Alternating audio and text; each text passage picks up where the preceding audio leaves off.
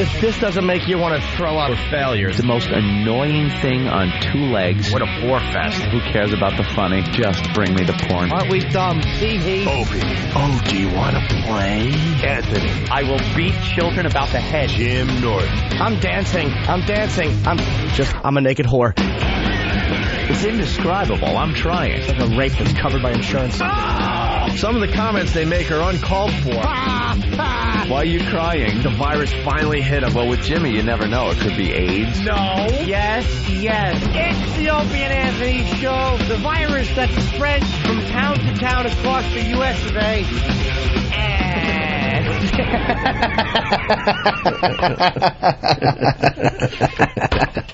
I hate you. But enough of this palaver. Let's get the show on the road.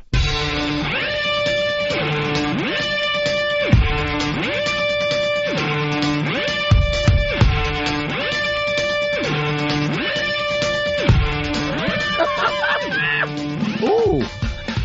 Good morning. Welcome to the Opie and Anthony Show. The ONA virus spreading across America. Our phone number, 1-866-313-FREE. I start with this instant feedback from Greg from Aquabog, New York. Isn't that out east somewhere? I have no idea where Aquabog is. But he writes, I'm a big fan since WNEW days, but what's going on? You guys complain about Stern. You're never on. What? One new show in the past month? Great way to build that free FM audience. Repeat after repeat after repeat. Ooh. All right. I completely agree with Greg. I'll agree with Greg wholeheartedly. I completely agree with Greg. We are live. It's January 11th in the year the 007. The 007. Yes, and I think this is our third show in the last month and a half. Yeah. Christ. But behind the scenes, I did bitch and I did complain, and so did Anthony, that we did not want to go to Vegas for 3 days to get on a stage and talk for 3 minutes about the Pal Talk cameras that we use here on the Opie and Anthony Show. Yeah. Coming off going to the show. Coming off going to do Jay Leno, where you have to take 2 or 3 days off to get that done, and then the scheduled Christmas vacation. We decided we wanted to take a good week this year, so we did that. We needed that. And then they're like, no, we need you in Vegas for the CES. Les Moonves himself invited you guys to talk at his keynote. You guys have to do this. And I'm arguing behind the scenes like, we're in no position to take any time off. No. Past, obviously the Christmas time. We rather would have been here doing the program. That's what we do. We flew out to Vegas for 3 days to talk for 3 minutes on a stage. It was a complete waste of time when it comes to our world. A complete waste of time. The keynote would have been just as great without us. Yeah. If they wanted us for something, we could have done it here, and they could have, put it up on the video screen. Something, like that. They didn't have to be there. And we were on their schedule, corporate schedule. They needed us out there early to practice. Practice for what? I don't know, because we wing everything anyway. Oh, my God, I know. We had to do rehearsal. We had to do rehearsals on Monday. Then we had to sit around all day Tuesday for a 4-hour dress rehearsal, even though our part was only 3 minutes. It was like the Oscars. Yeah. They had this huge room with a big, elaborate stage and lighting and different sections of the stage where different people did their thing. And we just kind of stroll out and go, hey, this is what we do now. This is what we do. Let's show you a tape of us using the Pal Talk camera. Everyone else is standing there looking at the teleprompter. Well, thank you, Les. I'm here to talk about the latest thing. All reading off the teleprompter. Me and Op just kind of stumble out. Hey, what's going on? By the way, we got Rage Reviews. Rave. We got Rage Reviews. But it's CES. Rave. You got angry reviews? We got angry reviews. Well, yeah, from us. From our listeners, yes. We got angry reviews from our listeners. Where the hell are you guys? Where are you? And I asked that same question in Vegas. Of course, the CES is the Consumer Electronic Show, I guess. Yeah. And Les Moonves, who runs CBS. It's his, State of the Union. Right. He gets out there and talks about how great everything is in radio and TV and on the internet and we're working on this deal and that deal, blah, blah, blah, blah, blah. Well, this year that was the big technology thing. How is CBS going to align itself with all those different technologies that are coming out. And one was radio, and we were chosen to go out there and talk about how we are using technology, computers and whatnot, to get our audience in as a community, a worldwide community to the Opie and Anthony show through technology of computers. That's what we were doing. Yeah. Pretty much talking about Pal Talk and how we have cameras here and people at home have cameras, and that kind of opens up the show to virtual guests and things like that based on what they're doing on Pal Talk. Other things they talked about? I don't know. I left when we were done. Oh, yeah. So, I had to leave. well, we had to catch a flight back. Yeah. And then so we caught a flight Tuesday night, 11:45 p.m. Vegas time. That would be 2:45 New York time, okay? 2:45 in the morning. How's that work? What? I know, whatever. Time travel. So then we had to fly all night. And I think we arrived at Newark yesterday morning at 10 a.m. It was 10 o'clock in the morning I'm not really sure. when we got into Newark. Wednesday did not exist in my life. Because I remember thinking, okay, if we were doing the show, we'd have an hour left. Right. It was like, my God, that took forever. So I completely agree with Greg. We had no business taking another 3 days off to go out to Vegas to do a dumb corporate thing. Yeah. A stupid corporate thing. We went down to West Palm Beach for a stupid corporate thing. We're in no position with this radio show to be doing these things. We need to settle down in these seats and pump out good radio. Hate corporate things. So leave us alone and let us do what we're good at. Yeah, let us just sit and do the show on a daily basis. No more interruptions with corporate things. Oh, too many days off. He's absolutely right. Yeah, I mean, I'm not going to hide behind his instant feedback. He's 100% right. What do you think? We get like a crap load of vacation days every year? Do you think that's what we're doing, taking vacation? You think we're popping out for sick days on any given day? We're in here with like the croup. Yeah. If we ever had the croup, I don't even know what that is, Opie. But if we had it, I'd be in here doing this show, and we'd all get the croup. Since coming back to regular radio last April, we really didn't take much time off. We took a summer vacation. Yeah. And then the end of the year, we're like, you know what? We really want to enjoy Christmas this year. We'll take from Christmas to New Year's off. And then after we scheduled that time off, Jay Leno came a-calling, which is an awesome, great thing for us. Can't turn that down. Can't turn that down. So then all of a sudden you tack on another 3 days to your vacation. And then on top of that, then they're like, well, and we also want you out in Vegas for this corporate thing. A few days later. So that's another 3 days you tack on to taking off. Next thing you know, you haven't done a show in two and a half weeks. That's right. But anyways, we're back. It's live. It's January 11th, 2007. Patrice O'Neill in for Jim Norton. Jim Norton's out in Vegas doing the Porn Awards. And we were just talking before the show started that we had to take the middle of the night creepy flight home. The red eye, they call it the red eye. The red eye. I'm sure a lot of people know exactly what we're talking about, but I hate flying in general. We've flown so much in the last 2 years. I'm kind of dealing with it finally, but I'm still really bad when it comes to flying in the middle of the night. It's just creepy time. It's just creepy time. You try to doze off and you just feel like you're entering into a nightmare. Like you feel every bump. You're looking out the window. Everything is just creepy. Hurtling through the cosmos in the pitch darkness. And they don't help things because they turn all the lights off in the plane. Kind of like that. And you know it ain't the starting team doing the plane. You know. It's not the A team, right? God, you know what? I never even thought of it that way. You know the real dudes don't fly the red eye flight with the. They get the nice time. You know, they get to pick and choose. Oh, I'm flying during the day. I got a life at night. You know this. He's a 2-star guy. The 5-star guys fly those 10-hour flights in the daytime. Think of radio. Think of who's on from like midnight to 4 in the morning. Some drug addict. It's not. Usually it's not like the best show in the world. The pilot has that voice. Hey, everybody. How you doing? We're on the red eye tonight. Oh, he's way too excited. Got to fly, baby. He's way too excited to be there because he's only done 7 flights. Man. He's still just excited to be there. He's logging hours. It's John Travolta.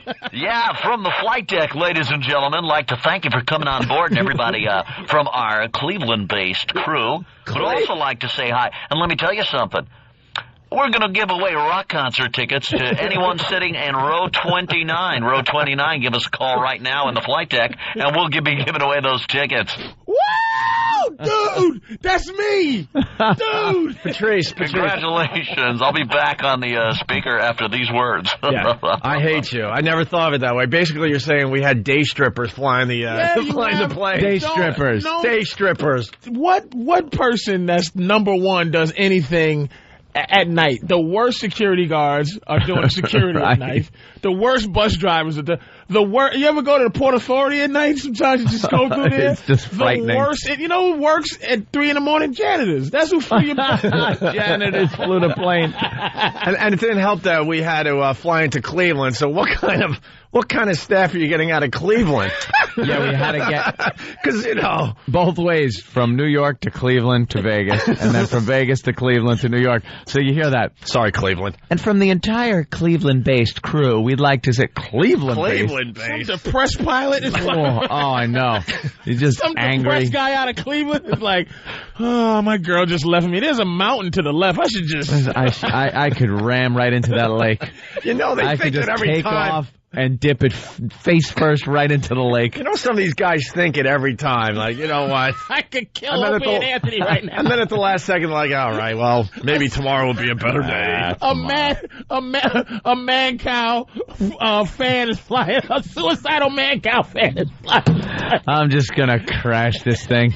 Screw them.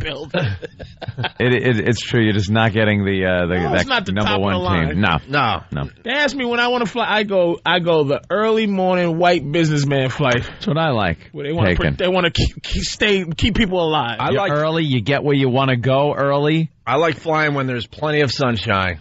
It takes away all that creepiness. Or an overnight flight that's not a red eye, like a flight that needs to be overnight. Because it's so long. Starts in the day. You're going to Tokyo. Exactly, where you changing times. Then I don't mind that, but when you're going from Cleveland to Newark at 4:30 in the morning. Whatever it was. That's what it was. It was just middle of the night. Middle of the night, the flight crew couldn't, like Opie said, the flight attendants didn't know who was dropping on the floor. All right, yeah, I got to get into that. They're tapping other people. Let me get into that story. And the pilot wears their own clothes. Yeah, they're not even pilot clothes. So Patrice, the story I'm about to tell you, now it all makes sense because you explained it so eloquently, better than I'm explaining right now. They are day strippers. You're getting not the greatest crew to fly in the middle of the night. So we fly out of Vegas, and I'm out cold because now we've been up close to 24 hours or whatever it would be. I don't know, figure out the time zone and all that crap. But pretty much we've been up a very long time. So surprisingly, I was able to fall asleep, which I'm amazed because every bump I'm waking up and just creeped out. But I'm out cold. And the last I remember, I was out cold up against the window. My girlfriend was right next to me. She's all bundled in her blanket, and she's got a pillow on my shoulder. So all is well with the world, okay? Flying back to New York. Love on the red eye. She's right next to me. I'm out cold. She's sleeping. All is good, right? I am woken up. I don't know if I was sleeping 5 minutes or 2 hours. I have no clue. No clue. All disoriented. Yeah, I wake up, I'm completely disoriented, and I got a stewardess in my face in a panic. Obviously, she's part of the B or C team, not the A team, because I think the A team would have handled this a little differently. She shakes me awake, and she's got this panic look on her face. I'm like, You need to fly the plane. It might as well have been. Yeah. You're open. You've worked aboard at a radio station. That's the closest we've got to someone that knows how to fly this plane. You have flying experience? No. And then she goes on to the next person, just shaking everyone awake. Shake them. So I'm awoken by this stewardess in a complete panic, and she's just shaking me, and I'm looking her right in the eye, and she goes, "Was your girlfriend just sitting here?" And I turn, and remember, all I remember was me all snuggled up next to the window. My girl is on my shoulder. All is well with the world. Now she wakes me up in a complete panic and goes, "Was your girlfriend sitting right there?" I go, "Yeah." Now you're thinking, what, she jump? That's what I was going to say. The first thing you think is you're waiting for the air that's pushing your face against the back of the chair. Yeah. Because the door's open. Right. She's informing you your girl just jumped out of the goddamn Or some kind of Goldfinger thing happened where the window got blown out and she just got sucked right out. She's stuck on the back end. Yeah. And the only way we can keep flying is she stays on the window. Was she here? So, dude, middle of the night, all lights are off except some ass that has to catch up on his reading at 4 a.m. And so now I see an empty seat. Start the Twilight Zone moment here. I'm like, what the F? She goes, was she taking any medication? I go, no, not that I know of. Now you're thinking, yeah, she went crazy and jumped out a window. But no, I'm thinking right away, where is she? But she's staying. Okay, this is the thing about dramatic people. Uh-huh. Okay, you go, wake up for a second. Is everything a mystery building up like this thing is really causing you to actually panic more? Of course. Like, she's like, oh my God, is your girlfriend here? It's like, what? Yeah. Does she take medication? Like, she's putting things in your head so that you can start imagining your girlfriend. Is there any way she could have gotten a gun on the plane? Like, you're waiting for that stuff to start coming out of her mouth. Right. What the hell? Right. So she's seeing men on the wing. And keep in mind, up almost 24 hours, flying in the middle of the night, which is a creepy time to begin with. She's in a complete panic, the stewardess. Was she sitting there? I look, empty seat, just a little pillow askew on the seat. I'm like, what the F? Right? And she goes, was she on any medication? I said, not that I know of. What are you doing now? Are you standing up? Are you still Dude, I'm still trying to, I'm trying to, digest everything that's going on because I was out cold. Got to wrap your mind around it. It's bad enough to wake up to, on those flights, it's bad enough to be nudged, woken up and going, do you want a cookie? Yeah. Like that gets you like, what cookie? What type? Is it chocolate chip or oatmeal? You freak out at that. Never mind. Did you have a girlfriend sitting here? She's not turning up on our roster of passengers. She never existed. I just want to let you know she never existed. What? Yeah. I thought. Flight plan. But It's she like was flight here. plan. Flight plan, yeah. My daughter. I don't know. No, she was never here. You see Sorry. my girlfriend? I don't know. No. Everything from thinking, that I'm realizing my girlfriend's actually an alien and decided to go back to her home planet. I'm like, and something that's a viable option at that point. It's a note she wrote in her language. Yeah. Right. It's a Stargate map to where she lives. If you want to come, you just... But that's completely reasonable when you're just shocked awake at 35,000 feet. Right.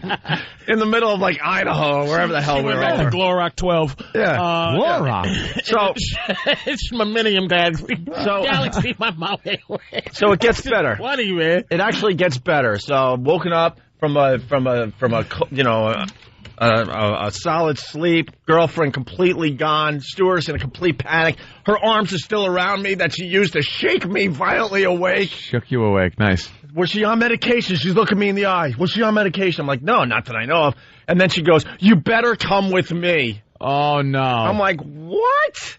Where are we going? There's only so many places to go on a plane. And where we're going is going to look exactly like where we are now. Right. So there must be a problem somewhere else on this aircraft. Like, where the hell is she? Did she go to the back of the plane? Is she in the cockpit? Did she decide she's a stewardess and went crazy? I don't know. Was there ever any moment where you thought anything bad of her? Like, she's in the back sleeping with a guy in row 12. Yeah, right. Oh, my God. Right. This hoe is kissing somebody in the back. Yeah, right?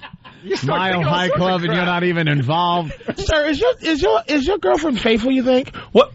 Oh, no, wait, what? Everything was worried about. It was nothing where you go. Yeah. There was no point where you go, what is she doing? You can run the gamut of problems and not one of them can be canceled out. Like anything is open.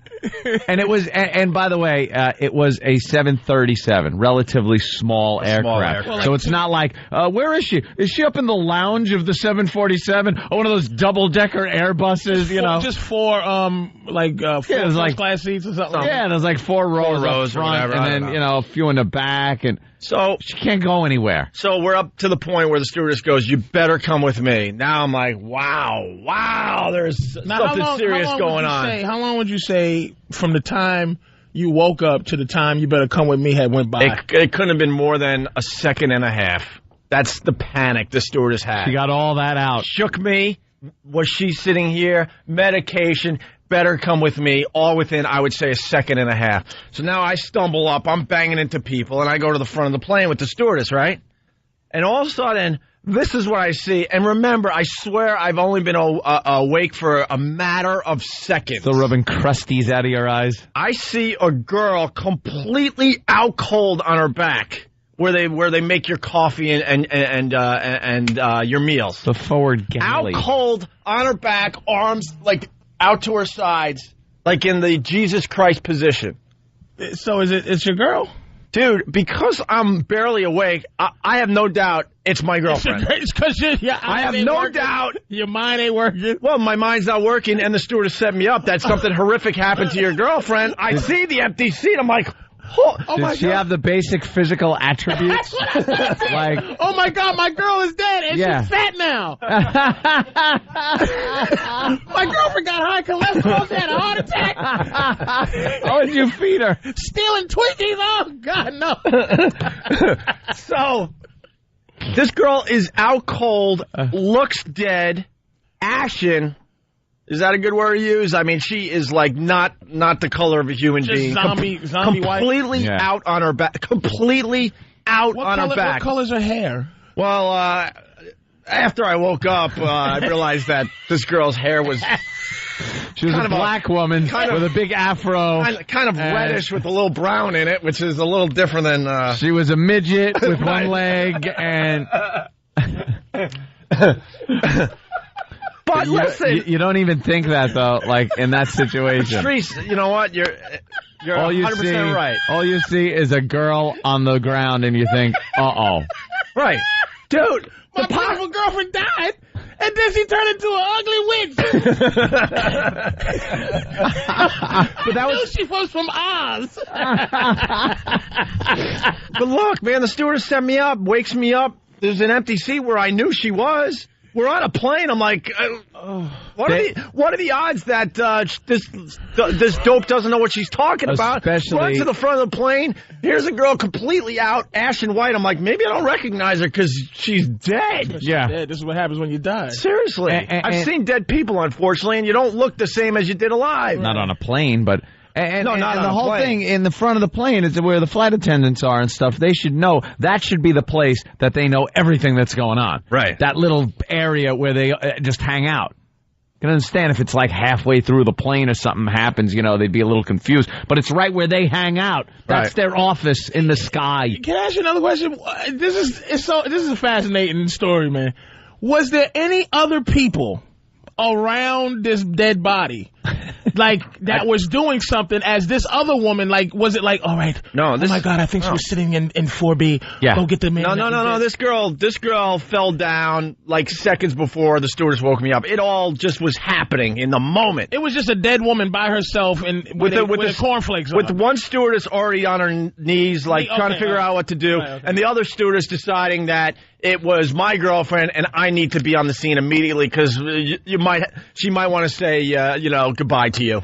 She might have a final message. Oof. I'm not kidding, dude. That's the feeling I got.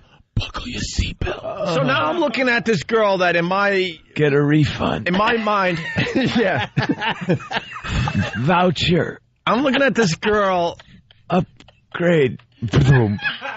So at this point, I'm looking at this girl that looks like she could be on her last breath, could be dead. They already said it's my girlfriend. I'm like, I'm ready to go into holy-ass complete panic mode. Mm-hmm. Start screaming, somebody do something! We gotta land this plane. I'm ready to go into whatever you have to say and do. Something's missing from the story, too. I really wish we could get Opie's what he really did. You know a tear was coming. No, dude, honestly, come on, we're pretty honest in the show. It was all just happening. And panic. I'm not kidding. Just when I was about to drop to my knees and go into holy ass panic mode, the bathroom door opens up and there's Lindsay. And I'm like, hey, what's happening? And I'm like, my brain cannot digest what's going on at this point. I'm like, what the? And now, I swear, because I just woke up, I mean, it's key to the story that this whole thing went down in less than like 5 seconds at this point. Hope you had a nice Arnold. My stupid brain at this point goes, is that like her spirit? Is that... That's what happens when you die. You go to an airliner bathroom. I'm like, is she now like an angel saying goodbye to me or something? Because this all just happened, like she just died, and here's her spirit lifting out of her body, and I guess she had to relieve herself before she went to heaven. Death Flight, a Quinn Martin production. Was there a guy behind her making a clay pot with her? So she walks out of the bathroom at the moment I'm ready to go into holy ass panic mode. Oh, now, immediately I'm thinking she's an angel and she just stepped out of her body. And then I finally was able to figure out what was going on. I'm like, oh my God, it's not her. A case of mistaken identity at 35,000 feet. A Quinn Martin production. She walks out of the bathroom. And I'm like, what? Which goes to show you the red eye staff did not see your girl get up and walk to the bathroom and be in there as a fat woman passed out. And the stupid tape they play before you take off talking about their highly trained staff or whatever. You'll be flying with some of the best people in the business. Yeah. Really? His girl didn't peek out the captain's, hey, what's up, man? Yeah. What's happening? I was just chilling up here. Right. I don't know. Pressing some buttons. Hey, there's a comfortable seat here. This guy, I was just chilling. And this just goes to show you what we're all about. I truly believe I'm not the only one that would do this. So Lindsay walks out of the bathroom. I realize it's not a ghost or her spirit or her as an angel saying goodbye before she has to now, go up to heaven. Thanks for, 35,000 feet. I don't have to go now. I don't have to go as far. I don't have to fly that with my new angel wings. Right. I got a little head start. You can just drop me off right here. So I grab her hand, I go, and I just walk back to my seat, not giving a crap about this person anymore. Step over the body on the floor. I absolutely did. Wait a minute, but just for still in the air karma purposes, you didn't rub the lady's hair and go, no. Get well, and just go away and try to keep to keep the plane in the air? At this point, I didn't want to know her name. I didn't know what was wrong. I didn't want to know what was wrong with her. You just look at your watch and go, how much more sleep can I get? Matter of fact, not even an interest enough to find out whatever happened to her. Could give a flying F. Go back. And your girl's like, what happened? You're like, this lady up here was dead and I thought it was you. Go back to my seat. And then the plane's in panic mode. Did this wake you up, by the way? I was just going to say that. I slept. You were on the plane during the death of his girl? I was right next to him. I was like right across the aisle from this whole thing that was going on, a little in front of me. I was so asleep that all I heard, and I remember this, I just kind of opened one eye and I heard a flight attendant go, do we have a doctor or an EMT on board the plane? Please come to the front of the aircraft. Dude. And I looked over. I saw my girl was next to me. I looked at me. I was fine. So I went right back to sleep. Opie's girl was missing. And you said, I didn't care. I did not care. And I'm thinking, if you need a doctor or an EMT on an airplane, it's probably something serious. I'm fine. My seat's fine. My little space at 35,000 feet was okay. So back to sleep. And now that I saw that Lindsay was all right, I didn't care. I'm like, dead girl, they'll figure out. So just like every movie, they're like, is there a doctor on board? Any nurses, doctors, EMTs? And then just a sea of doctors. It's nice to know there's a lot of doctors on the flight, I guess. It sucked to be a doctor. It's like, I just wanted to fly. And you can see these doctors were woken up. They're all like disheveled. And all I know is because I honestly didn't care. She laid on that floor, that woman, for, I don't know. I asked Lindsay later on. She said at least an hour, 2 hours she laid on that floor. They finally got her up, got her to her seat, and there was an ambulance waiting when we touched down in Cleveland. When we pulled up to the gate, there were all kinds of flashing lights at the gate. And then we pulled in, and usually they take the sick person out first. We're all grabbing our crap out of the overheads and dragging them. Oh, yeah. We didn't care. We got off the plane, and later on we heard something about her stomach. I don't know. I don't know. I really don't know. I don't know either. I heard a rumor. Well, I slept through the whole thing. This is the first time I'm hearing that they made the announcement about the doctor. Oh, you don't even know? What the lady woke me up to bring my seat up because they had to get like the medical kit behind my It's behind chair. your seat? And then they had like these big garbage bags, so I guess she got sick on herself and she had to change or whatever. I slept through the whole thing. You're damn near a U.S. Air Marshal type of dude. Yeah, and he's just snoring right snoring away. So this is the first I'm hearing of the doctor announcement. I slept right through. Oh, yeah, man. And then there was like this commotion, and I didn't care. Now I'm just sitting in the seat. I'm glad she's okay. And I remember thinking to myself, this woman, because she passed out on this plane, we're not going to make it to Cleveland. That's what I was thinking. That they're going to find the nearest airport somewhere else. I'm like, son of inconvenience us. Is there a man on the plane who can protect us in case someone attacks us? No.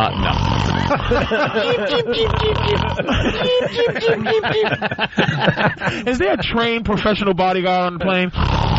All right, listen.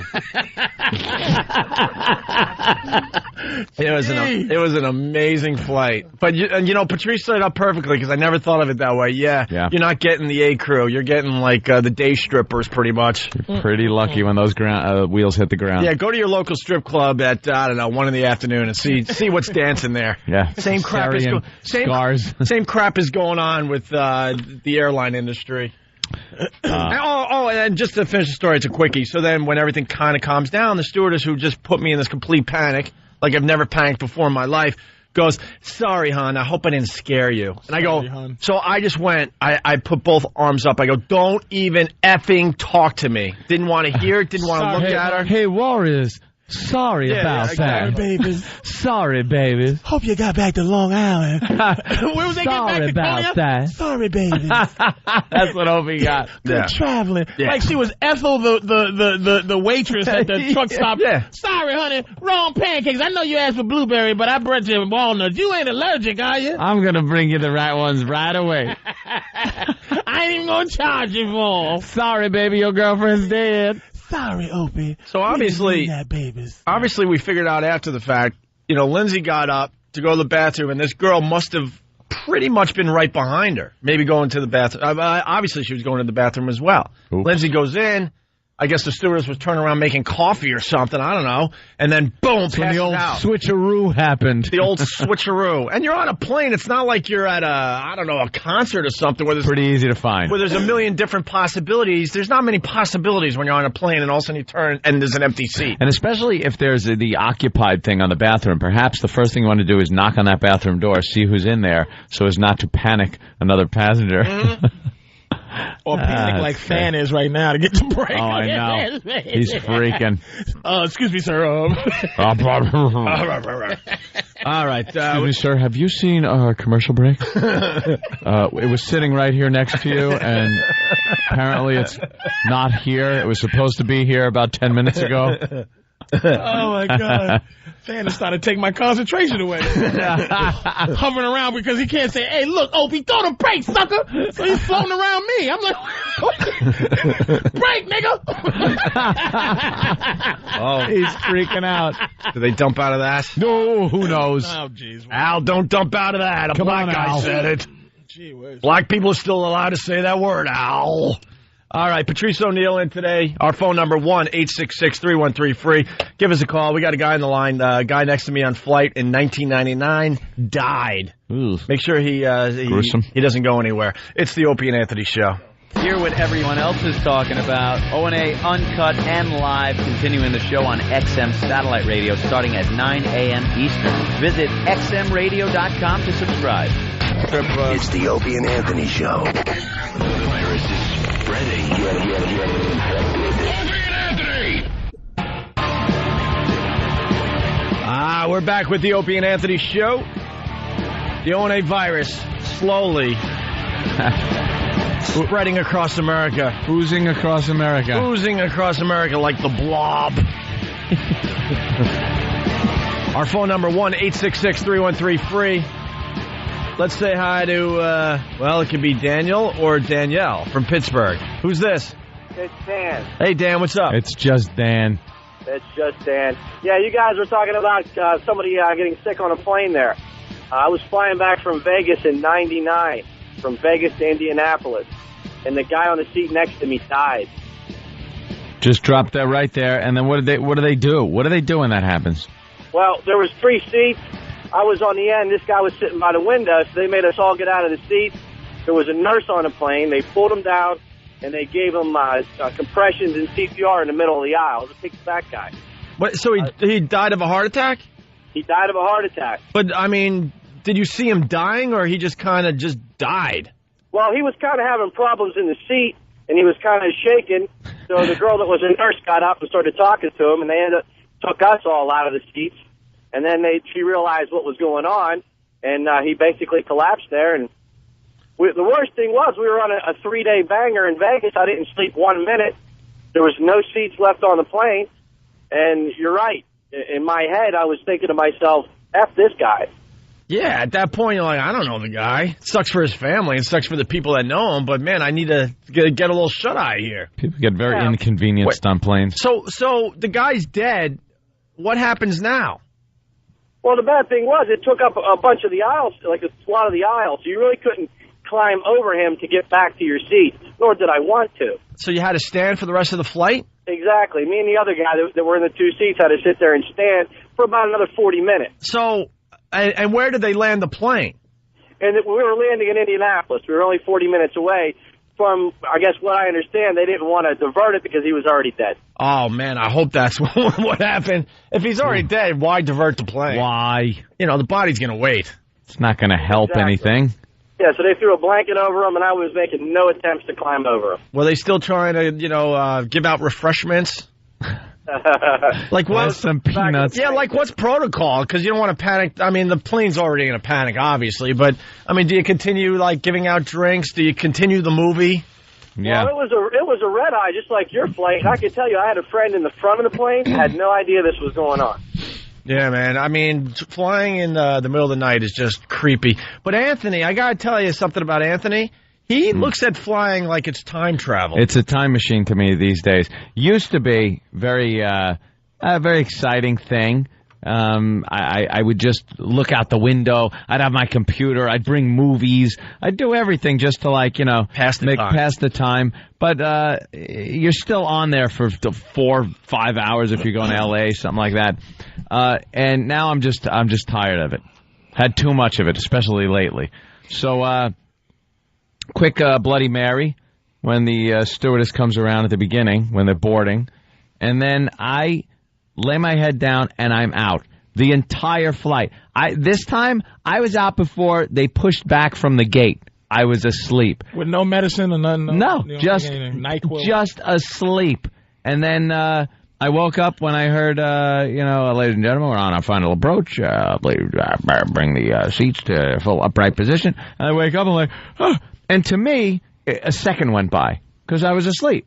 So I consider that my version of time travel. You're so Not lucky. only traveling through space, but time itself. You are so lucky, man. Every bump I feel.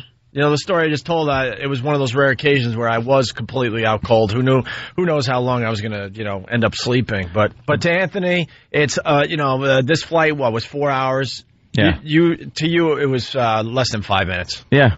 Pretty Less much. than 5 minutes. It was however long we had to wait for the stopover in Cleveland. You missed all the commotion. That was only happening, by the way, a couple of rows in front of you. Yeah. Well, didn't matter to me. Good night. Didn't matter to me. Dan in Pittsburgh. So dead body in the aisle, 40 minutes before the plane lands. So what's going through everyone's head? How do they get the dead body off the plane? Do they get the body off first? Who gets the lead? What point in the flight was it the beginning or the middle? He said there was only 40 minutes left. Towards the end, yeah. Yeah, but who gets to leave? They had a crew come up and took him out the back. Ah, they got the dead stairway. I was dead on my feet. I was dead as that guy. 72 hours no sleep for myself. Didn't feel too good, but put him in overhead. and James Brown. And don't forget, what happens in Vegas stays in Vegas. Not for that guy. Not him, no. All right. Hey, did they cover his face at least so you don't get to see so you don't have to look at his creepy dead face? Oh. Yeah, they put those little blankets over him. Yeah. Oh, great. I was thinking that. You don't know where these blankets have been. Like they don't destroy the blankets. You get those little blankets that you cover. They're about like a piece of loose leaf paper thick. The little blue blanket. God knows it's new, but they just refold them. Yeah, it's in some plastic bag that they just have somebody sticking in and melting them shut again. You call it a blue blanket? It's like blue tissue paper. Yeah, it's tissue paper. But now we know the one you pull over yourself to take a little nappy could have been placed over a dead guy's head. Yeah. So you don't have to stare at his dead, dumb face. All right, Dan, thanks. Thank you. Punching out. Hello to Pittsburgh this morning. Let's say hi to Glenn in Jersey. Glenn? Hey, guys. How you doing? Good, man.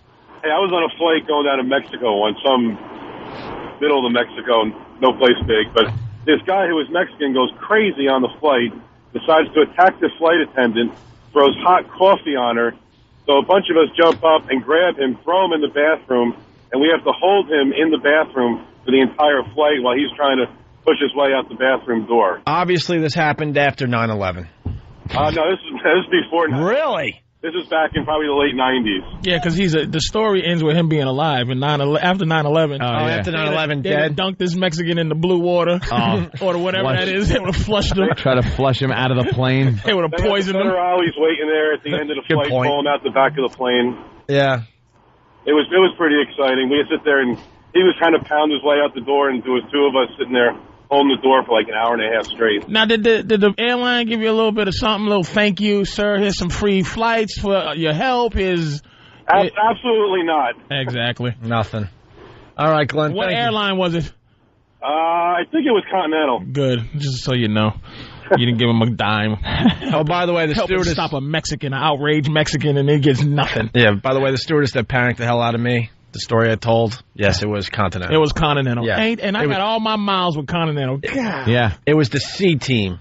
Oh, the C team at Continental. The C team at Continental stinks. But they seem to be the best airline, though, right? Well, that's what Jimmy Norton says, but I haven't heard anything. I bought the Jimmy Norton hype about Continental. Youngest give him fleet. A dime.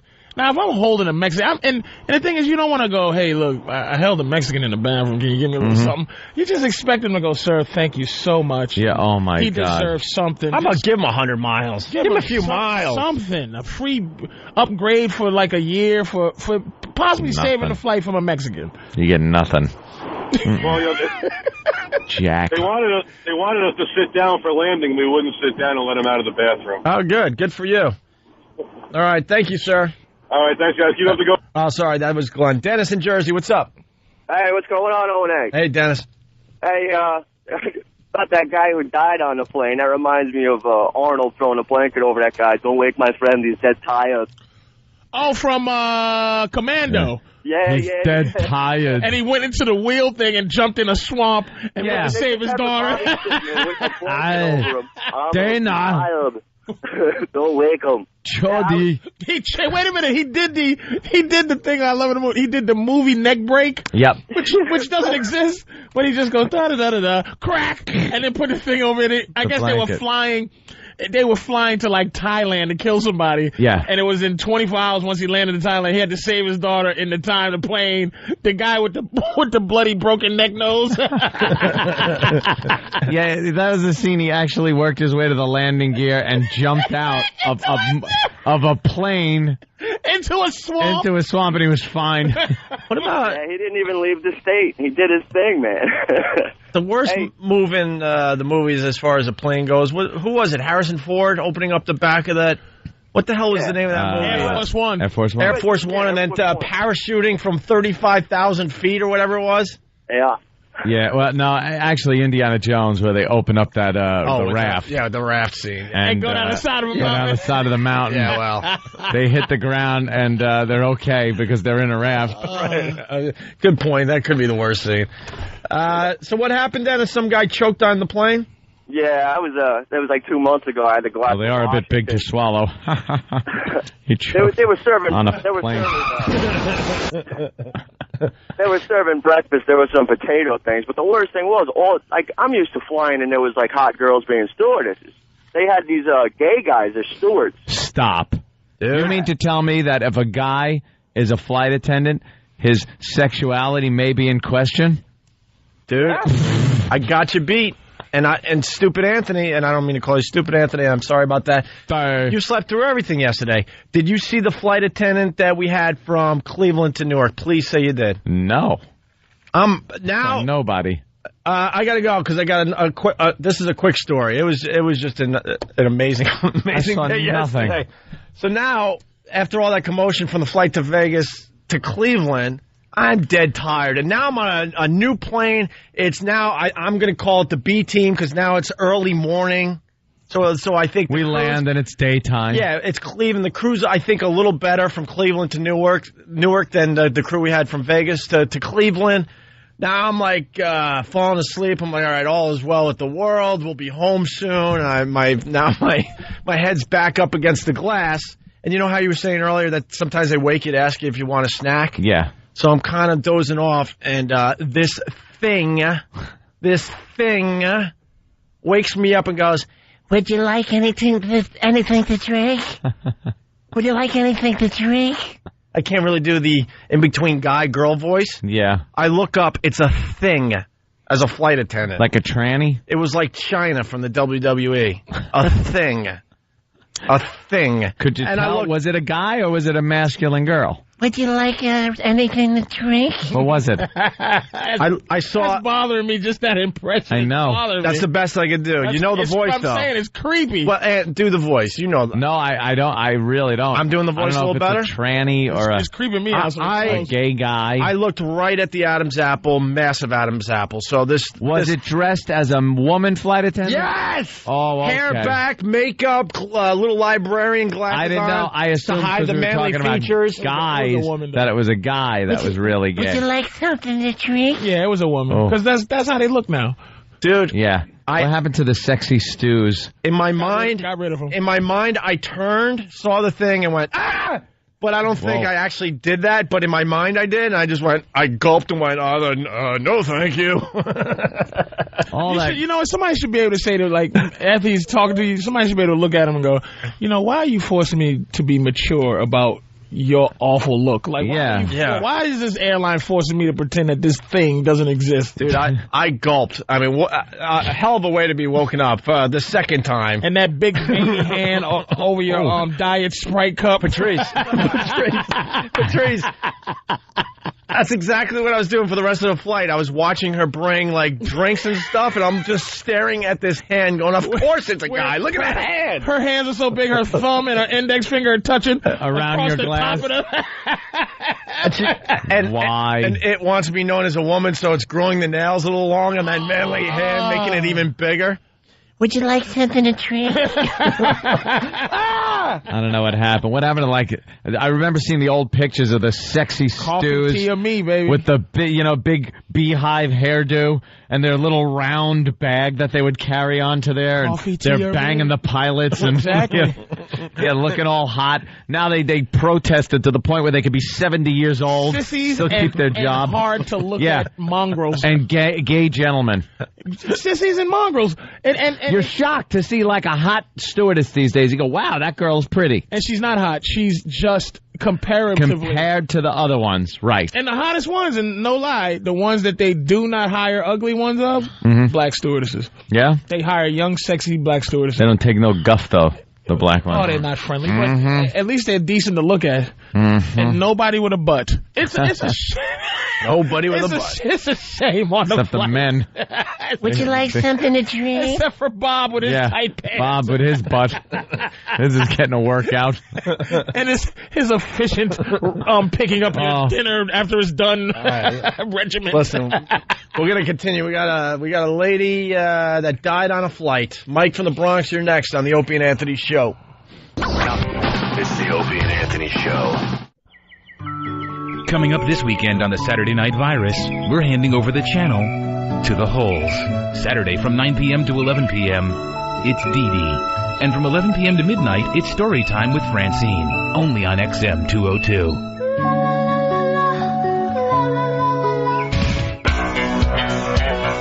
Good morning. You're checking out the Opie and Anthony Show. Phone number 1-866-313-FREE. Let's say hi to John in Long Island. John. Hey there, John. What's up, John? John don't want to talk. I'm trying to use John to set up Patrice's club dates, but John doesn't want to play. Yeah, buddy. Yeah. All right, what do you want? What happened? What happened? It's not John from Long Island. Yeah, we know. What's your name? From Ozone Park. What? John from Ozone Park. Oh, so it's not John from Long Island, it's John from Ozone Park. And you figured, even though I was talking to you on the phone and I got the name right, I got the wrong place, so you decided it could not possibly be you. Were you listening into your phone, sir? Oh, you know what happened, man? I'm online at 7-Eleven. I'm trying to get some coffee before I get back on my bus and go to work. Oh, okay. Are you listening on Free FM? Yes. All right. John from Ozone Park, what's up? How you doing, guys? Great to talk to you. He starts his call, the opening shtick. He goes into his part on the Opie and Anthony Right. show. Enthusiastic listener. John, we're already on the air, you guys. Just speak like a human being, not like a radio caller. All right, John, what's up? Patrice, I seen you a couple weeks ago at Caroline's, man. You were great. This is the guy that you thought was Dom from The Wire. Oh, yeah, okay. What's happening, man? Yeah, I remember. This kid looks just like Dominic, what's Dom's name from The Wire? You don't watch these guys. If I start talking to Wire and stuff, they'll just I don't watch shut down. Nah. I got to watch that. It's a good show with black folks on it, but one of the characters is a white guy named Dominic. God, what's Dominic's last name? Who gives a crap? No, I remember. Thank you, sir. I remember you very well, man. Talking in the hallway. I want to take everyone inside the radio show for a second here. Mm-hmm. John from Ozone Park was supposed to be on the air for maybe 10 seconds. Just as a setup. It was supposed to be a setup.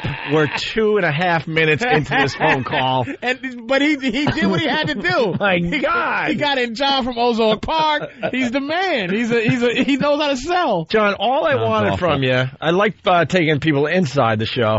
It says, Patrice is hilarious. Where can I see him? That's all we wanted from you. That's all we wanted from you today as you're on 7-Eleven getting your coffee. And then I was going to go, well, speaking of which, Patrice O'Neill, who's filling in for Jim Norton, will be at Ohio State on January 18th. Ohio State University that lost to, what's the name there? All right, that's January 18th. Yeah. And then for everyone listening to us in Providence, Rhode Island, at Catch a Rising Star, Providence, Rhode Island. Yeah, January 26th and 27th. Yes, sir. That's all we wanted from John. But we just went on, and he wouldn't shut up. He's a good guy, though. Leave him alone. All right, let's say hi to Mike in the Bronx. We're going to try to move on here, but he's got a pretty good story as well. Mike, what's up? Hey, Mike. What's up, boys? Hey. Okay, yeah, I was taking the Aer Lingus flight over to Ireland a couple of years ago. Hey. It's about a 6-hour flight, and we're sitting there having some cocktails, having a good time. And you hear some screams, some yelling a couple rows back. You turn to see what's going on. You see everybody crowding around some family, and some woman's really shrieking. So we look, and they make the announcement if there's a doctor on board, all that stuff, and you see some guy go running back with an oxygen tank. So, whatever, I go back to my cocktails, and a couple minutes later they make another announcement, more urgent. Please, we need somebody, anybody, a nurse, whatever. And you turn around, and they're doing compressions on this old lady who's there with, it must be her son or her daughter and his wife or husband, whatever. And you know they're going back to the homeland. They've been planning this trip for a decade. Oh, yeah, they're going back to see the old rock house she grew up in 300 years ago, but it didn't work out for Granny because, they working on her, they clear out the section, but you can still see, and you just see tears coming down the face of the daughter, and they put the blanket over her, and they drag old Granny to the back of the plane, and the next 5 hours you sit there wondering, wow, there's a dead old lady about 30 feet behind me. Pop the Heinekens, let's go. Yeah, because you don't care, you don't know them. No, I paid a couple grand for this trip. I don't care, dead or alive. We're going all the way. So, we landed, and I guess they carted her off after we bolted, but that people was it. Become very self-centered. I never thought we'd get a few stories of dead people on a plane today. Yeah, it probably happens a lot. Screw snakes on a plane. There's dead people on the plane. Snakes on the plane! Story about scorpions on the plane recently. A guy was on a flight, and apparently the plane had come from Texas. He didn't get on in Texas, got on somewhere else, but the scorpion had gotten on in Texas. And he's sitting in his seat. Apparently the scorpion crawled up his left leg, stung him in his calf, and then continued up his leg. And then he kind of feels like this numbness in his leg and looks and sees he's been bitten by something. But he doesn't really do anything about it. So he's down then by the baggage carousel after the flights landed, and the scorpion hits him again on his right leg and comes out his pancuff of his right leg. So apparently it made the round trip through his groin area and everything and fell out the bottom. Somebody by the carousel stepped on it, and they took him to the hospital. And it seems that if you're healthy, scorpion bite won't kill you. They'll just give you like a tingly, numbing kind of... You watch all these shows. There's some sissy scorpions, and then there's have some sharp teeth, and kick-ass ones. Yeah, there's some like the big ones. I think if you're in like Africa, I think if you're in Africa, you get killed like in a second from a scorpion. You can get killed. You can get killed by an ant in Africa. Yeah. Oh yeah. Everything's deadly. Everything's deadly in Africa. You get a paper cut on a blade of grass, and you got like 30 minutes to get to a hospital. Tsetse flies. You can get killed by flies. Flies. Flies are gangster in Africa. A fly can kill you. Tsetse flies and those little baby scorpions. You could get really. I mean, we got things like rattlesnakes and black widows. I think we got only like 2 or 3 things. Like we got rattlesnakes. They're pretty deadly. Even though some people that bit by rattlesnakes, they live too. Yeah, you suck the poison out. I'm certain that somewhere in Africa there's dinosaurs. There's just people, they look at them and, dinosaurs, we just don't know, though. Everything. That sit cross-legged and smoke cigars. Yeah. Have ascots. Just sit there. Talk about the good old days when they were stegosauruses. They're still all primitive with their Nike shirts on. And plaid shorts. That's what I'm saying. We just airdrop lousy clothing over there. It's a shame. They're still using a stick to get their dinner, but they got the swoosh on there. He's shooting at a monkey in a tree with a blowgun. But they got like a Chicago Bulls jersey on. AK-47, no shoes, and a top hat. God, that is so right. Yeah, you're taking me out of the game here. If you're doing these shows, you might want to take off the Nike wear. Yeah, it really does ruin it, because I remember as a kid watching shows on National Geographic, and you'd see these tribes, the Bushmen of the Kalahari, and they were pretty much wearing a piece of bark from a tree covering their most vital. Yeah, and that was it. You know, they'd be walking around with the blowgun, killing monkeys, and then they would tie the tail of the monkey around the head and carry it back like a purse. And that was pretty much it. And then they'd feed the village. They're just eating raw monkey meat in this little tent, talking to each other. And then now you watch these shows, and you see the African people, and yeah, they're wearing it's like we dropped one of those big deposit clothes for the homeless bins in the middle of Africa, and they just went through it. They're doing horrible stuff. They're doing some kind of rain dance, and they're wearing the Portland Trailblazers. Yeah, it takes you right out of that workout jersey, Reebok pumps, and a grass skirt. Takes you right out of it.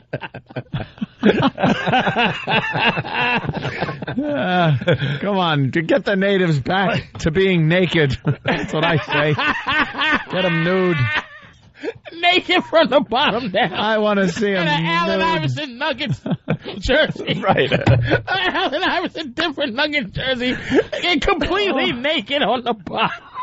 You got better sneakers than I do. What the hell's going on here? Anyway. Hey, changing gears slightly. Anthony found something great on the internet. We love the internet. This one, I guess it's making the rounds. I guess it's up on YouTube? Yeah. Oh, by the way, many stories coming out of Vegas. Monday night, they put together a club night for us, for Anthony and I. Yeah. At Jet. Very, very, very, very popular nightclub out there in Vegas. Apparently it is. Extremely popular. Lines outside the place for people trying to get in. $100 a head just to get into this joint. Just loud music. XM decided to spend, I don't know, $20,000 on this club night. For what reason, I still don't know. Yep. Just a waste of money. Ant and I were talking about how corporate people just waste money. And then you try to get a raise, You work for this company and I'm not talking about myself. I'm talking about, companies in general. Yeah. You work your balls off. You're trying to get a lousy $5 raise from your boss. They can't afford it. They tell you all the reasons why they can't give you a raise. And then, Ann and I are lucky enough to be, part of this corporate world. And we watch the spending and how ridiculous it is. It's slap on the back parties that they hold in various corners of this globe. That's pretty much what it is. Let's all get on a plane, fly somewhere posh, and pat each other on the back. Yeah. Yeah, I know CBS Radio, we went down to the managers meeting down there in West Palm Beach. Yep. They're flying managers in from all over the country. Yeah. They're putting them up in the Ritz-Carlton, where rooms are as big as a gymnasium. There's a palace. And they're playing golf all day, and they're having, dinners and entertainment. And then you read in the corporate pamphlet how they had to, let 250 employees go. And, we don't know where this money's gone. We just don't have the money to keep these people employed. Hurrah. Where's my golf clubs? Hurrah. So, XM spent, $20,000 just to have us in a VIP room at Jet. Yeah. For what reason, I couldn't tell you. I couldn't tell you why we were there, what purpose it served. As a matter of fact, Anthony knew early on that it was all horse ass, and he decided to just leave and gamble. I shook hands with the people that I was supposed to Even shake though our hands names with. were on the marquee, it was supposed to be our night. Anthony, after 10 minutes, says, you know what? Go screw. I need to go gamble. Me and my chick are in the middle of this place, and the music's just pounding, thumping. We've already shaken hands with everybody. You can't have a conversation in those clubs. You can't have a conversation. It's not going to happen. Well, let's preface this, though. We have to preface this with that you're 59 years old. I am 64 years old. We have to preface that. Don't ever forget. But, dude, they went old school in the VIP room. You don't want to be the old guy in the club. This was one of these things where, let me tell you, seeing the line going in, it's all like chicks dressed in crepe paper. Right. They got nothing on. Beautiful. Bunch of young Guido guys with their hair all slicked back, and young black guys, and they all just want to get in there and make their moves on chicks and stuff like that. I'm in there with my girlfriend. I don't want to be there. I want to be there. Can't talk over that. So me and my girl just kind of grab each other and start doing this retarded little dance toward the door to the music. Looking around, trying to see if any executives are looking, and slipped right out the door. I was playing poker in a matter of minutes. I was just out of there. Yeah, I'm talking to some of the bigwigs from XM, and it was bottle service, because not only were we in the VIP room, they're giving us some of the seats, just to sit down in one of these VIP rooms. You got to spend a minimum of $600 on a bottle of vodka, and they're sitting around pouring the bottle of vodka around the table, talking about how bad of a year XM had. I'm like, yeah, it really sucks. Hey, another $600 bottle of vodka over here, please. Who thought that one up? Bottle clubs, where you go in and you've got to buy bottles, and they cost like $600 each. Not for a bottle of vodka. Not just for the bottle, then you got to tip the waitresses and the staff and this and that. Yeah, everything else goes along with it that would go along with any club night, but you're paying $600 for a bottle. Oh, they just waste money. But What's this up? But then, one of our guys will need a raise or something and be like, oh, well, I don't to the budget? The budget. Wow. Let me show you this graph. Right. Hurrah. Corporate garbage. It really is garbage. So really fast, it's just a quick dumb thing. The YouTube guys were there. Yeah. Because it was CES, Consumer Electronics Show in Vegas, and somehow the YouTube guys were invited to this XM VIP party at Jet. Mm-hmm. The owners that just sold the company to Google. Yeah. For $2 billion. They sold YouTube to Google for $2 billion. Two guys. Huh? Was it more than $2 billion? I think it was $16 billion. No, stop. I really think I read something. I don't think it was $16 billion. I heard $2 billion, and it was split. Okay. It was split between two guys. So according to Elo from XM, he figured that these guys, after all was said and done, walked away with between $800 and $500 million each. Really? And YouTube the work is done by not you. Yeah. They just amazing. got to make sure the server stays up. Yeah. That's pretty much it, because everyone else contributes. It's not like you have to contribute as the owner any material. The people do it. You just got to make sure the hardware works. So you hire a tech guy or two to keep the computer running, and the money just rolls in. The original tech guy made a couple of dollars, $16.82 an hour. Yeah. And you make $1 billion, and what are they, 12 years old? Because only 12-year-olds make up this stuff. They don't even look like they're 30, and each guy got about $800 to $900 million, and they were hanging in the VIP room at Jet, and we were hanging with them most of the night. Really cool guys, Chad, and I forgot the other guy's name, the Asian gentleman. But $1.65 billion. 1.65? $1.65 billion.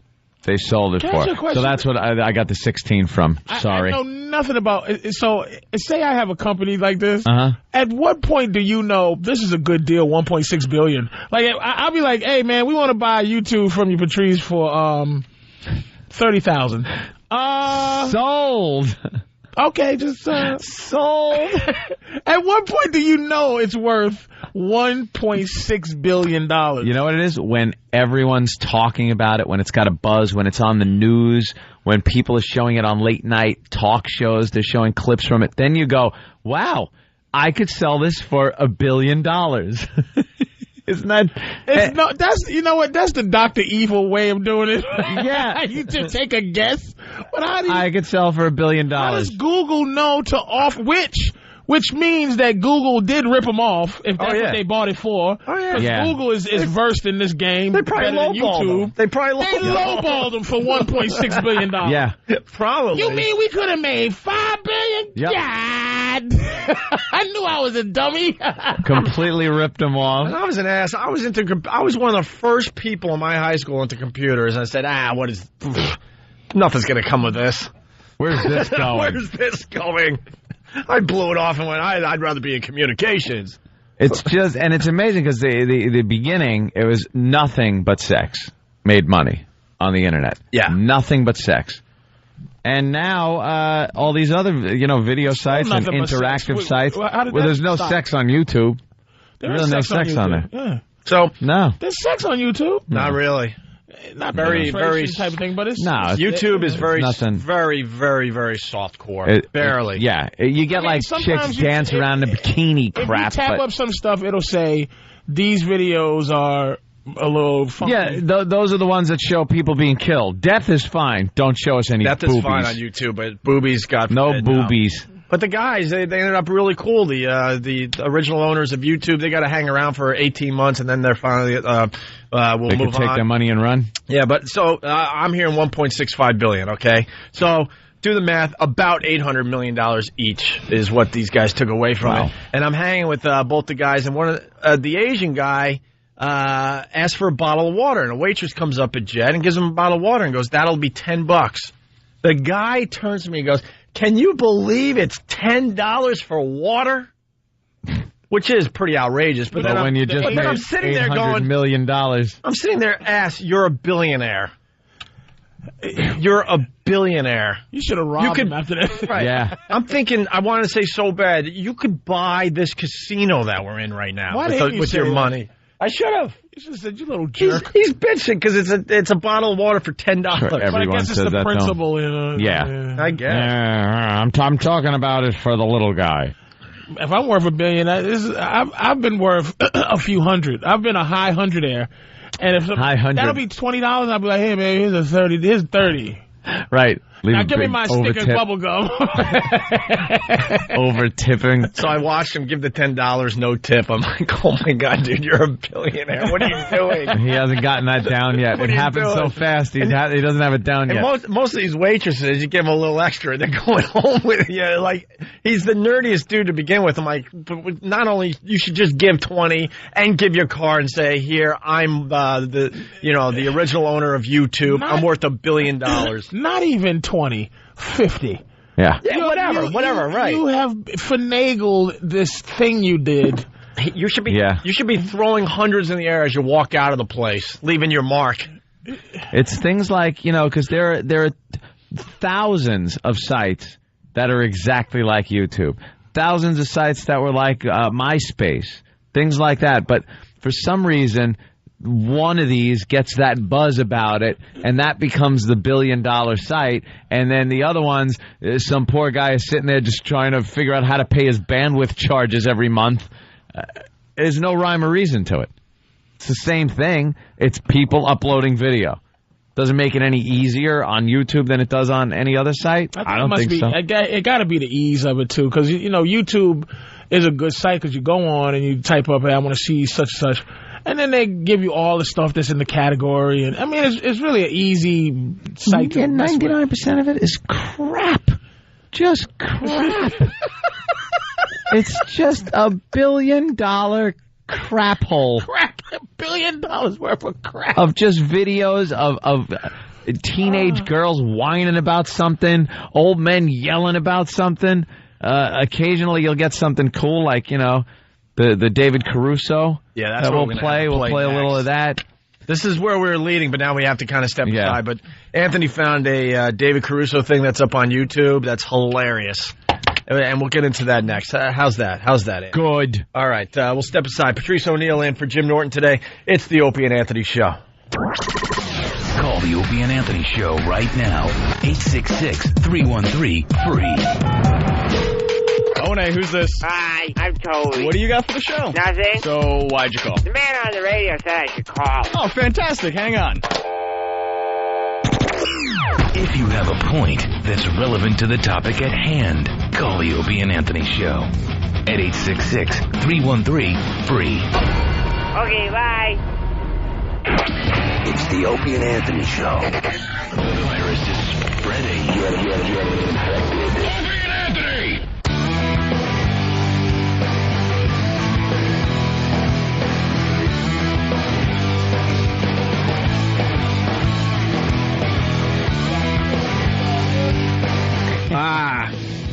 Anthony's bag from Brooklyn on the instant feedback. I would like to offer $5 to Steve to purchase FoundryMusic.com. So there you go. The offer's pouring in because they saw what Google did with YouTube. It's the Opie and Anthony Show. Patrice O'Neill in studio. 1-866-313-FREE. Let's say hi to Sterling in Maine. Sterling, what's up? How are you? All right. I was just calling to say I listened the first time the other day with the deaf interpreter. I've been listening ever since, spreading the buzz around here. We listen. I'm a lobsterman on a lobster boat. We listen there. And go ahead. What station you listen on? 93.9. Very good. Well, there you go. Someone's listening to us. That's right. I mean, that's refreshing. Riding down the road laughing my butt off. It was hilarious. Thank you, sir. I appreciate that. So we're on the water, lobstering. So you guys are listening on land and on sea. So. Catching lobsters. Isn't that great? And then they could just, the second they go through a restaurant door, they become so expensive. Yeah, it's not that bad. They're like $7 a pound. This is not like the deadliest catch, man. I mean, no. It's a little safer to catch lobsters. You got to be honest here. You're not sitting there in the icy waters. No, that's just true. It does get cold up here, though. It's just a bunch of drunks, nippy. Just a bunch of New England drunks making a living. Do they let you take them home? World champion Patriots, though. Yeah. The world champ. How many do you get to take home? Yeah, or they treat you like African diamonds. I take a few home a day, 3 or 4. They let you, or they you got to sneak them? Yeah, like the African blood diamonds, they're blood lobster. Catch like 400 or 500 pounds a day. Kill you for them. Yeah. You know what I used to do when I was working for a living, doing air conditioning? I didn't have enough money a lot of times to even eat with. It was like that bad. But I had my company vehicle, and they gave me a company credit card. It was a Texaco card. So I knew a Texaco station where the guy was a lobster fisherman, and he would sell them right there at the gas station. So I'd pull in, get half a tank of gas, and then buy about 4 lobsters. And half a tank of lobster. And tell the guy, could you just ring this up as gas? And he would. So I'd be able to hand in my receipt. And meanwhile, I only paid for half the gas and got to eat. Oh, wow. Black person do that. That's looting. White person does it. Is feeding his family lobster. You dirty, stinking lobster thief. Oh, those Negroes stealing televisions, but a white man does it. I know it. It's entrepreneurship. Jerry, genius. Touch the claws. That's all they want. If I told that story, fire him. Get him out of there. Get him out of there, fireman, or have him arrested. I want him all brought up on charges. He's a savage. Get rid of him. Grand theft crustacean. It's got to be a law. Endangered species. Yeah, right on. Hey. All right. Thank you, Lobster Man. All right, thank you. All right, let's go to Scott in Massachusetts. Scott, what's up? What's up, dude? What? What's up, guys? What's up, Scott? Nothing much, man. Just been listening to your show all morning. Love the stuff. Oh, thanks. As usual. Thank you. Now, how do you listen to the radio show? I come to school every day. I'm only, 16 now, so. Well, do you listen on regular radio? Do you listen to the satellite? Regular radio. Everything else is too much money. All right. I pay for, frequencies. All right, I'm not really getting an answer here. I don't know. 16? Hey, Oh, these darn kids. He loves the show. He says he's watching to us on Pal Talk. Oh, hi. By the way, so getting to what Anthony found on the internet overnight there, David Caruso from CSI. You want to explain this? It's called David Caruso One-Liners. It's from CSI, you know. It's one of those popular shows on television. It's just amazing how popular these CSI shows are that they decided to just make CSI Miami, right? Mm-hmm. And then there's CSI New York, Gary Sinise, and then the original one with David Caruso. It's so popular, they're working on CSI Patterson. CSI Patterson. Yeah, they're working on CSI Patterson. A little known fact. Is that right, Doc? I used to write for Johnny Carson. No. So very popular joke. I'm sure that joke's in the comedy clubs. Anyway. Oh my God. Very popular. David Caruso, the star, and he is such a horrific actor. That somebody had sense enough. I thought he was beloved. Edgy guy. When he was on NYPD Blue, and then he left, people were like, "Oh my God, the show's going to suck now. He's an idiot for leaving." And then he just was in limbo for a while, made a few bad movies, and then he got this CSI lottery he hit, and everyone watches it, loves it, and he is the worst actor ever, ever, ever. Horrid. And somebody had sense enough to take a bunch of hit clips of him delivering these lines, these Caruso one-liners.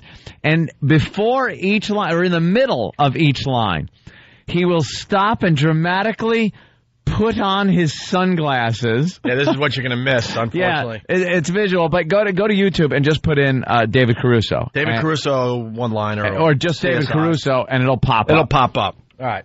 And he'll put his sunglasses on and deliver this cornball line in the best William Shatner type delivery I've seen since Shatner.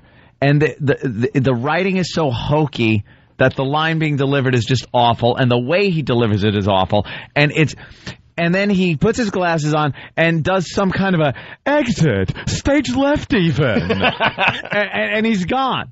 He just delivers a hack line with the sunglasses, and then exit, stage right even. And he's gone out of the scene. We know he's CSI Miami. Thank you, Pat. CSI Miami? Yeah. Is that where he is? But it's the one-liner, montage. Montage. Thank you, Eric. You got one job, and you blew it. All we wanted was a montage. Can't pay attention to the montage line. All right, well, here we go. We got a little audio of this David Caruso video that's going to be really, really hot in the next few days on YouTube.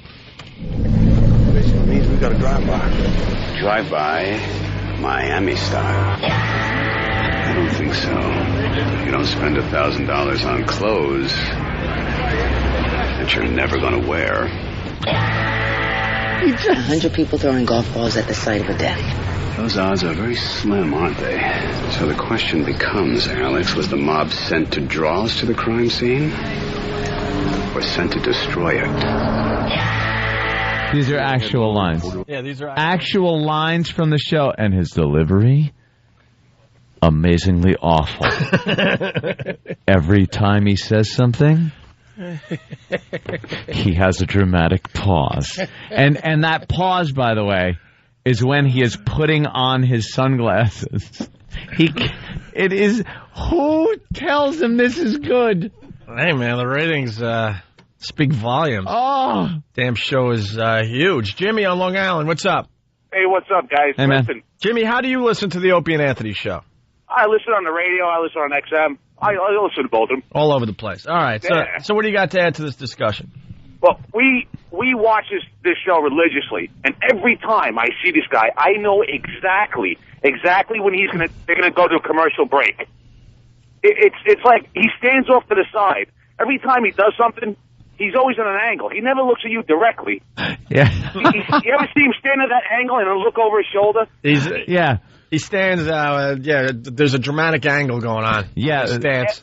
I throw things at the TV, man. My wife laughs at me. I want to throw stuff at the TV at this guy. I want to kill him. And how about, like, right after he delivers his line, he walks out of frame? That's it. He's out of there. Like he'll walk or run sometimes. He'll deliver the dramatic line and he's out of frame. Like I've said my line. Thank you. Good night.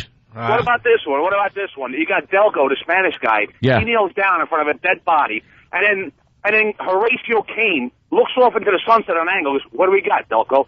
He's not even looking at anything. He doesn't look at it. He looks away, just looking up into space. What do we got? He's a moron. A horrible actor. All right, thanks, Jimmy. Let's get back to the David Caruso montage. We only had 1 week before deliberations. No need now. The verdict is in. What is that? This is no fake. need now. The verdict This is is in. all actual lines from CSI Miami. Real lines delivered. This is exactly how he delivers his lines. I know y'all are taking this. It has to be because whatever he just said, it has to be a continued sentence. No, Somebody must have edited it out. Let me tell you something. Watch when it. I seen him, I think I saw him. But you cut out the but. No. Hey, listen to this though. I mean, how can we cut something out when he's running off frame? Right. He's exiting stage left. He's exiting stage right even. And someone else is pointing out that he always has his hands on his hips. Yeah. Hands on his hips. He's got to take his sunglasses off, put them back on, take them off. Let's continue with the montage. Thanks, Erock. I didn't get a montage from you.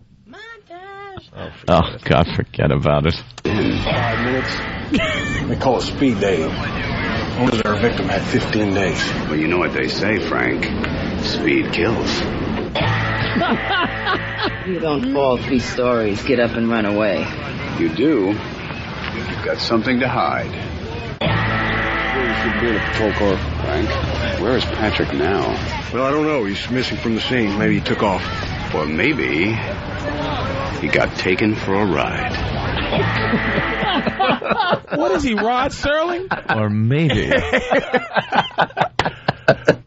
You know what they say. You know there's guys around him going, holy crap, you know how much they pay this guy? Or maybe. Maybe it's a different feel. I gotta watch it. I'm this a can't horrible be that bad. actor. This can't be that bad. This is the real deal. Play Gary Sinise. Bad. Play some clips from Gary Sinise's version. See if he's doing the same thing. Maybe Gary Sinise is like, watch out, sucker. It's like it's worked well for him, for Caruso. Maybe I need to do this. You want more or what? I got to listen to more of this. All right. Opie, please play some more clips.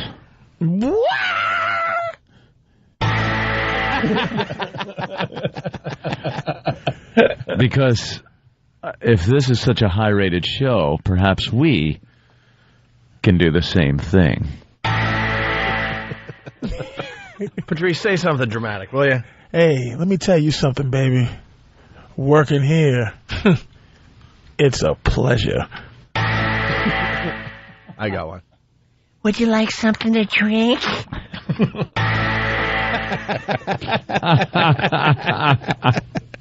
Oh, he's awful.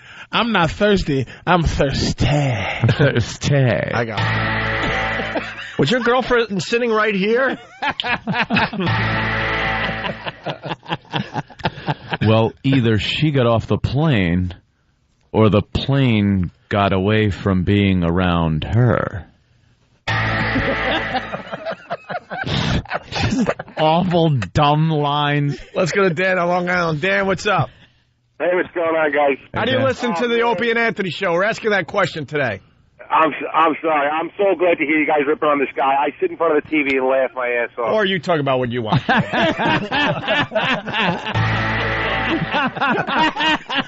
Or maybe my pants are too high.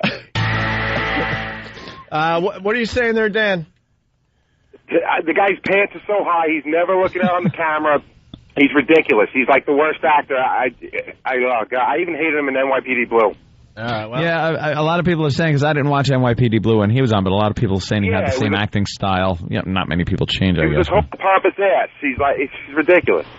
He thinks he's delivering these profound, like, dramatic lines that people are just going like, why, this guy, where does he keep the Emmys? Where does he keep them? And it's just horrible acting. Punching out. Yeah. All right, man. All right. Punching out. Punching out. Or are we punching in? If I wasn't diabetic, I'd take a bite out of this big apple. You want more or what? This is amazing. All right, here we go. David Caruso. How things look over there?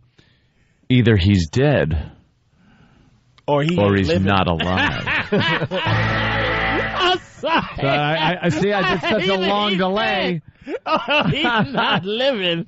Oh, my God. Well, you can see how long you can pause for I was it. stepped on by a colored guy. Hey, here's X-Man. What's up, boys? Where are you calling from, X-Man? New Jersey. How do you listen to the Opie and Anthony show? I catch Free FM in the morning and the XM at night on the way home. All right. Trying to figure how people are listening to the show. All right, so what do you got there? This guy's like the wannabe Dirty Harry, like in search of the one-liner. Ah, true. Wannabe Dirty Harry. There you go, yeah. He's hoping for that catchphrase that's going to just catch on with all of America. I think he's been killed. Or perhaps murdered. All right, let's go back to David Caruso, CSI. Give us some. One-liner montage.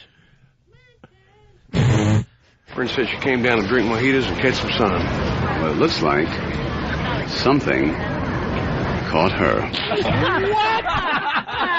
This is without a doubt. No, without a doubt, this is doctored up, dude. This is doctored up. Go to YouTube, put in David Caruso or David Caruso one-liners, and you will see. I can't get it with the thing. Yeah, Erock will put it up there so you can kind of look without the sound, but you'll see the glasses, the pompous attitude, the camera moving angle, around him looking over his shoulder. Just a drama queen, this guy. Yeah. Oh, just watch one CSI Miami. You'll see it for yourself. Oh, yeah. There'll be 20 of these scenes. He just loves... Look at the glasses off. The glasses come on. It's a dramatic moment. Could you play the last one you played for? Yeah. This is, that last one's great. Look at it. There's no Here way. it is again. Friend said she came down to drink mojitos and catch some sun. Well, it looks like something caught her. Something. This is so caught bad her. that I don't believe this, man. It's like he wrote his lines on his hand, and he's reading them. Looks like someone kaguhat her. How is that pronounced? But the style is, all you got to do is just go right with the person said. Like, ask me a question. Patrice. It's a great jacket. Where'd you pick that up? Where I put... What? Wait, no. What? No, it's not a question. Take two. Right, take two. You got to make a statement. A statement? And then I make another statement. All right. Let me try that. It's like, boy, this studio sure has been a place where a lot has happened. Looks like this place has been a place where a lot has happened. He just reiterates. He just reiterates with something clever.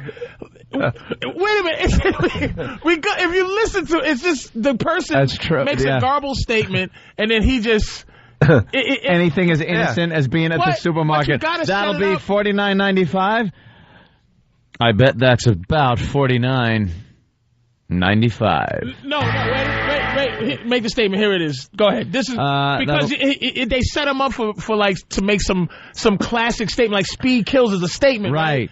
But make that statement again. $49.95. Sure, that'll be $49.95. Yeah, that's about 5 cents from 50. Yeah, it's profound.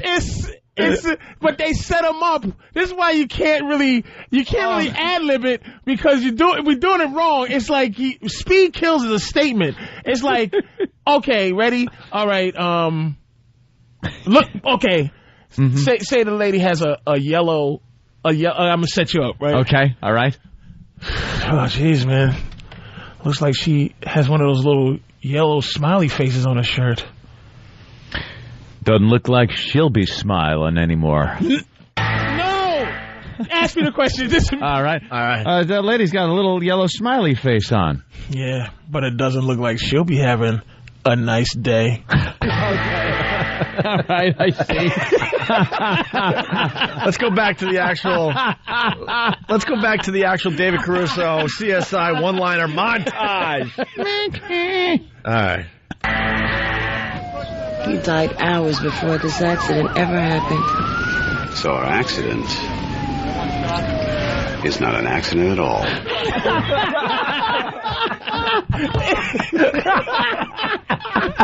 It's not his fault. I refuse to make this David Caruso's fault. Come on. It's the writing's fault. The writing is horrific. Writing. It's horrific. He has nothing to work with. But he's delivering them like...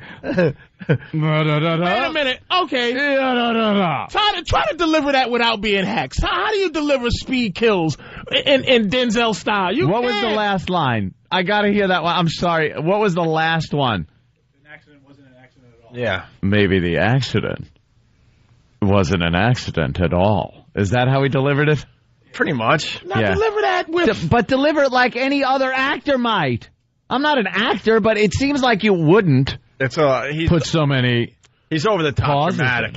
Yeah, the writing is bad, but then he adds to it with the over the top dramatic. Scotty, it seems like this accident wasn't an accident at all.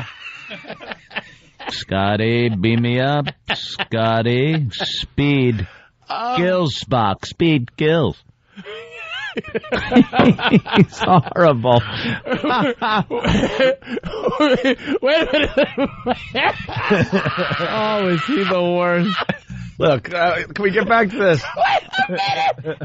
Do something from Jaws. A couple of lines from Jaws. Well, here's to swimming with bow-legged women.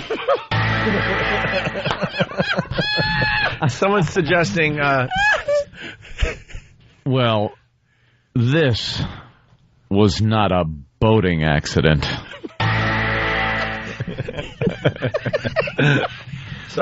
Someone's suggesting Steve's famous lines, Anthony. No.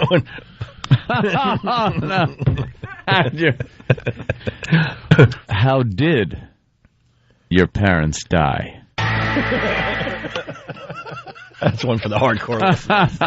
Steve's awful acting. This is amazing, man. Well, it looks like we're going to need a bigger boat. Let's get you want some more or what? Actual David Caruso CSI one-liner. How long is this? One-liners. We got hours. It doesn't stop. Oh my God. We got hours. The whole thing goes on and on forever on YouTube. On YouTube, it's like a 7.5 minute. I got it. And he's just a ham. Oh, it's a howl, man. This thing is going to get viewed like crazy. You mean IRS? So that makes this a seizure kit, and Mr. Whitley a liar. Murder multiplied by 15 years. So we have a victim that started the weekend, big man on campus, and ended it dead on arrival. The victim of the blast. Or the cause of it. It's not looking too good, Horatio. On the contrary, there's a chance this girl is alive, and we are going to find her. This is. And I gotta watch the show to believe this. Yeah. I can't even watch YouTube because they could just look at the video and look at his. He'll stop. He'll deliver his line, and then leave the scene, and then anything outside too. You'll see him with the sunglasses. Gotta be. No, out of the frame. So the music part. There it is. Dana, yeah. In this video, the music part. There he goes. Again. Whoever cut this up keeps putting a picture of Miami and the boat with the big fan in the back. Yeah. It's put together brilliantly. Sunglasses. Really. Give us the sunglasses. Go on. Deliver the line. And exit. Exit stage left. Sunglasses. Deliver the line. And I'm out of here. I know it's a visual. No the same way. Thing. There it is again. And I'm out of here. We just watched 5 in a row. He gets paid top dollar to come in, put the sunglasses on, say something dramatic, When's the show come on? I have to watch it. It's on every night of the week at this point. Oh my God! Come on, how many times? Who knows? I gotta watch. Hey, we got a little more after the break. A little more David Caruso CSI one-liner montage. Oh, he's great. A little more after the break. It's the Opie and Anthony. Oh, we're on the same page. That's why I slowed down. I was ready to point to him. Let's do it. What show is this? The show is the Opie and Anthony show. Hear what everyone else is talking about. O&A Uncut and Live, continuing the show on XM Satellite Radio starting at 9 a.m. Eastern. Visit xmradio.com to subscribe. It's the Opie and Anthony show. The Opie and Anthony virus. That's right. You're checking out the Opie and Anthony show. The O&A virus spreading across America. We're in the middle of talking about this video that Anthony found overnight, and people are going to be viewing this like crazy on YouTube. David Caruso, CSI, one-liner montage.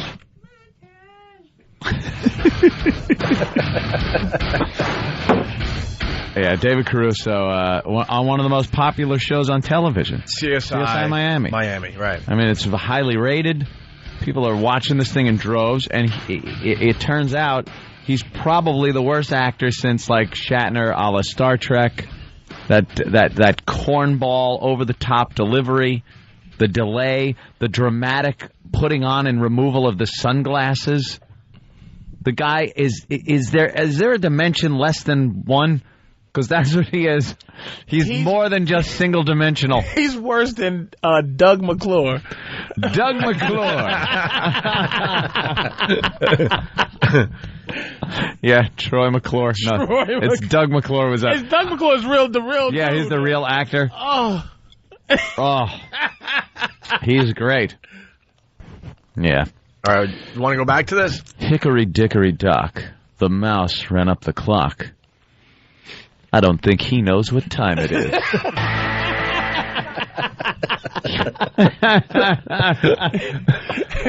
Little Miss Muffet sat on a tuffet, but I don't think she's getting her way.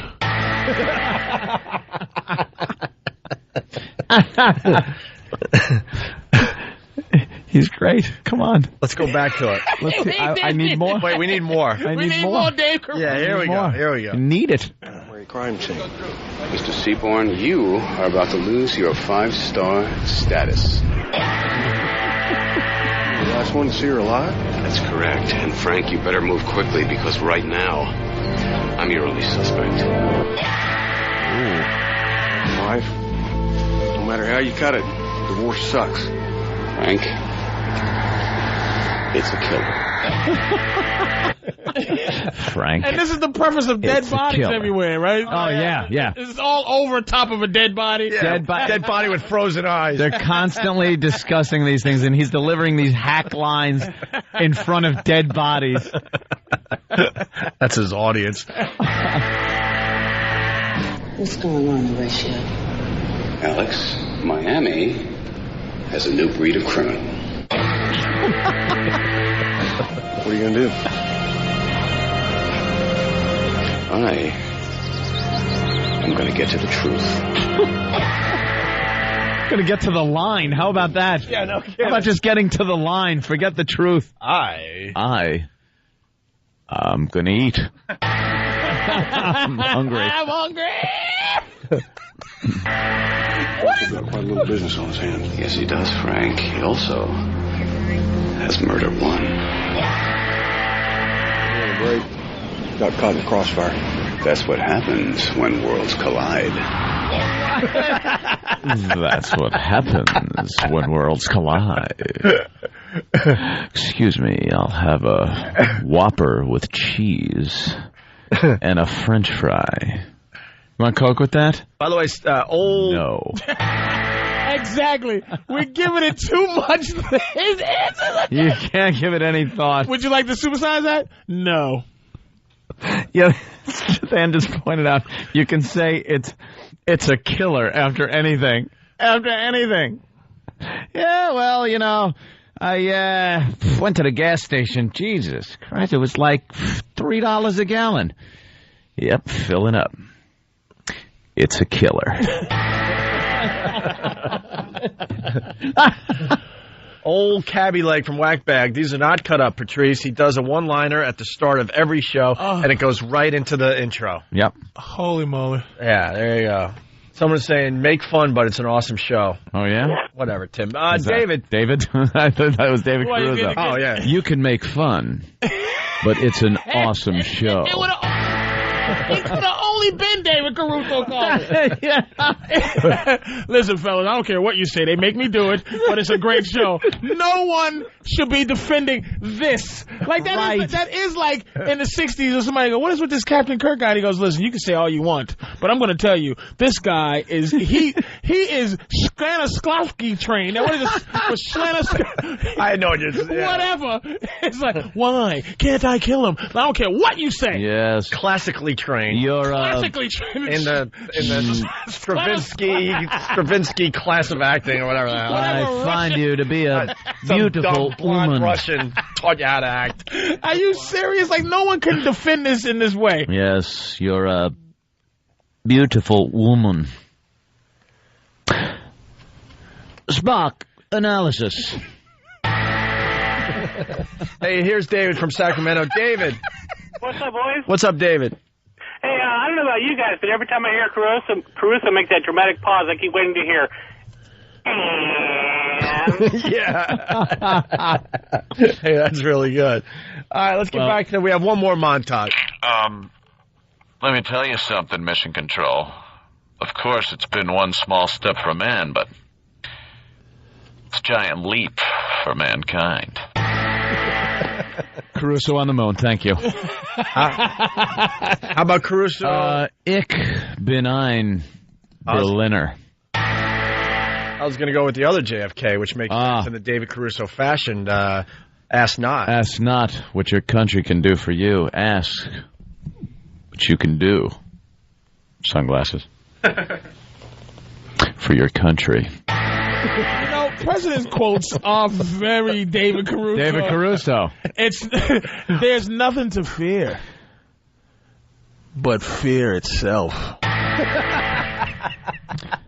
I've been to the mountaintop. I have a dream.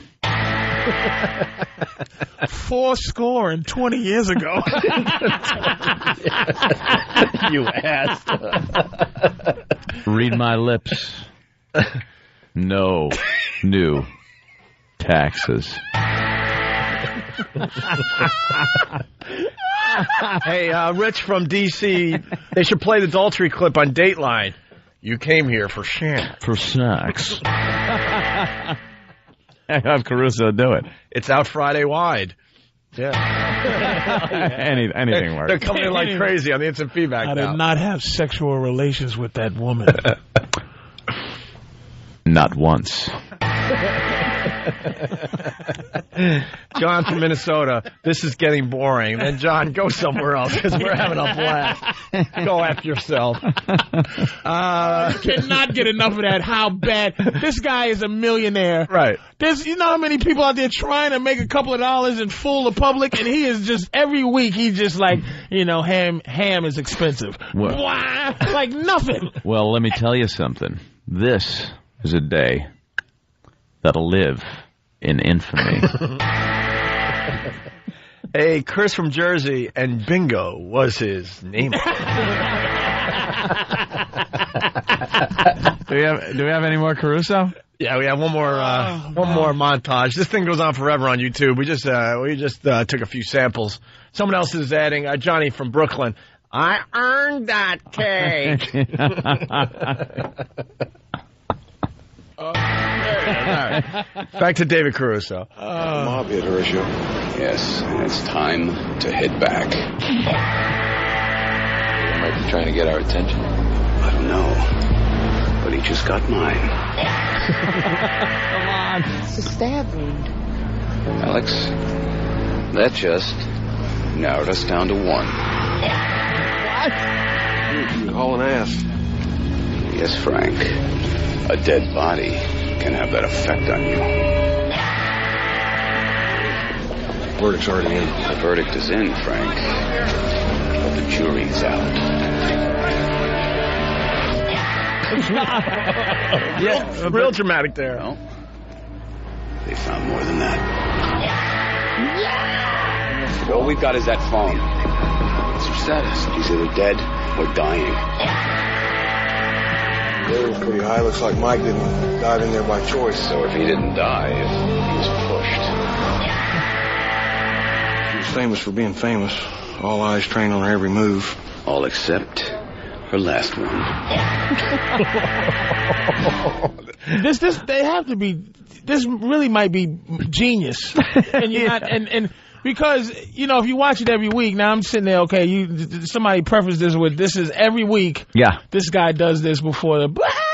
Yep. So you figure as you watch every week, you wait for your popcorn. Everybody's like, Martha, hurry up, the popcorn. Quick, man. here comes the part. Here comes what I'm waiting for. And every week they're waiting for this one, and then his phrase and his sunglasses thing and kill. Yeah. And it's like, yeah, speed kills. So the rest of the 48 minutes of the show, you just don't even care. You're just high off of speed kills. Did you hear him? Did you see him? What an ass. Oh. Let's go to East Meadow. Dan, what's up? How's it going, guys? Hey. Anthony, as Reagan, Mr. Gorbachev, tear down this wall. Yeah, you're right. Presidential speech is just really perfect for this. Yeah, absolutely. All right. Well, there you go. It's on YouTube, the video. Yeah, check it out because the video makes it even better. Because the observation Anthony had with him just exiting out of the frame every time. Out of the frame. Exit stage right even. David Caruso. Man, did he just win the lottery. Someone that bad of an actor. That cheesy and money hand over fist on the biggest show on television. Evil Pete from OAExperience.com, New York City. He's doing a Voss impression. I owe my daughter money. And then in parentheses he writes, put glasses on, and I'm dodging her. I'm dodging her. It can't get boring. It gets boring when it's done. It's almost like listening to a song 50 times in a row before you even it starts to get boring because you can't. What's fascinating about this is you can't believe this is real. I cannot believe that this is going out over the public airwaves, television, hit show, hit. It's a hit. We're not talking about something that's been on a week. It's going to get canceled. This is the number one show on television week after week. We're not talking about Armed and Famous. We're talking about CSI Miami here. What part of the show is that music from? The beginning. No. Is that how the show starts? That's what someone was saying. Yeah. It starts with a dramatic one-liner from David Caruso right into the... then it goes, and then they roll the credits over the rest of the song. Yeah, and then you got the boats, you got Miami, you got the sunset, Oh, yeah. This just in... To most Germans, this simply can't be funny. I really had to liberate, first of all, myself from a certain kind of monster image and oversized, a stony image that I had from Hitler. Danny Levy is the director of Germany's first Hitler comedy, and he's Jewish. Many in Germany say this story needed something. Jewish. This story needed something. A Hitler Danny comedy, Levy is- finally. Hold on. Sorry. Image that I had from Hitler. Danny Levy is the director of Germany's first Hitler comedy, and he's Jewish. Many in Germany say it took a Jew to produce this film. The year is 1944. Germany is losing the war. Berlin is burned out, and so is Hitler. He's lost his spark.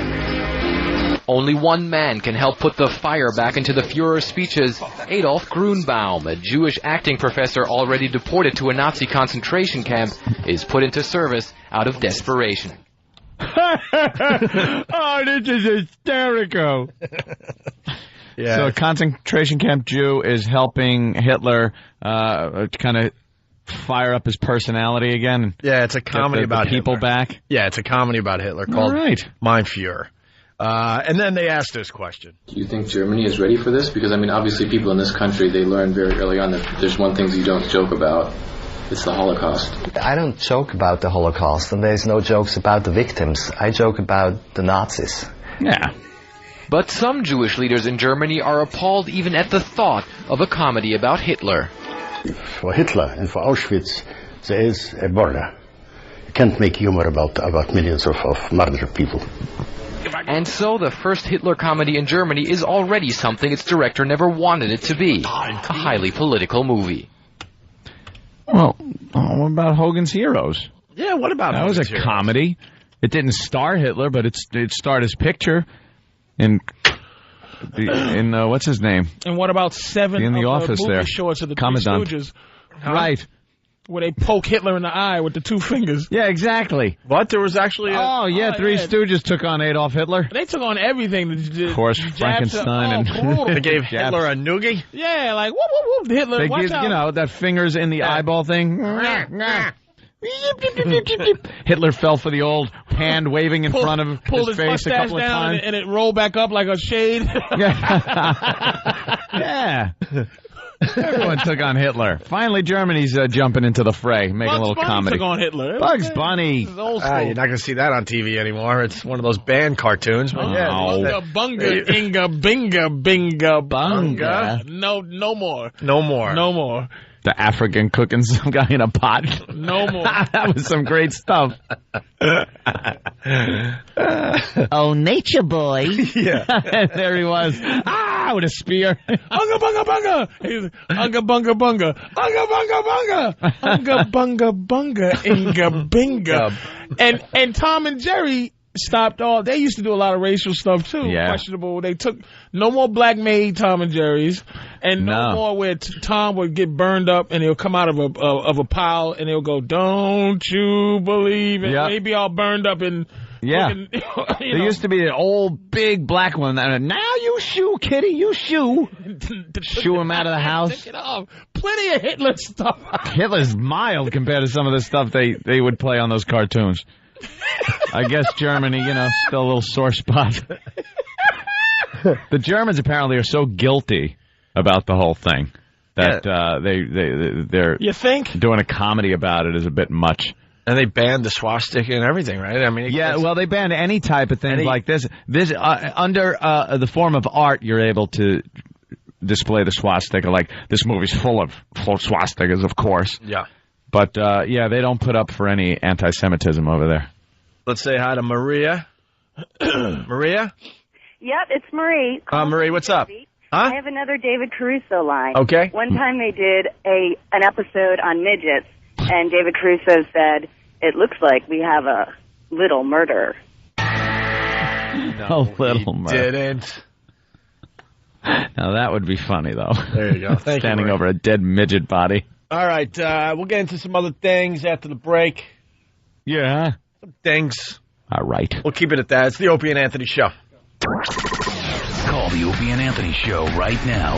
866-313-FREE.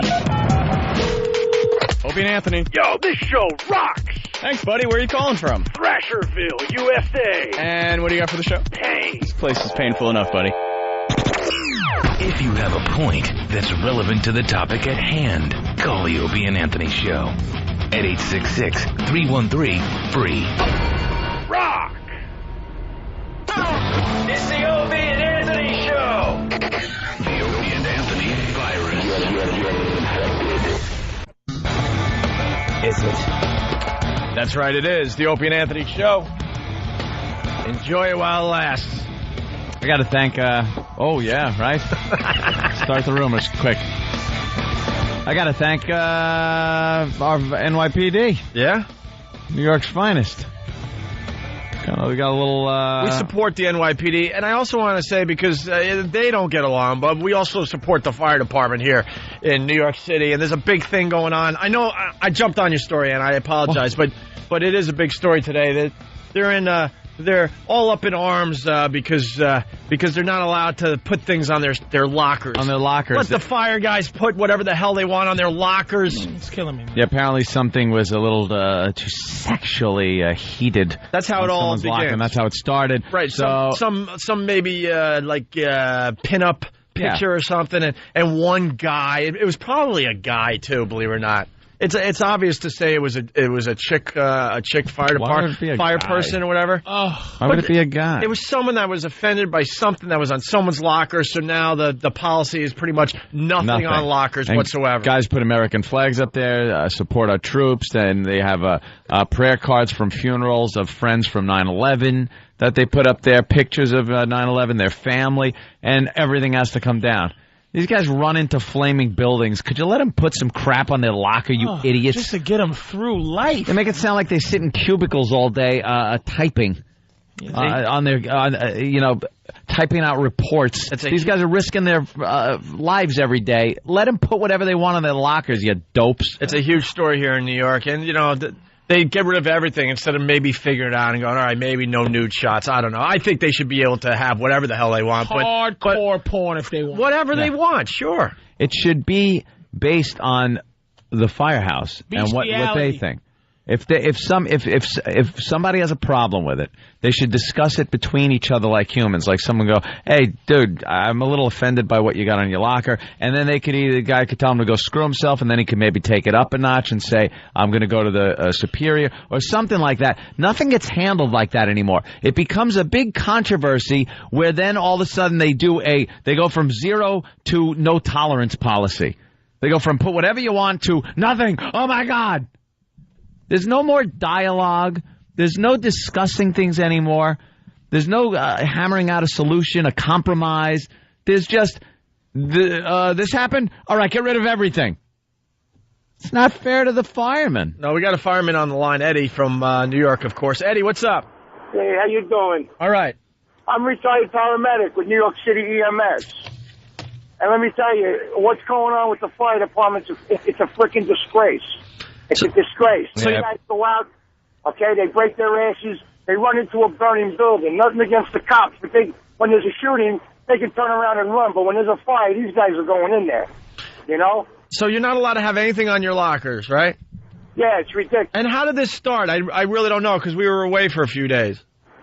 Now, what's going on is there was a picture of a woman on a locker. I think that was in the paper, too. I think you saw that. Okay. Yeah. And they had a word. The C word was scratched into it. So somebody... You gotta love these guys.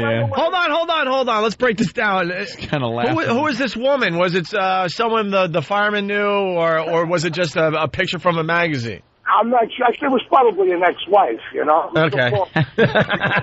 You know what I'm saying? I just love crap like that. Had the C word scratched. And that's the thing. It's just a harrowing story. You're with him, and usually this guy's voice just bothers me. Like this type of hey, and then this guy, and I'm like, hey, I'm really being like, wow, this is terrible. And he's like, it's just a C word scratched in it.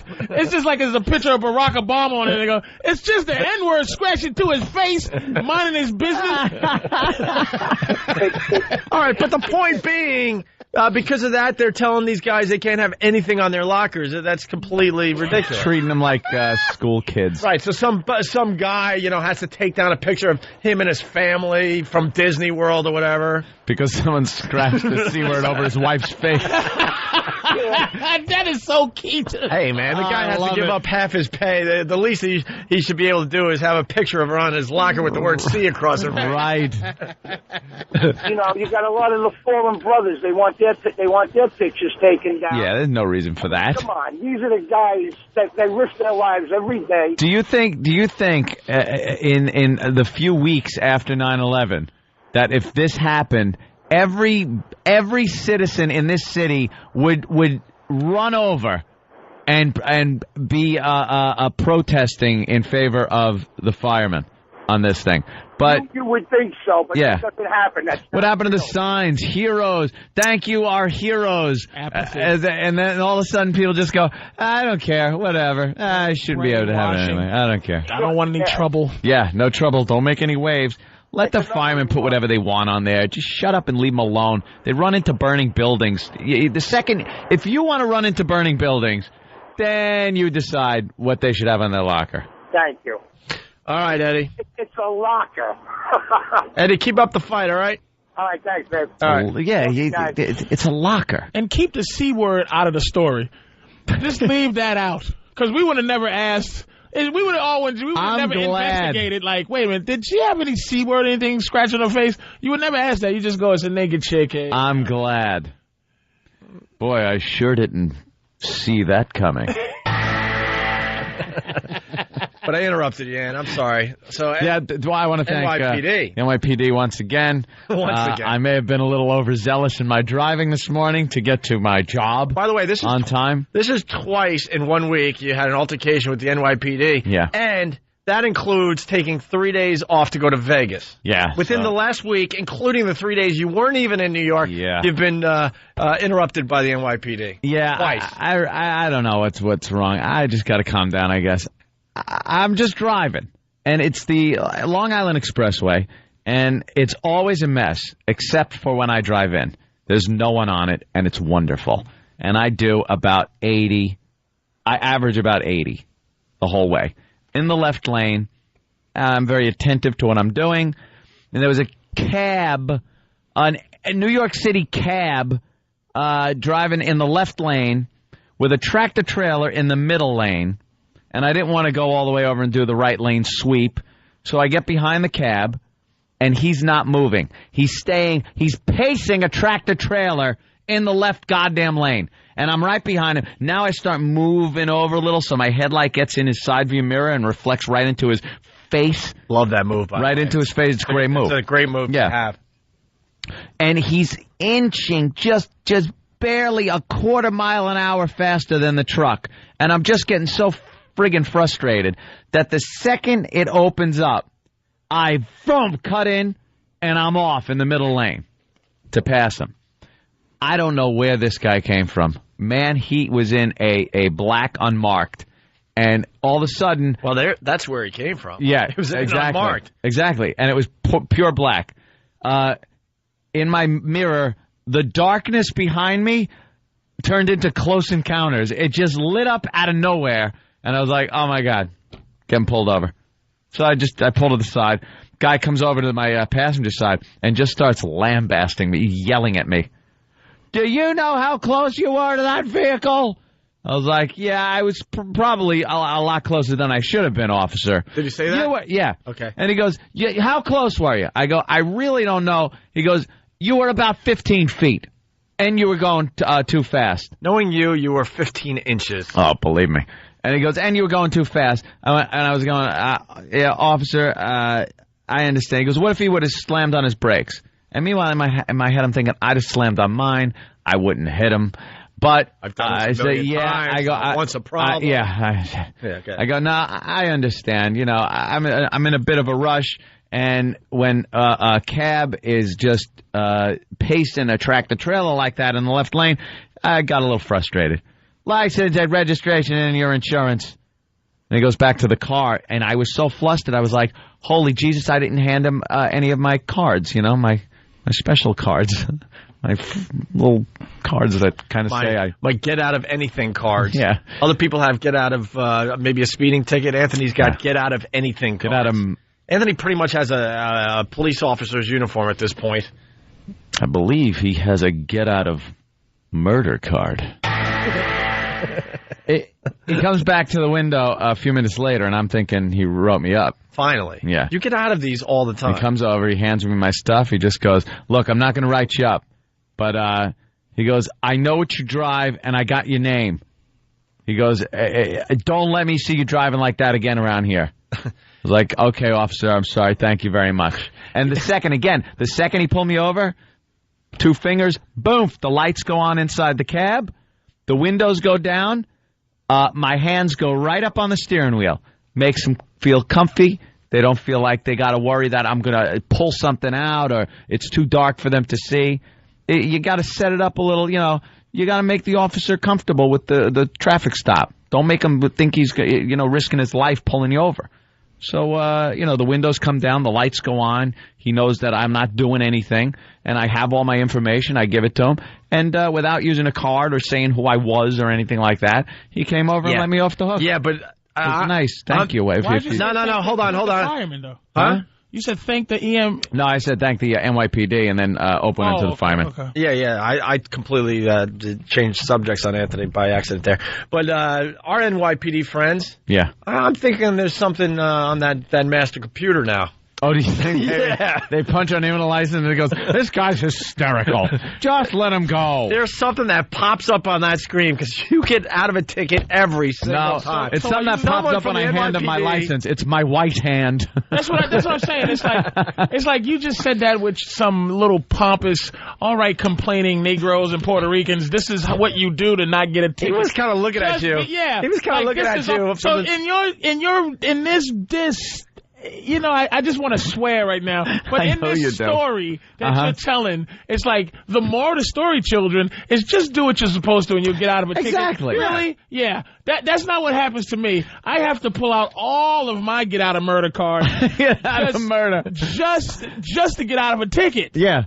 And they give me a berating with the get out of murder card. See, but Patrice, I enjoy listening to the stories of the black man having problems with the police. I love when they're just driving, abiding by the laws, and get pulled over, and some problem happens. I adore those stories. So I figured I would share with you what white people go through when they get pulled over. Let me tell you something. We give each other a wink. I have fresh soil with roses growing out of my truck just so I can give one of the flowers to him. I open all my windows and my back door, and I have a child with me, my girlfriend's kid, just to say, officer, how you doing? And I tell her, do a little dance like Shirley Temple. So you put on a little top dance? And the child is the same color as you. Same thing. And you she has a passport that says she's my child today. You turn off Hot 97 and put on Light FM. I put on 1,000.8. Matter of fact, I put on 1,502 on AM, and I'm going. I tell you, Bush is a pip. And is there a problem, officer? All of that crap you just said. I still get problems. I still have to pull out my friends with officer card. Yeah. And I shouldn't.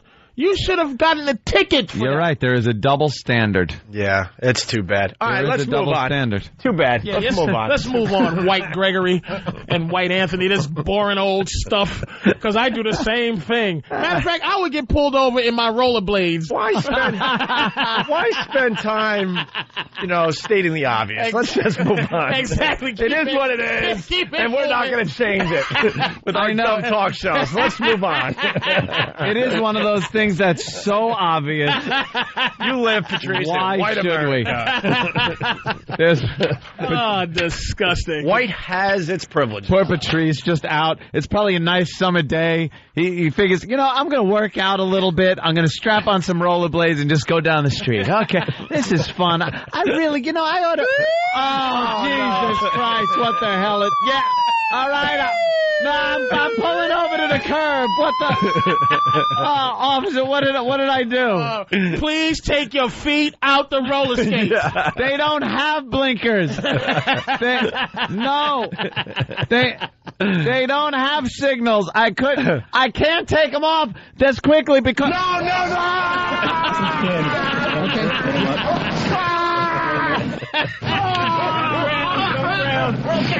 Okay. Being tased on your rollerblades. When's it going to stop? That's just hilarious. Maybe in a couple hundred more years. If you put your hands on your goofy white little... You must be nice and visible, especially because it's dark. That's all? It's dark. My side window, I saw that he was coming up on the passenger side. So my back and front passenger window went down so he can see inside the entire vehicle. That was a moving violation you did. Oh, yeah. That should have been points on your license. Something is going on because, I mean, he gets out of everything. No, I just want to thank, if the officer or somebody he knows that's patrolling the LIE at that hour or something. I just want to thank the guy, for you gave me a shot. We got friends in high places, and there's something that pops up when they punch in your info. I didn't tell him anything. Something punches up. I don't know. I just want to thank him. That's all. Unfortunately, we're running out of show, but... I want to say poor Mark Mcgwire. Poor Mark Mcgwire. What happened to him? All 150 pounds of him. He's just fading away? He did not make the Hall of Fame. Can he seesaw with Travis now? Is that what we're talking? Poor guy. He plays golf. He's about 150 pounds, soaking wet. He will not be voted into the Hall of Fame. He'll get in the Hall of Fame when the bumps on his back clear up.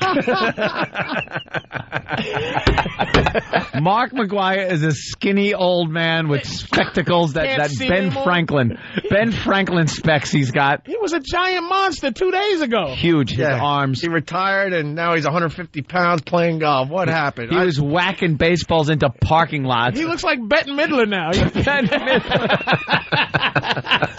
And someone's going to say, I don't know. There's no conclusive proof of the steroid use with him.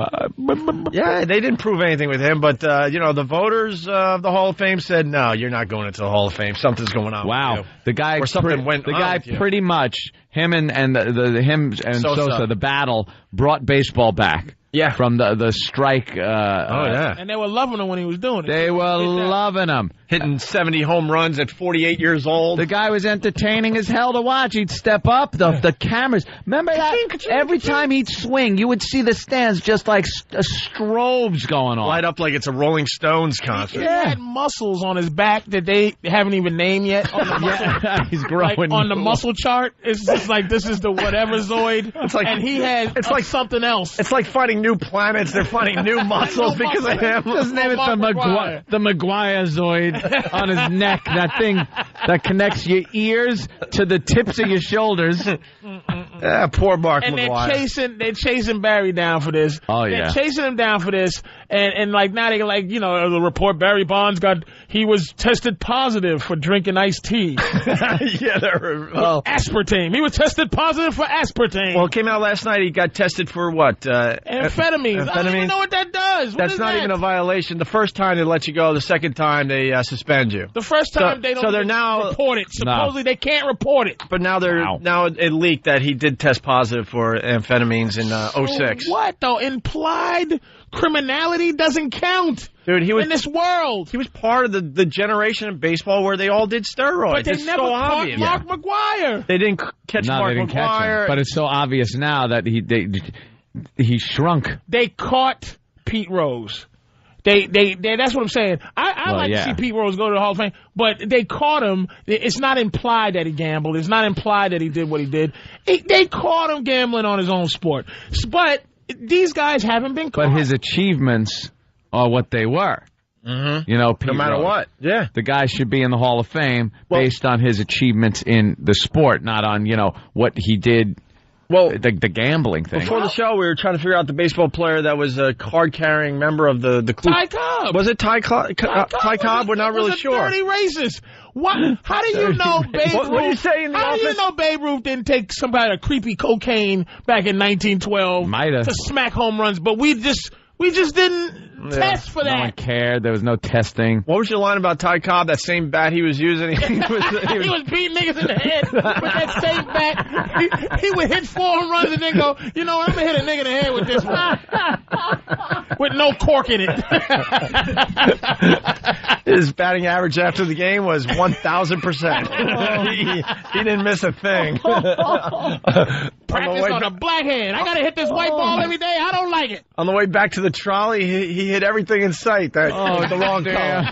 Oh, man. I think he made a decree to change the color of the ball to black with little hair on it so it looked like an afro. So he could just smack that out of the park every time. 1,000 home runs by Ty. Unfortunately, my God, that ball has hit a woman. We must string it up. Unfortunately, we have to get the hell out of here. Hang that ball. It struck a white woman. Right. Hey, ball, what you doing looking at that white woman?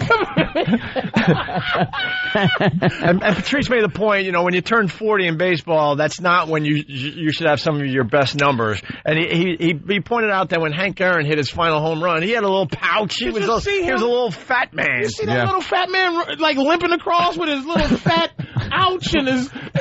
You can see he looked like a Haitian cab driver, Hank Aaron, when he was running across when he hit them home runs. Ouch! Look at how fat they were and out of shape. Cal Ripken's the same size as when he played. He's just a skinny little dude, man. Yeah. So these guys are doing something. Of course, you don't peak in athleticism in your 40s. 40. You're not peaking.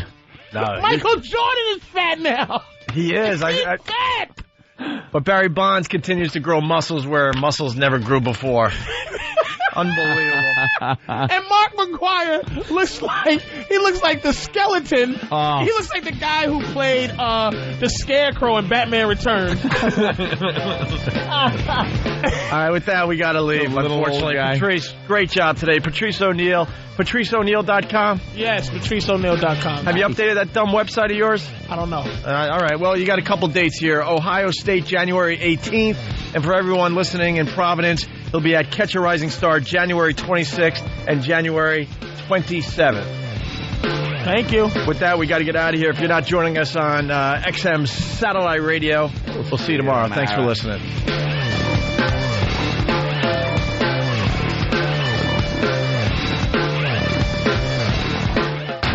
It's the Opie and Anthony Show.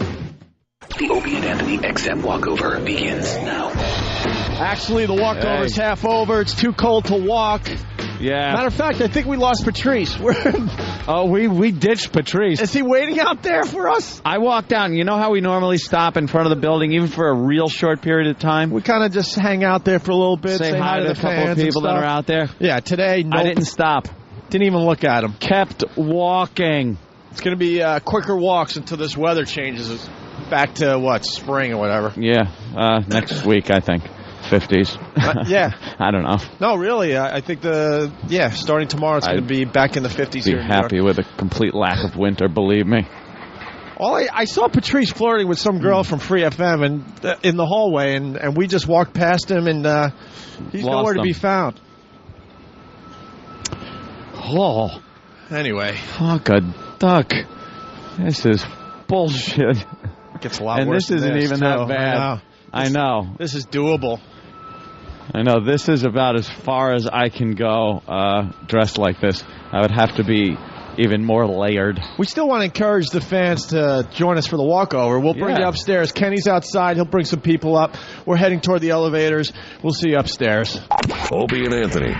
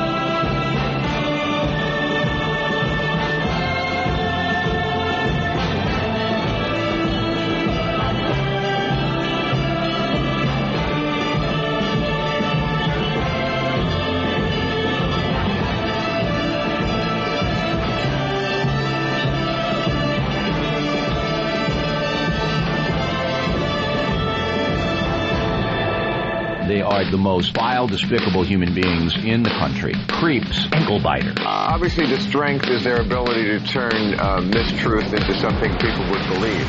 Wow, how long is this guy going to continue to babble and say nothing? All day long. Shut up! All right, here we go.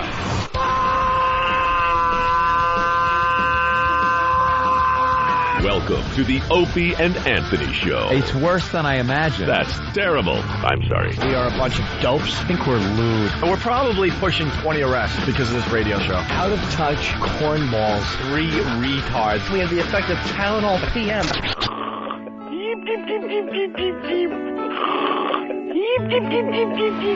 Opie. You know I could have been a model. Anthony. I'm gay. James Norton. Oh, Gert. Robert Reed.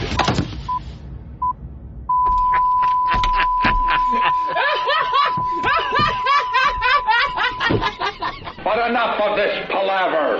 Let's get the show on the road. And, whatever. We're here. The Opie and Anthony Show. Patrice has abandoned the radio show. What happened? Nowhere to be seen. I don't know. He was in the hallways at Free FM. He stopped to talk to some babe. He's trying to get his freak on. Some piece of ass. Oh, here he is. Hopefully he has a story. Do you have a good story? Also, we look behind us. We're like, where's Patrice? We ditched you. No, I think he ditched us. Yeah. No. I saw you walk by, but I walked by in the hallway. You were talking to some girl in an office. I was talking to a black girl I'd never seen before. You talk to every black girl you've never seen before. I was just talking to her and just asking her about life. Because I kind of punched you. I punched you in the arm. I said, "Great job today." Yeah, and then I left thinking you'd be downstairs in a couple minutes, and all of a sudden we start to walk. And I'm like, where is he? Where does he still go? Yeah, I just was trying to be charming, and then I realized it's just useless. My favorite Patrice story. We were in Cleveland after the O&A traveling virus, getting ready to fly back to New York, and you were talking to everything that was black and female.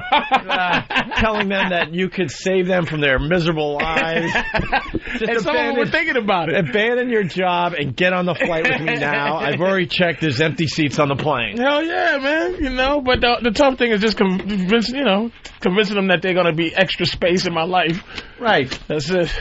That you're going to be able to spend with them. That ain't happening. I was watching Cribs, like MTV Cribs or whatever, and they had like Russell Simmons' house. And, you sit there and, you guys are closer than I am to, like, living that life. So I got this. That's for sure. It's like a beautiful house. And I just go, if I get one of those houses, I'm talking to my girl, so I'm going to definitely have a room with just hoes in it. That when you come downstairs, you poke them back with a stick. Get back, bitches! The whole room. The whole basement.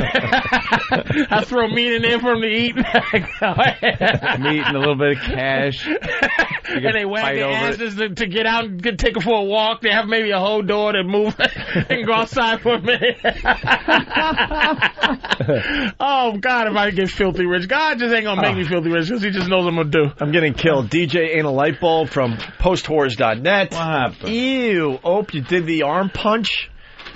I don't think but you know what? He really did, and that goes to show you that you do have an honest show. Because that's what he did. Hey, good show, man. Good show. But it wasn't like... You killed this morning, so I just wanted to give you a little love. It wasn't corny. You know what it was? It was just Opie's way of... Sincere. It's just Opie is just socially in trouble. And Opie tries to not socially be fucked up, but you don't. Like, I don't know. Opie, you try. You try to, like, go, hey, man, hey. Do a couple of tickles. Like, hey, bro. Hey, man. A couple of nipple squeezes. No, come on. Figurative nipple squeeze. I'm patting you on the fanny. Hey. It was just a little... a little like, hey, coochie coo, and Anthony just nothing. I will tell you when I am the most sociable, fun, and like, I'm like that when I'm drinking. I get a few in me. I'm your pal. I'll back pat you. I'm shaking hands. I'm doing the shake hand, the half hug, shoulder bump. I am the most social creature. Yeah. Few beers in me. Here's the sound you hear every morning when Anthony's coming out of his coffin is and he flies here and then he gets here and as it's over he goes, good night. That's Good it. evening. Good evening. That is it for fucking Anthony. Well, I'm done for the day. But Opie will try. He will give it a shot, and then you can see it just pains him, and it makes him uncomfortable to do so. I don't know if you're reading me right. Whatever. For the show, I guess that's fine. Fuck you, nigga. Don't be trying to be hurt. Hey, now it's all hurt. I'm hurt. Now it's all hurt for the show. All right. He gave a punch, and you know, you do. Listen, you do. I just want to show my appreciation. And make the show better. And that is why that's his way. It's sincere. See what I'm saying to you is that's his way. That's Opie's way of someone else's. A punch in the arm from Ope is like a complete, full-fledged leg hump. Right. From another person. And me, you get nothing. Nothing. Not even. All right, listen. On the way over, just to change gears here, we were listening to the promo for the Money Snatch. Oh, my God. And I did a lot of talking while we were in Vegas for 3 days. And, you know, we're in tweak mode, just a little tweak mode with the radio show. We do this from time to time. We take a good look at things, and we try to tweak things, make them better. And, you know, we want to start bringing a little more of the edge back to the radio show and things like that. And we want to do Money Snatch again. And we don't really understand why the women aren't clamoring to be on the show naked to run around and grab as much cash as humanly possible, not using their hands. It's money. It's free money for any woman that wants it. Right. So we're thinking, my God, they have to be calling like crazy. Well, I was going to say like hotcakes. They're calling like hotcakes. How can a hotcake dial a phone, Opie? Well, my God, man. Let me put it this way, a little acting here. After we play the promo for the Money Snatch, you know, it's the promo to get the women interested in doing this contest. This is what we get. Yeah. Not one calling. And why? Because they're flat out disgusted or scared. Why? Again, why? It's free money. What could they possibly be getting turned off by? And then it hit us. Somebody brought it to our attention that it might be the promo that Steve came up with. It could be the promo for this very event. Now, I'm thinking the promo should be this. Off the top of my head, I'm not going to get into detail, but we have a lot of money. Mm-hmm. We would like girls to come up to the studio and win this money. Right. Yes, there is a catch, ladies. You cannot leave with the money in your hands or your mouth. It has to be put in a certain part of your body that isn't used to carrying money. Yeah. Yes, it will be uncomfortable for a very short period of time, but hey, you're leaving with free money. That's, the gist of it. And during the promo, as we explain Money Snatch, there should be excitement. There should be maybe girls going, ooh, me. Yeah. Like every girl in the world wants to be part of it, but we're only going to pick a select few. Exciting. A few lucky few. Action music. Like that it's a competition. Excitement in energy. the air. Women like, oh, me. Like, pick me. Please. I bet I win. Right. Something like that. Kind of like we're giving out the golden tickets. Yeah. Like everybody wants one. This isn't something people want to be shunned for. They want to be involved in this. But we heard the promo that's playing. And this could be the problem. Wow. This could be the problem. So, Patrice, listen in to the Money Snatch promo. We're going to stop this from time to time, Bill. But instead, this is what we get. And this could be the reason why the girls aren't clamoring. No girl. Why they're not knocking at our door. The hardest core slut, whore, stripper, fuck anything bitch isn't even calling because she feels too degraded by this fucking promo. And here it is. We at the Opie and Anthony Show would like to give... No, this is a standby. I'm going to cue you. Holy Opie put his hand up and Bill stopped the whole thing. It was putting my hand up like, do you see me? Because I'm gonna cue you. Start. Oh my God. Those less fortunate. No. Now we got to start over again. I think he's very hard on it. You see his face, Bill's face. Bill freaks the fuck out. And his face, he still doesn't even have the understanding as Opie's upset with him. He's just He's just what did I do? And I'm sure under his breath he's like, asshole. I know, I get it. I'm an asshole, but we just want things to run a little smooth around here. So we knew the hand signals. He'd be the one like when the soldier does that fist up thing. He would like stand up or start running. You know, it means like everybody just stop in place. Hold it. Hold position. Keep your head down a little bit. He'd be the one stepping Bill on would be like, well, I thought it meant because your head represented a hand. Your hand represented a head, and your forearm is the body to stand up straight and run at the enemy. We got to demote him back to smelling homeless hooker twats. Wow, remember when you did that? Yeah, no problem with hand signals there. Yeah. Nose, point at nose, and then we pointed at a trout. And you knew exactly what to do. All right, so here is the Money Snatch promo, and this is where the problem is. I was going to stop you to... whatever, I'll do it again. Here we go, Bill. We at the Opie and Anthony Show would like to give those less fortunate a chance to spread joy to the ones they love. All right. So far, so good. So far, so good. The music, a little depressing. Right. I'll give that. This should be more of a, we'd like to give a little more up. A little more action. The music itself is this dirge. Right. But so far, so good. You're piquing the interest of the females. Yeah. So far, I don't have much of a problem with it. The promo continues. And the best way we know how to spread joy is to spread cash. All right. Spread cash. What? Spread cash. You're a lady out there. You're down on your luck. You might have a few bills you need to pay. At this point, I think you're even turning up your XF. Your interest is peaked, let's say. Right. And now you're turning it up going, maybe this is something I want to get involved with. I could use some extra cash. You got your cell phone out. You're ready to call. Yeah, the music's a little depressing, but I don't think they notice. The message is, hey, money. Money.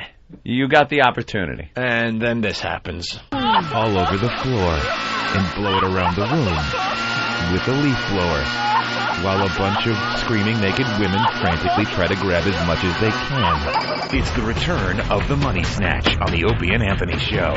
We're looking for desperate, broke, insecure women to come in studio, get naked, chase around flying money, and cram as much of it into their holiest of holes, all in an effort to make someone's life a little brighter.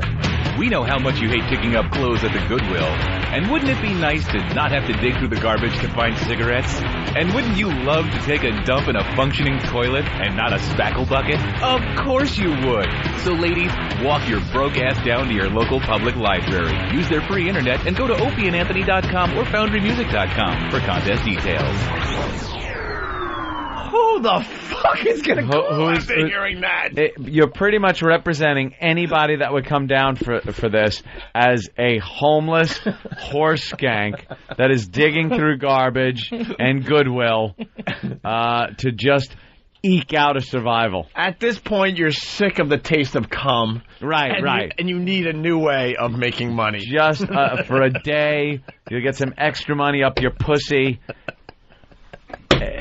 And then go back to your shit life of rummaging through garbage for food and rummaging through a Goodwill for clothing because you're a skanky piece of shit. Please come down. Please. We're begging you. What happened?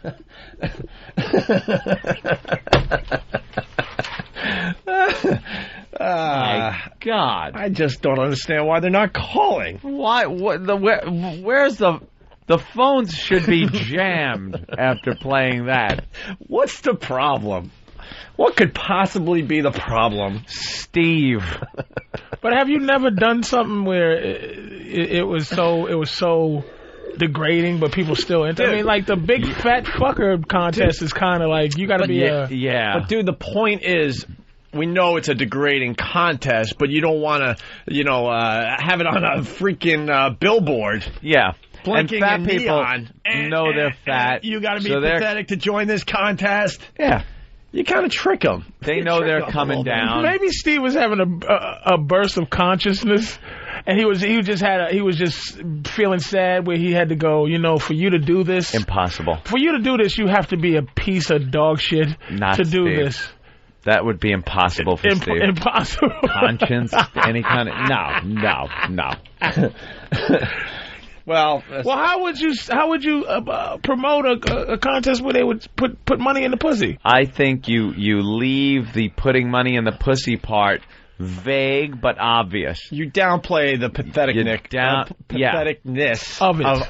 of the girls involved. That's what you learn in broadcasting school. The girls involved aren't pathetic messes that need the money or else they'll be sucking a cock that night. That's right. They want to come down and be part of this because it's fun, it's exciting, it's on the radio. That's the reasoning, not the fact that they're sleeping in a box, eating their own snot at night for dinner. That seems to be what Steve was gunning for here. So if the porno industry, if I wanted to start porn, what would I say to how do they get them down? You come on down if you're adventurous or you're fun-loving.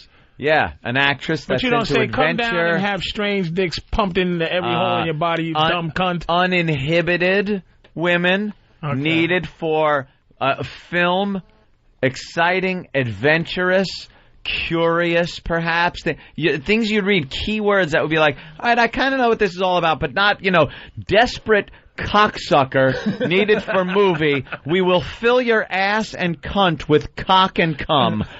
Come on down.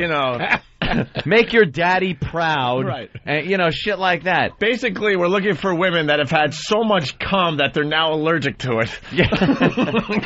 You always hear about we want what we're calling hive pornography, right. Where girls get cum on them and break out in hives because so much cum has been pumped. So much at this point, the body's saying enough. It's rejecting cum like a bad kidney. It's just through osmosis. They've gotten so many male hormones. They have balls just from the cum on their skin seeping in. That's how much jism. That's who we're looking for. Yes, that's basically what we're saying out there. There's a way to word these things where women will come down. Exciting, adventure, curiosity, uninhibited. Yeah. Words like that. Well, here's Steve C. live from Las Vegas, Nevada. Steve. Yeah. Hold on. I'm writing down what Aunt just said. That's going to make a good promo. Oh, is it? Good morning, boys. Hi, Steve. Sleep well? I can't.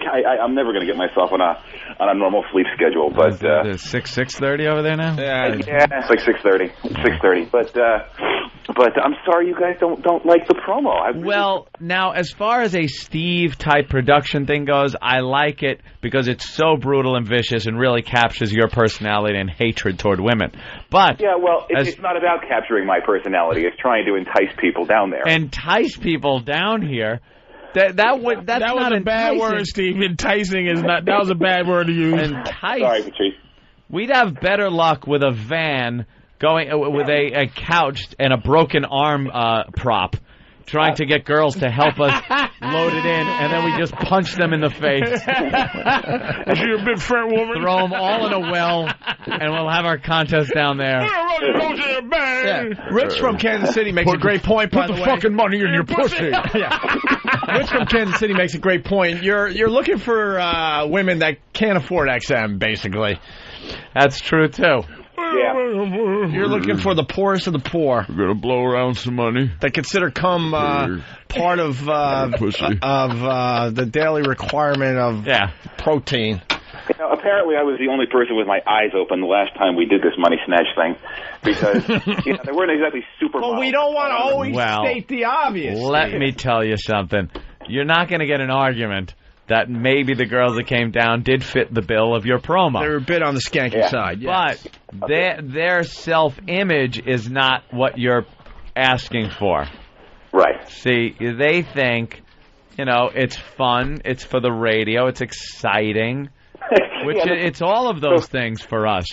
And the second they walk through the room, all right, get naked, here's a rubber, right. money in it, yeah. Go. Take your clothes off, jam some money in you. There you go. Hey, how's Vegas there, Steve? It's you know what? It's top notch. Hot Movies is flying me out here to do the to go to the AVNs and do what I usually do, which is ask humiliating questions and get called a faggot. Yeah, you're collecting a lot of audio for the show for next week. Yeah, well, not today's going to be the first forum into the first entry into the expo, and I'll head down there with Jimmy later on. Well, one of my favorites from last year was the bear. Remember the gay gentlemen that are big and hairy, and they call themselves bears? And Steve talked with one of these gentlemen, and that was where this very clip came from. Grr. The bear wanted Steve to growl like a bear, and grr. That's what Steve did. That's him grr at the AVN. Yeah. Yeah. This is the hardest part of this whole process. It's not. Look, this porn thing has gotten bigger and bigger every year. I mean, this year the AVNs are at the Mandalay Bay Event Center, which is basically an arena. I mean, it's not in for up until then it's been in a large banquet hall. For lack of a better phrase. But it's huge this year. I mean, there's porn people all over the place. I mean, there's CES people, sure, and then within 5 feet of them, of the CES people, is some bleach blonde woman with big fake tits and collagen in her lips. So they're really all over the place, and it's just getting. I hate that look. That collagen has fucked so many women up. You know who got it recently? It was hysterical. It's going through the channels, and that Smallville was on, and I guess is one of these gimmicky, gimmick episodes. They had Lois Lane from the original Superman movie playing some character. So it was, what the hell's her name? Kidder? Yeah, Margot Kidder was on. You remember how she had 0 lips and no lips at all? She is a duck now.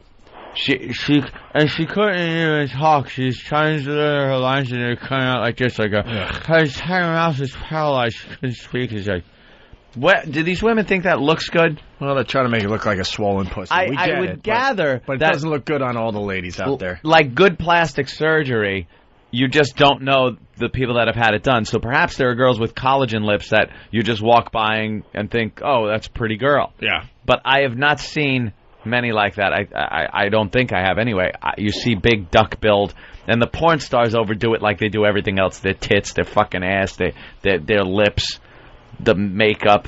They just are disgusting, Steve. No, I was reading an article recently. They said high def is ruining a lot of pornos. Yeah, well, because now you can see the pimples on the ass in high def. You can see the scars. You can see the stretch marks. You can see the cellulite. The same way high def is fucking up the news and a lot of network television is fucking up the porn, because all of a sudden you're seeing all of the imperfections and pockmarks on the. Don't fucking film it in high def. Yeah. What are they, crazy? What are you looking at? Wow, I really enjoy the lines of resolution on this. You can really see the cum flying into her face. Like it's almost like I'm there. It makes it more appealing to me. Like really, I enjoy. You want to see regular? Well, I enjoy the reality of whatever. Bump might be there. Mm-hmm. I enjoy regular porno, like regular people porno. Aside from like the stripper with the fake tits, and the guy. The huge cock, he's fucking for 8 hours straight. Did I tell you what, this Asian video I saw that I jerked off to?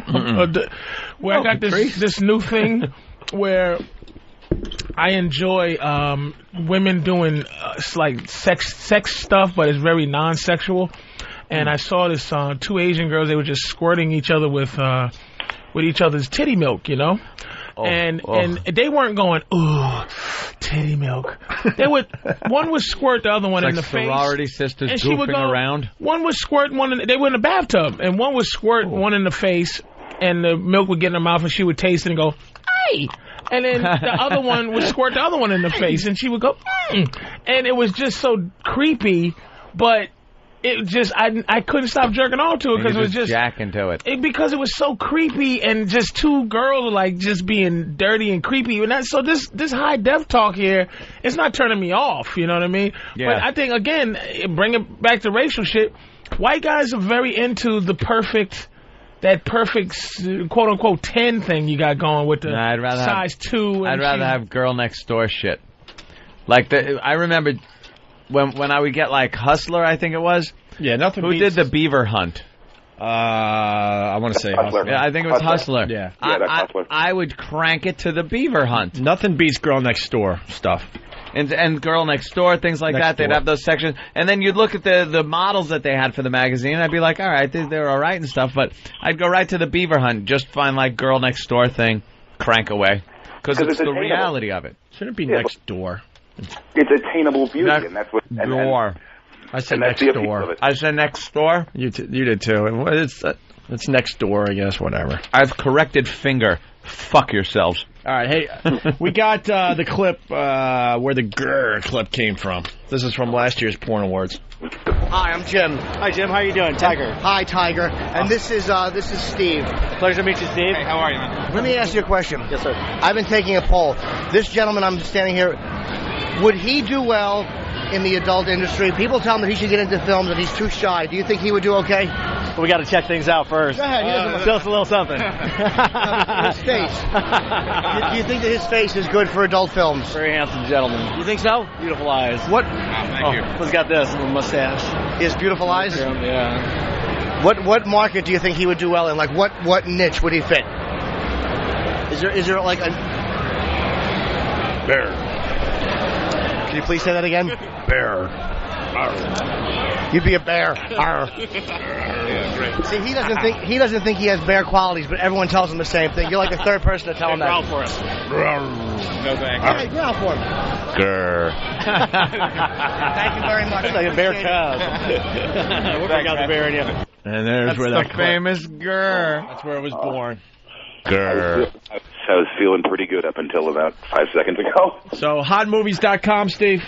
Yeah, hotmovies.com really, really hooked me up for this one. First class all the way out, and the room is great at Mandalay, and I'm going to hit the expo later on and get more of that wonderful audio. Has Jimmy been turned down for any photos yet, or anything happen, any drama? Any Jimmy stories? No. Jimmy flies out. Jimmy's actually on a plane right now, I think. Oh, okay. And I'll be hooking up with him in a little bit, and I'm sure there will be plenty because there's supposed to be a lot more celebrities, like regular celebrities at this AVN show. All right, it was pretty good. Kenny was pointing out all the locations that Jimmy got turned down for a photo. We saw the actual Gene Simmons location outside that men's room. Gene Simmons. It was like, ooh, that's where it happened. That's like a famous spot now. Yeah. In Opie and Anthony land. Oh, yeah. Well, Gene's going to be here this year, and I'm very curious to see if he even knows who the hell we are. Who gives a shit? I know you don't. Hey, Steve, before we let you go, any news, anything you want to talk about? No. All right. No. A little gossip, a little chat, razzle-dazzle. Oh, shit. No? All right. No, maybe later. This is uncomfortable. I love it. What? Oh, it's just uncomfortable. Wait, what was Steve saying? Maybe what? Maybe later on today I'll have some. All right. What are you doing in my house? What are you doing in my house? We're just hearing things. What are you doing in my house? We're hearing things. That's terrible. I'm sorry. Yeah. No, nothing's wrong. Just stay in the living room. I'll handle it. What's my problem? You're in my fucking house. We're just hearing things. Why not? Get the fuck out now. Get the fuck out now. A message for Whackbag and go. Grr. And go. That's terrible. I'm sorry. Who's going to start it? No.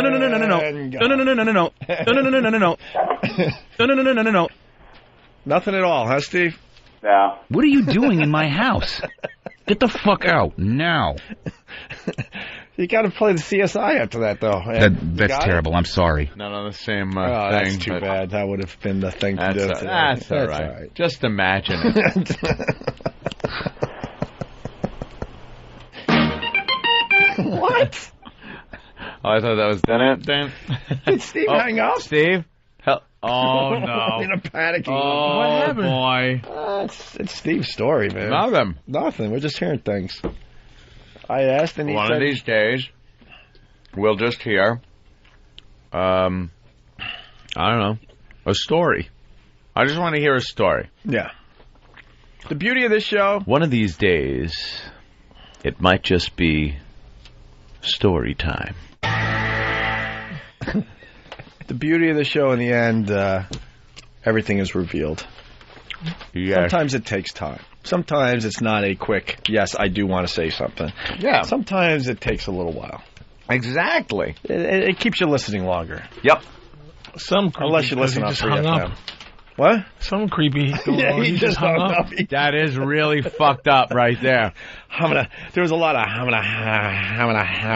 think we're going to get fired off a nice email. Let's go to Schwoogie. Schwoogie! Hey, boys, what's going on? Love the voice every single time. It makes me think of Ant's bit. I know you're not 7'8" in the 6th grade, but you have the voice of one of those guys. Pituitary gland neck. Yeah. Oh. Yeah, and if you like the girls next door type look, you gotta check out this one chick, Sunny Lane. When I was, I wish I could do the bit because it's one of my favorites. But Sunny Lane. Sunny Lane. Yeah, Ant would love Sunny Lane. What's that about, Schwug? Just a typical girl next door who's important. Nothing whatsoever fake about her. Sunny Lane. Get her on the show. She is a good girl, as Norton would say. Was that the one that was related to Sunset Thomas? No. No. Mm-hmm. All right. Just trust me. Look it up. All right. Later, boys. All right, later. I will look it up. Let's go to Eric in Nebraska as Anthony Googles Sunny Lane. Eric. How's it going? What's up? I just thought I'd help throw Steve under the bus. You ought to play the promo for the money snatch he was doing before Christmas. I think it's worse than the one you just played a little while ago. It is worse? You want to go there, Ed? Or I think we made our point with the other one. Yeah. Oh, yeah, Sunny Lane's very girl next door-ish. Bit on the chubby side. Really? Well, I think she's Which got one are you looking at? Well, the picture that Than threw up. When she was bent over there. The bent over one? Yeah, she could lose about 5 pounds. Really? Yeah. I didn't notice. Look at Patrice shaking his head. Oh, there's a nice shot. All right. Oh, she does the Hitler mustache and spreads her legs, though. Ladies, Hitler mustache is fine as long as you're keeping your legs together. The second you spread them apart, it looks like a big thing of weeds that aren't supposed to be there because everything else is fleshy, and then about an inch or so above anything is just this tuft of hair that doesn't make any sense. All right. Stop it. You know, Steve has no choice. He has to call back because he's sponsored by HotMovies.com. HotMovies.com. So he'll be calling back either later today or tomorrow, certainly. Oh, little gossip, a little chat. Razzle dazzle. He hung up, though. That's what's yeah, strange. he hung up. He never has Steve done that before. Has never done that. You're right. He went into hamina mode. Hamina, Mr. Marshall. Hamina. All right. We'll do this, and then we'll come back and do something else. How about a little variety? Greg Hughes and Anthony Cumia have announced we hate women, and we butt sex each other. No, we shan't be doing that. The Opie and Anthony Show. Which one of you guys could eat my ass right now? It's fantastic.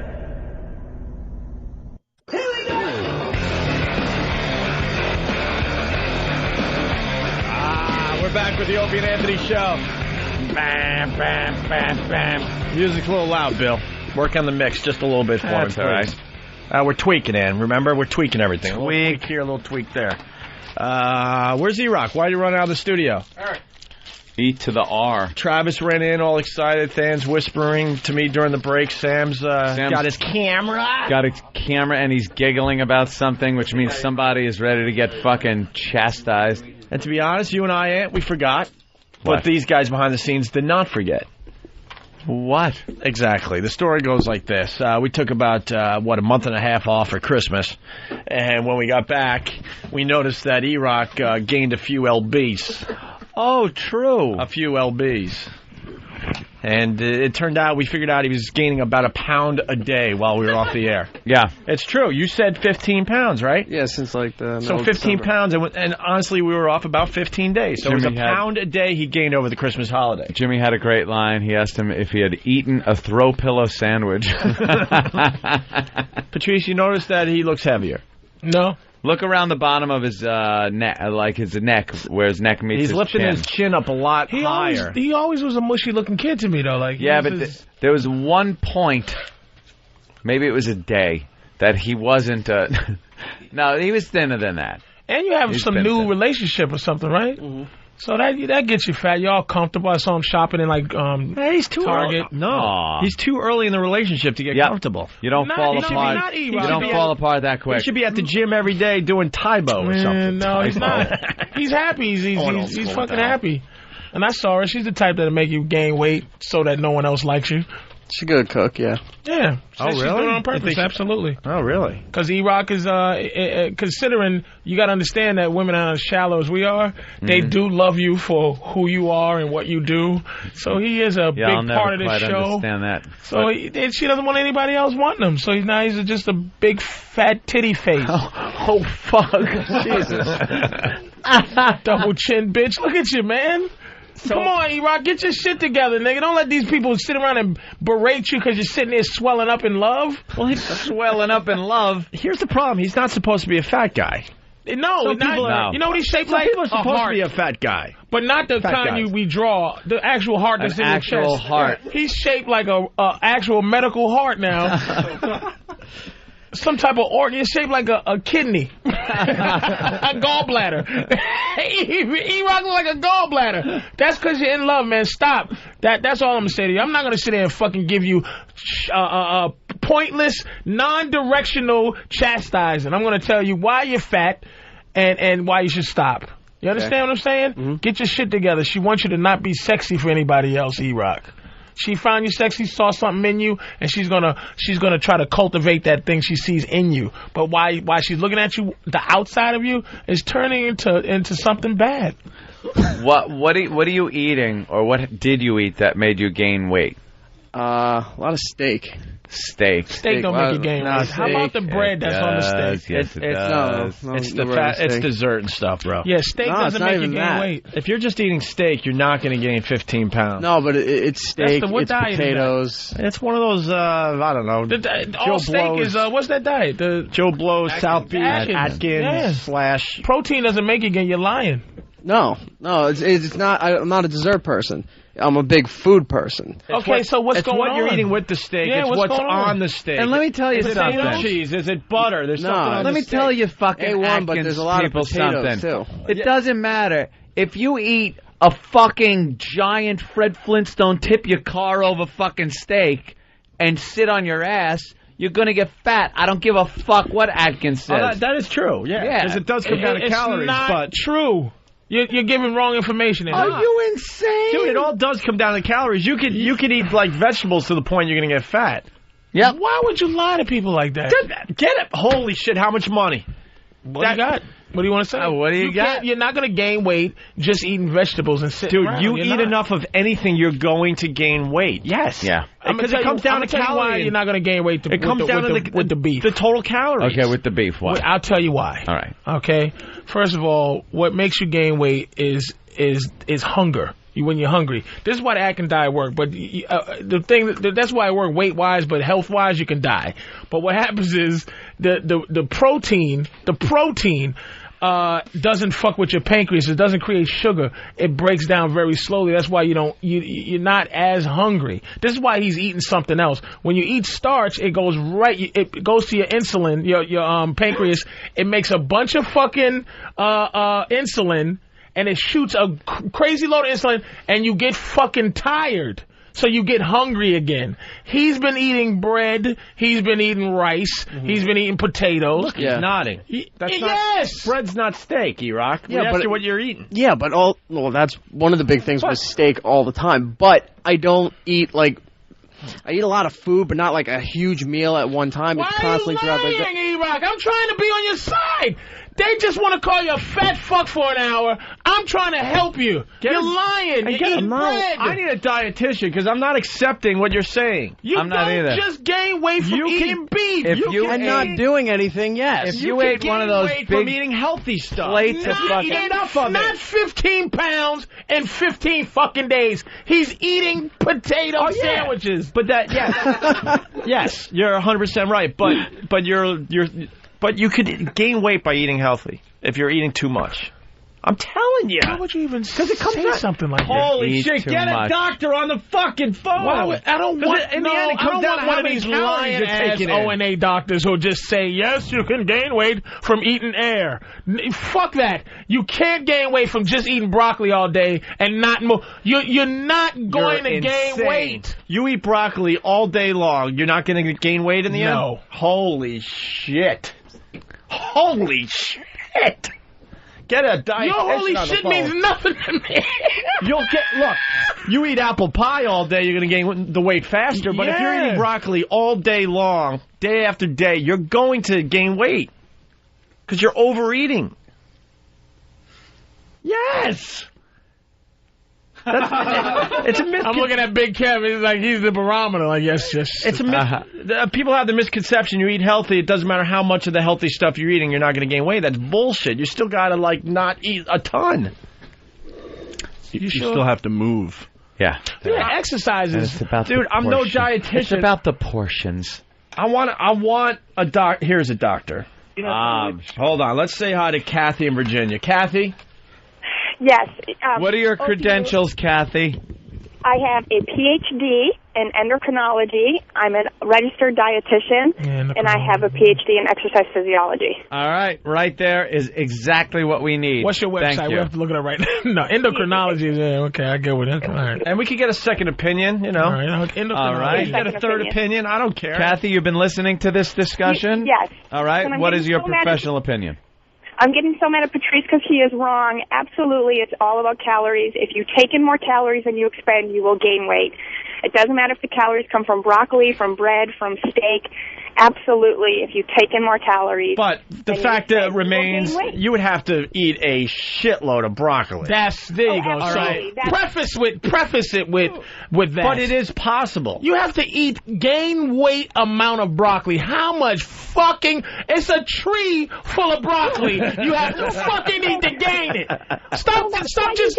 That's why people don't gain weight when they eat healthy diets, because you're not going to eat 2,000 calories worth of broccoli. Why wouldn't you say that first instead of, I'm still mad at you, Patrice. When you add that you eat 2 steaks, you will gain the weight. You have to eat an entire forest full of carrots for you to fucking gain weight eating vegetables. But it's possible. Because the initial thing was brought up was steak. And the fact is, if you eat a lot of steak, which is a lot different than broccoli, you're going to pack on some pounds. But don't you get ketosis, ma'am, from eating? No, ketosis.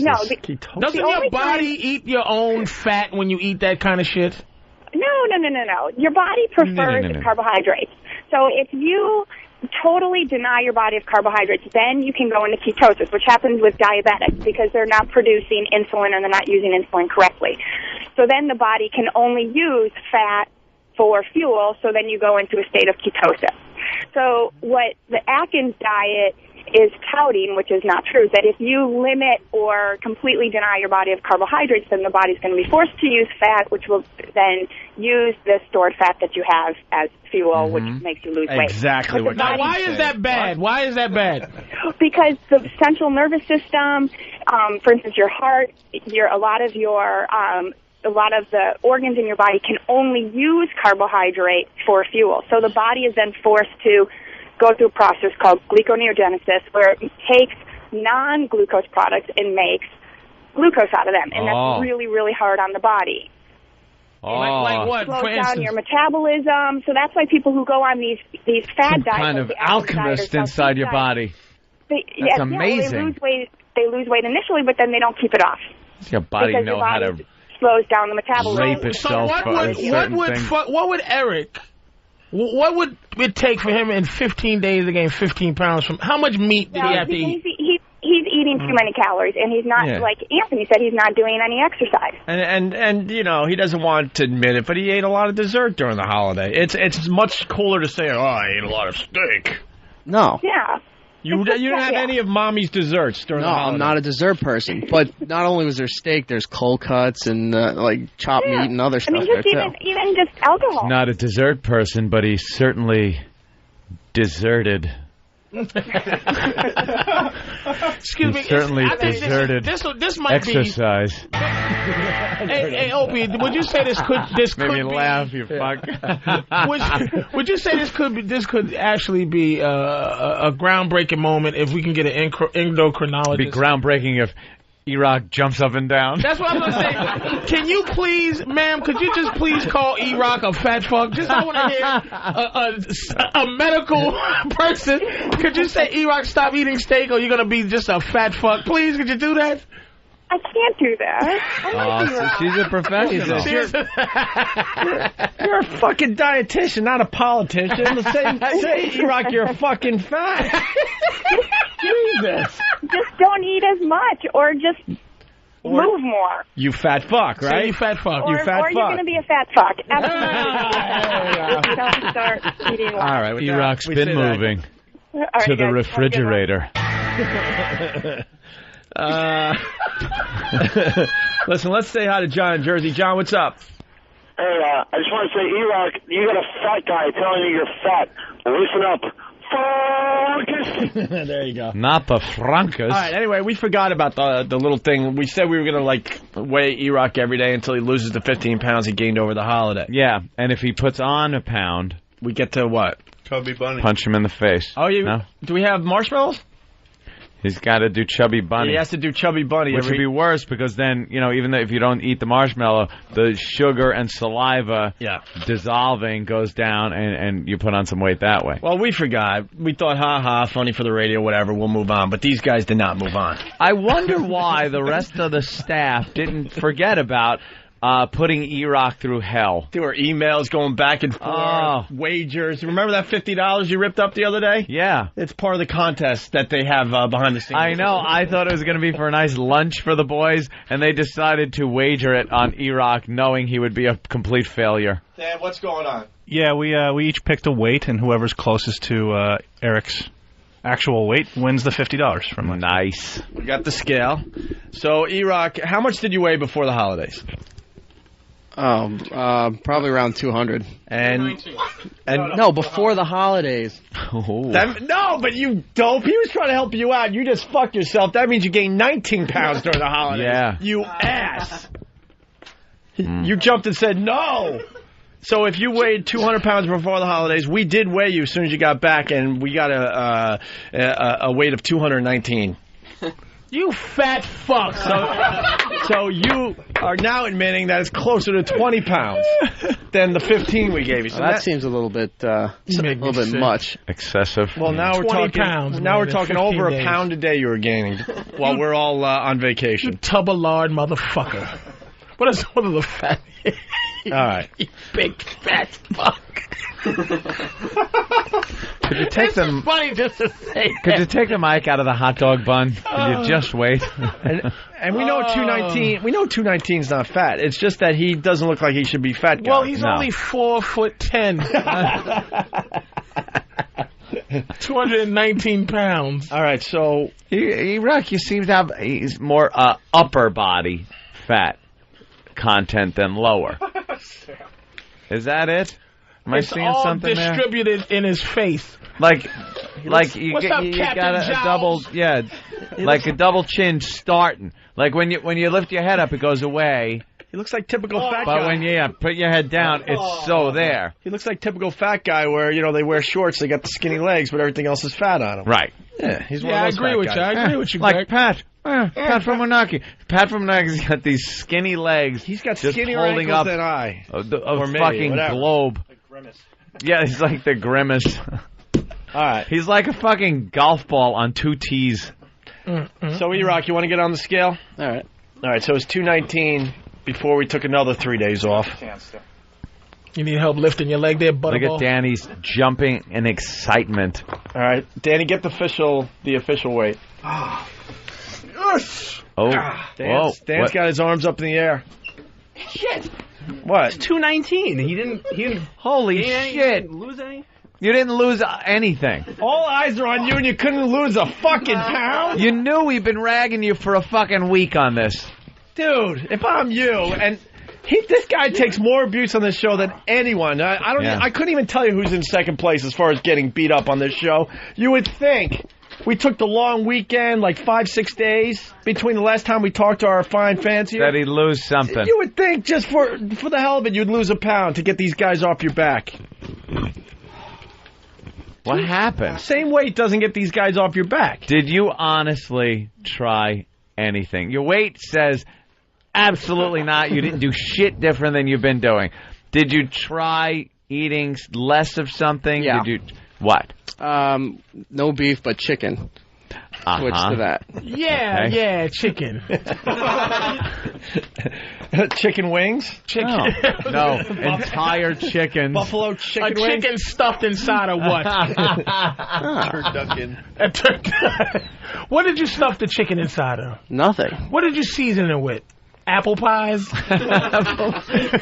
I wish, but he would never be honest. I wish he would write down everything he eats and bring it in. He's not going to be honest because he did not. First of all, I'm not he buying it. He walks around enough to not have gained 20 pounds. He walks around enough. He walks here. He walks outside to not have gained weight just by eating some fucking chicken. I know I'm a fat guy. Chicken. I've been dealing with fat from the rest of my... I know that you've been eating wrong, Eric.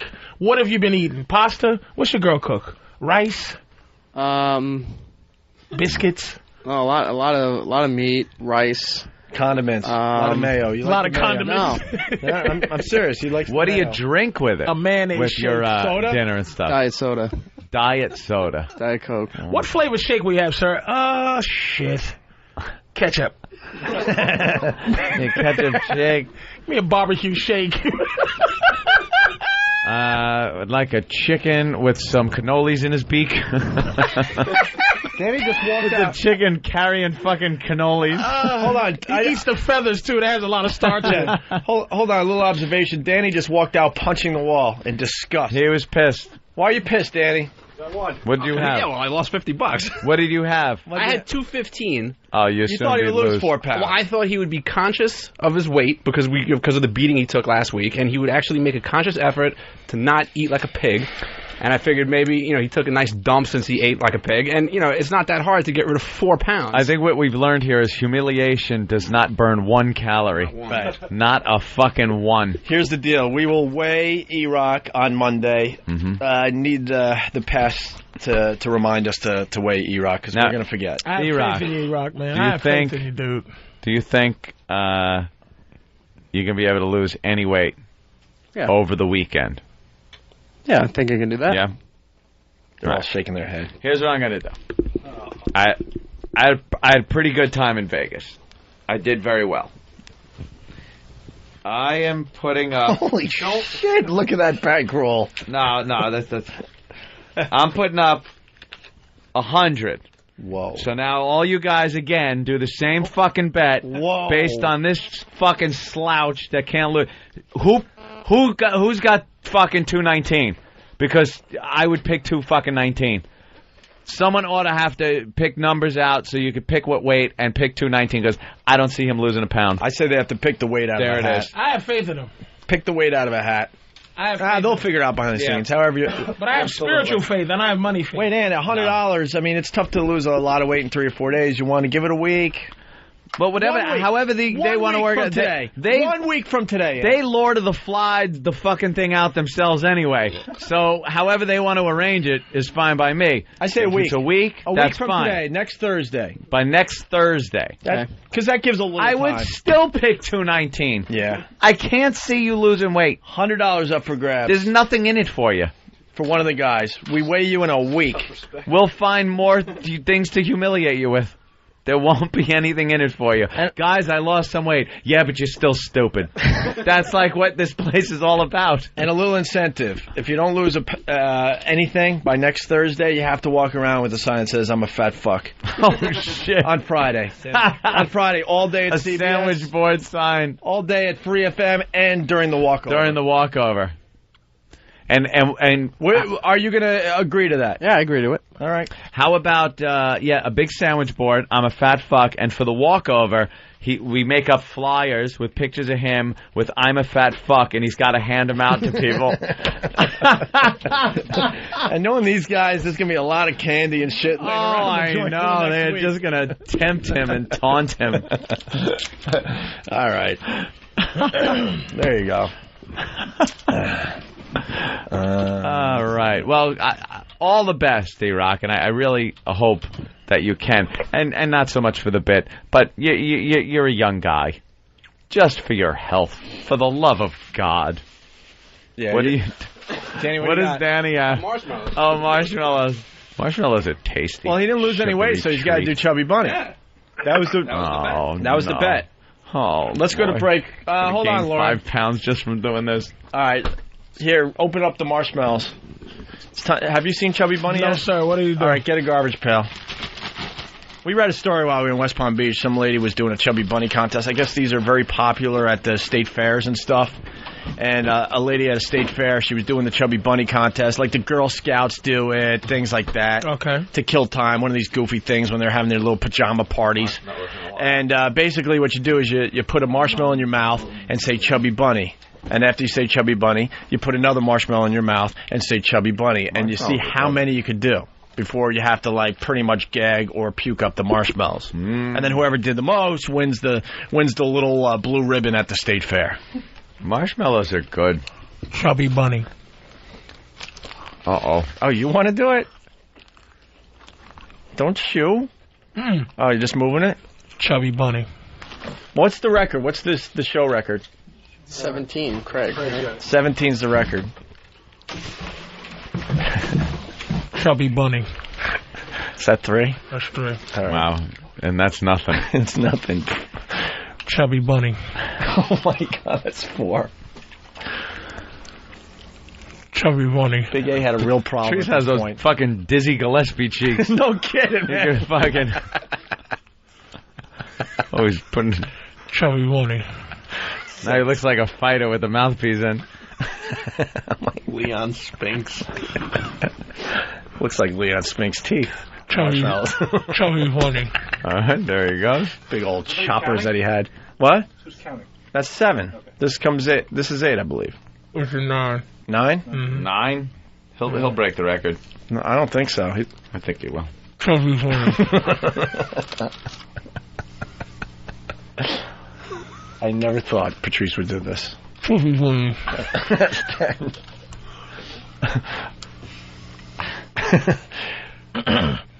Chubby Bunny. Wow. I like his technique, by the way. Keeping the mouth open.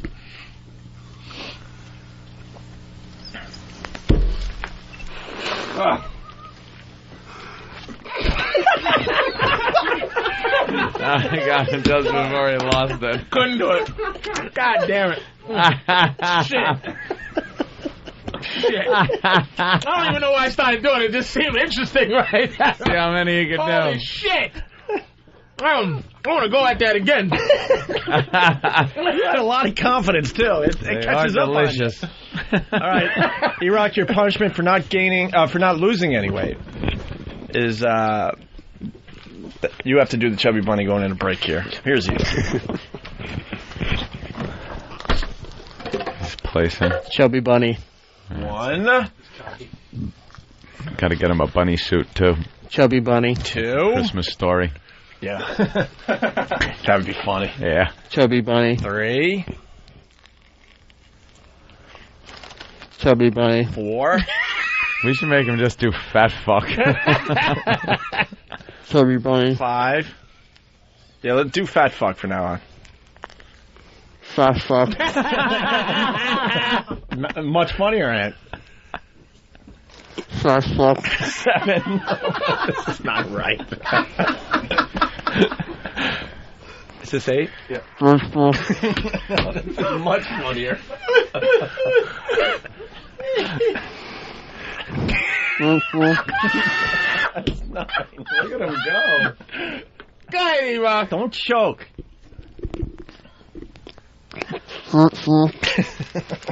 This is so dangerous, man. 10. Here's 11. Oh, you can hear it mushing. I think I had more than 11 in my mouth. It got to be Erock. What are we up to, Dan? 12? Yeah, that's more. It's 12. There's 12. Wow, he's good. Do your thing, buddy.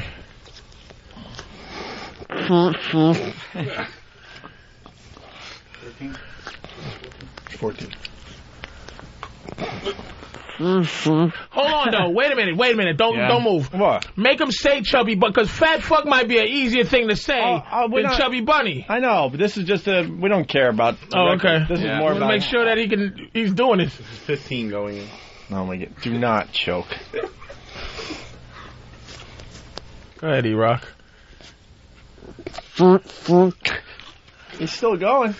How many got to be? 3 more to beat the record? This is 16 going in. Next one ties. Oh, shit. Big Kev's on it. Uh-oh. He's gagging a little. It's a little drool. Little choking going on. This is a tie right here.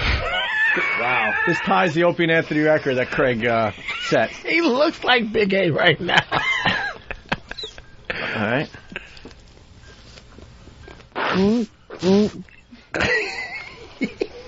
Is this for the record, Big Kev? This is for the record. He's turning red. There's definitely some problems going on. Holy shit. There you go. There you go. That's what stuff it in. Wow. You beat the record. Wow. Oh, 19 going in. 19 going in. Oh my God. That's he's gagging. He's gagging.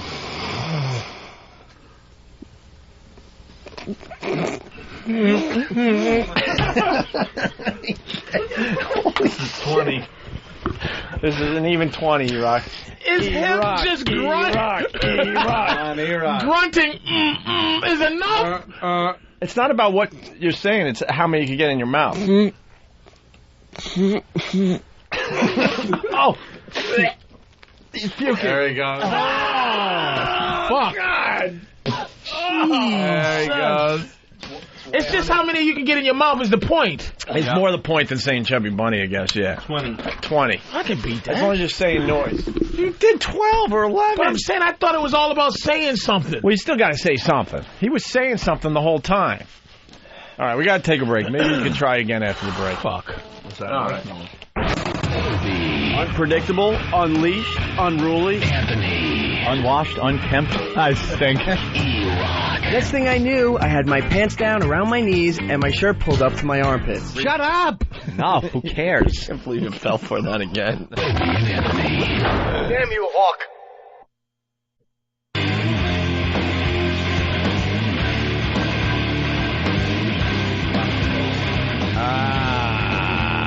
We're back.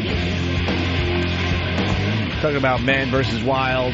Patrice turned me on to the fact that there was a better show called Survivor Man. Much better. And then someone from Pal Talk, as they were listening in during the break, they told me that it's on the Science Channel or something like that. So I'm going to go try to find that because I love Man vs. Wild. It used to be more.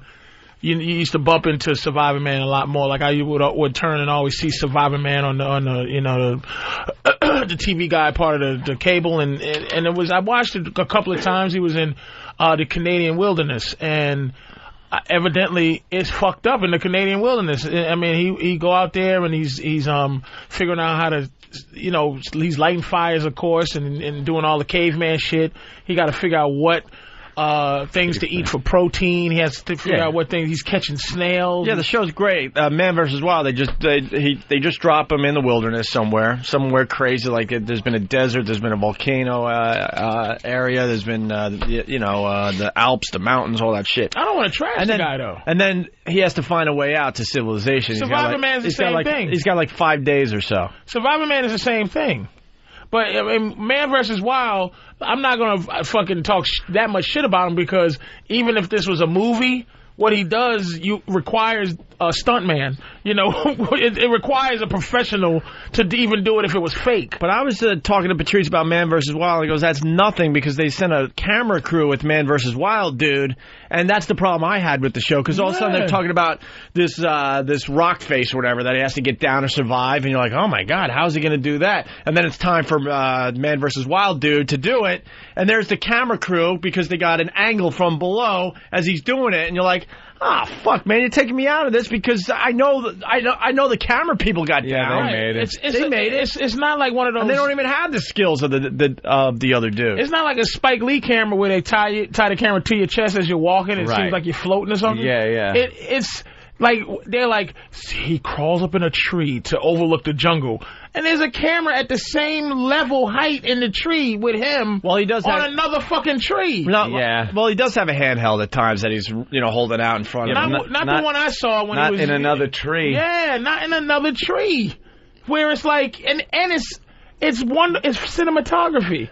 It's done well. Yeah, well, Man vs. Wild, they took Survivor Man and made a better quote for TV because Survivor Man, what you told me, I haven't seen it yet, it was just the dude with his own camera. And you know, he would do things like, okay, it's raining, and then the camera would go, and you're like, oh, shit, this nigga's getting ready to die. And then it'll come on tomorrow where, like, I'm sorry, battery, and something happened, and who knows, they could have flew in and gave him a new camera. Exactly. But the cocksucker is giving off the thing like he's by himself, and the whole thing is, if he doesn't meet them where they're supposed to meet at the end of the week, then they come looking for him.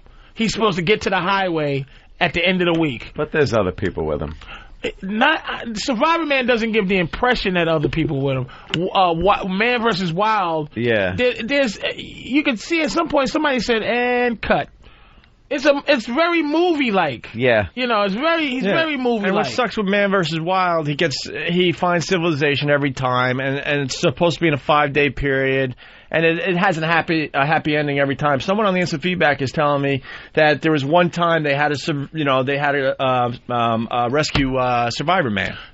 He's in deep shit. See, that would be cool because I'm a big fan of Man vs. Wild. One damn time he's like, fuck, I can't figure this out. Put him in enough shit where he needs help. And then they show what happens if he can't figure shit out because, there's been a few scenarios where he couldn't figure out shit. What does he do? Does he have like a satellite phone or whatever? Exactly, a very special cell phone episode of Man vs. Wild. Like I thought this river was going to lead to something, but instead it leads to a 500-foot fucking waterfall. I'm screwed. Guess what, guys? I gotta send in the chopper.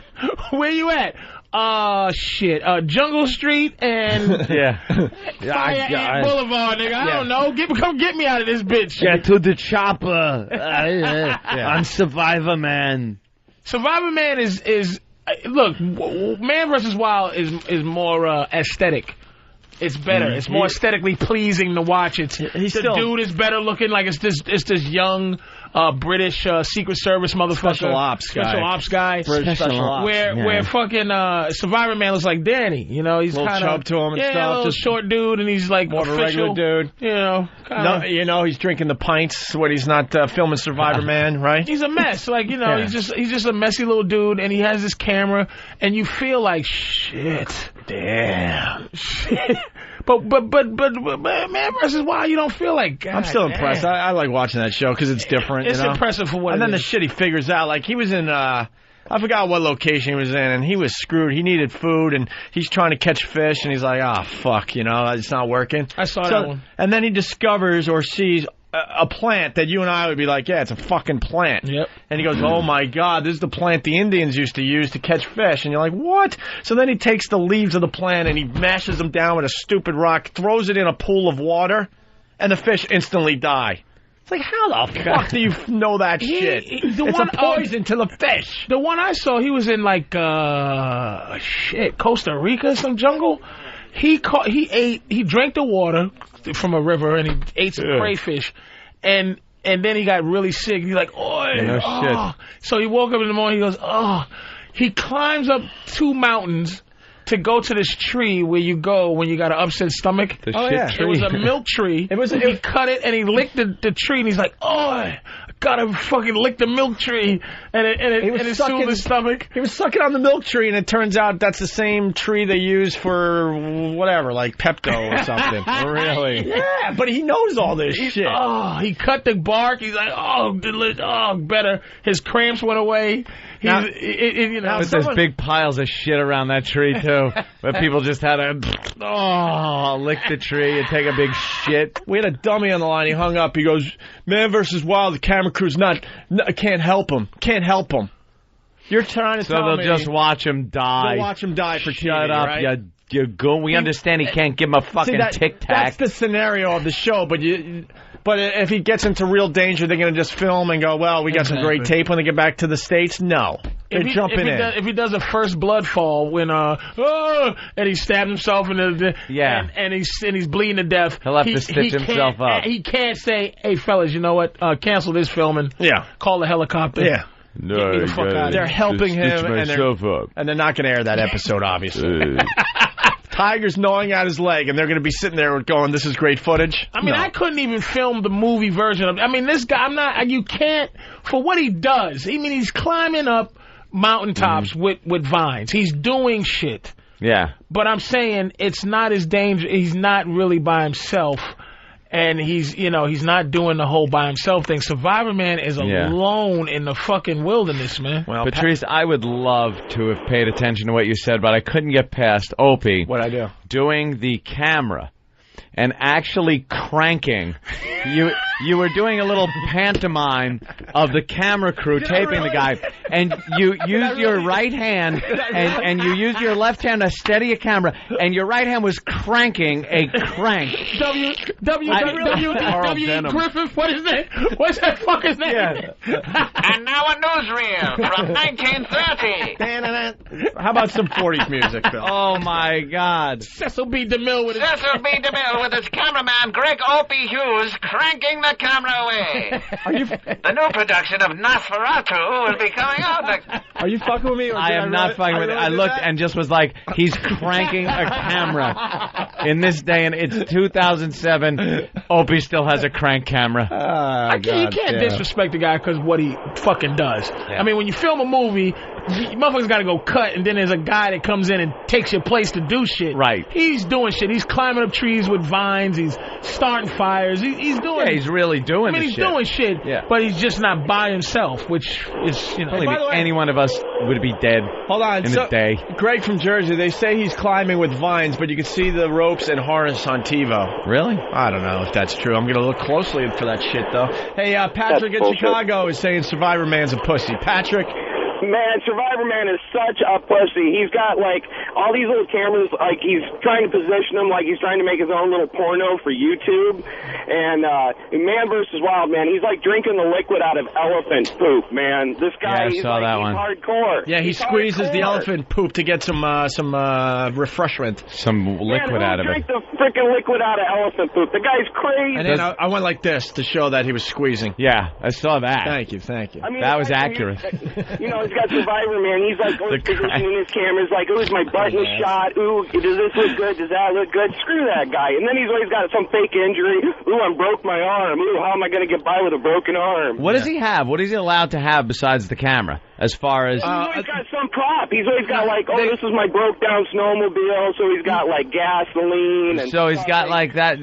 How does he start a fire? Well, but this guy's not being fair, though. Hold on. He's got a leftover battery. And Man vs. Wild, the dude's got a knife. That's all he got is a knife. The Man vs. Wild dude's got a knife, and they give him a flint. Sometimes they give him. And other times you do watch him just start a fire. He was just sitting there. Hold on. He's misrepresenting too, because the guy. Here's what Survivor Man does. He reenacts as if this is how you would really get stuck in this situation. So when this dude is telling you he has a snowmobile, he's riding his fucking snowmobile somewhere, and he reenacts, wow, I broke down, how someone is going to end. This fucking Man vs. Wild guy, he puts on a cape and he flies out of a plane into the fucking jungle. That's his purpose. Survivor Man kind of just ends up stuck somewhere. Ends up like fucked. a fucking person. Like a real Hold on, person. let me add to that too. Yeah, Survivor Man. So it's something that could possibly happen. You're on your snowmobile way in the wilderness. You run out of gas, or whatever. You're like, holy shit, I'm fucked. And then he's basically showing you, well, you know what? Maybe you could use some parts of the snowmobile. Like the fucking Chinese guy that when the family got stuck. That's what Survivor Man does. That Chinese guy where it's like, oh my God, we took a wrong turn. He walked in the up and Oregon took his clothes off, and I fucked up. I really fucked up. You know, the whole family didn't jump out of a plane into fucking the goddamn mountains. And Man vs. Wild, like he has a flint if he's in a snowy, in snowy terrain, because you're not going to find dry shit to start a fire. Yeah. But then if he's like on a desert island or whatever, then he doesn't get the flint because it's easier to start a fire. Sticks and shit. So he doesn't get the stuff that maybe that Asian guy needed to save his fucking family because it was snowy Oregon fucking wilderness. Why'd he leave the car? Where was his flint? Why'd he leave the car? Did you see Man vs. Wild dude in Among the Icebergs in a rowboat? No. So he's in I don't know, Alaska, right? Yeah, Icebergs, Alaska, North Atlantic. This is only a 12% trashing, only because I respect this fucking Man vs. Wild guy. It's still a good show. We're just picking it apart. Right, I'm being an asshole, a logistic asshole, but that guy is amazing. But it's like some shit you just go, come on, man. Well, he's filming. Yeah. Well, my example, he's filming stuff to make good TV, obviously. So he's in Alaska. He gets down to the water, and there's all the icebergs and floating ice shit all over the place. And he realizes he has to cross this thing or whatever. He happens to find a rowboat at an old like hunting area that's now closed down, but there's a rowboat there. I'm sure that was there. So then he starts paddling, makes a homemade paddle, and he starts paddling through the icebergs, saying how dangerous it is, and one of these icebergs could, spring a leak in this, and if it happens, I only have about 2 minutes in the water before I'm going to die, right? Yeah. So it's like, holy shit, that's pretty fucked up. He gets about 200 yards from shore, from where he'll be safe, and conveniently, the rowboat is now filling up with water. And I turned to Lindsay. I go, they punctured a hole in the boat to make good TV, obviously. He built his own Let me tell you something. One episode, he had a soccer ball named Wilson that he was talking about. but he punctures the hole to make for dramatic TV, knowing he's going to get out. He has plenty of time. Of course he is. Because he's not going to take that chance with a leaky rowboat when he starts out on his journey, knowing that he would be fucked in the middle of this thing. So he does things like that, obviously, to make it a little more dramatic. Yeah, see, that's bullshit. But still a great show. I don't like that setup shit. Someone saw the show where they had where they had a rescue Survivor Man. Mark in Boston. Yeah, morning, gentlemen. Hey. That episode of Survivor Man? Yeah. Where they had to rescue him? He was simulating a boat going down, and so it was just him in a little raft out in the middle of the ocean. And they had, like, a crew on standby in another boat a couple miles away or something. And this huge storm rolled in out of nowhere. And so they had to get him off the raft or else he would have gone down. But at least he admitted that, you know what, I didn't make it this time. See, I would like to see that with Man vs. Wild. Well, they put him back on the raft, actually. Like, the storm passed and they put him back on the raft. Yeah. So he tried his hardest, but... All right, thank you, sir. Let's go to Jay in Jersey. Jay? Hey, what's up, guys? Hey. Patrice, I saw you stand up, man. Fucking hilarious. Anyway, dude, that guy's a dick. Let me tell you why. He, one time he went over there and he's trying to find, like, some bait to go fishing or whatever.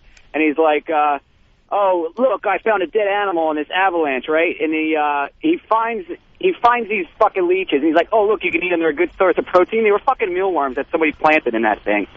And it was dog shit, dude. Totally fake. And then you could tell they were mealworms. He's saying they're leeches. And then another time he's like, oh, look, we could cross this path by this old bridge. It's brand new friggin' rope that they What put worms? Crawl. Mealworms, yeah. Yeah, I know. The white, maggoty, yellow things that look like... we've had them for the 55-gallon drum challenge. Hey, so wait, this is Man vs. Wild you don't like, or Survivor Man? Which guy's the skinny guy with the brown hair? That's Man vs. Wild, special ops, British dude. Dude, that guy's... It's fake, dude. He's making good TV. It's making good TV, but I mean, go out there and do it, on your own without having guys prop shit over there and saying, oh yeah, I just found this goddamn leech off of this dead animal as he's sucking down mealworms from the pet store. I gotta beat myself up, or actually, I gotta go to Ray. Ray in Virginia, go ahead. Hey, Opie, I just wanted to ask you, where is a desert island, and is that where Erock is? Damn, you took my line. I was going to come back strong. I was going to say it's an island where Erock hangs out on. Desert island. Motherfucker. I went to this knowing I could pull a huge comeback, and he I know. The line. Some other guy was bashing me. He goes, Anthony, what's Lard of the Flies? I said, that's Erock's version of the story. Lard of the Flies. That motherfucker. I don't remember saying Lard of the Flies, but perhaps I did. Like, threw in a nice lofty softball and then ran to home plate and hit it himself. You fucker. Bastard. All right. When we get back, we're going to... we're gonna do an anchor guy. He said the F word, but it's kind of funny why he did it. Oh, nice. And then we'll get into line of the day. This is a very special show. It's about being able to do the show we want to do. Prison sex. Give it to me. We know what guys want to hear on the radio. Adult-oriented subject matter. Look at those jugs. They won't exercise restraint. This is gonna be an awful show. Hold on tight, kids. The Opie and Anthony Show.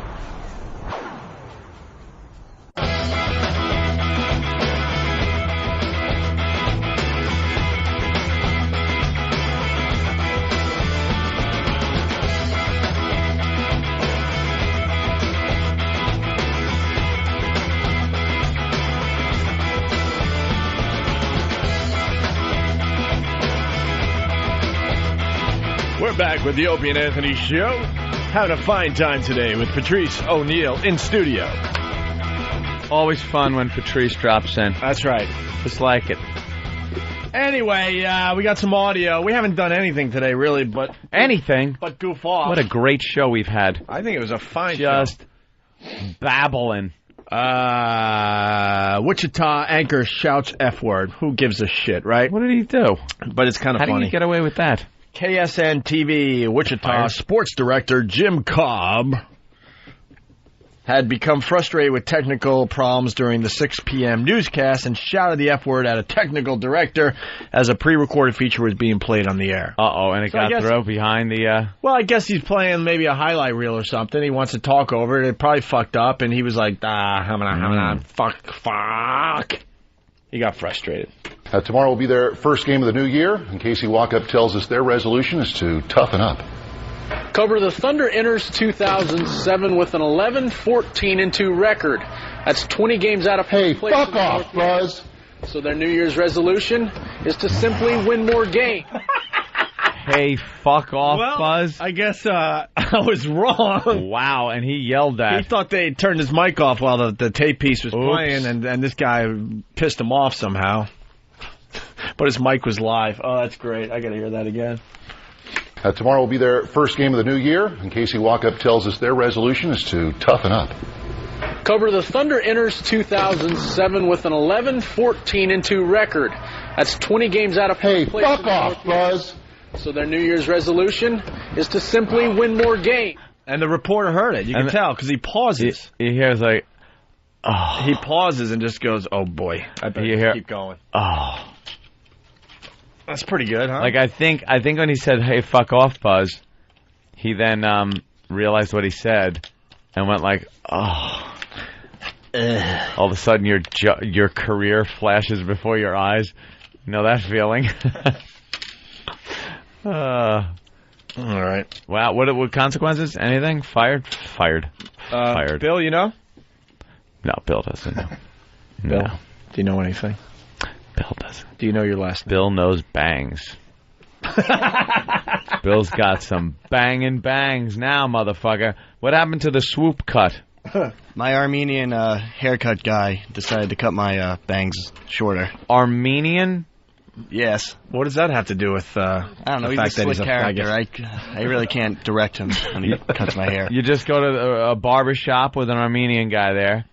Yeah. And he went straight across and cut him kind of short. Yeah. That's what we call the bowl cut. Yeah, me and my girlfriend call it the retard hair because it's got like the retard bangs that are really kind of short. It'll grow in. Your hair grows like weeds. Yes. But yeah, that's it. Take your headphones off for a second. Okay, that's great.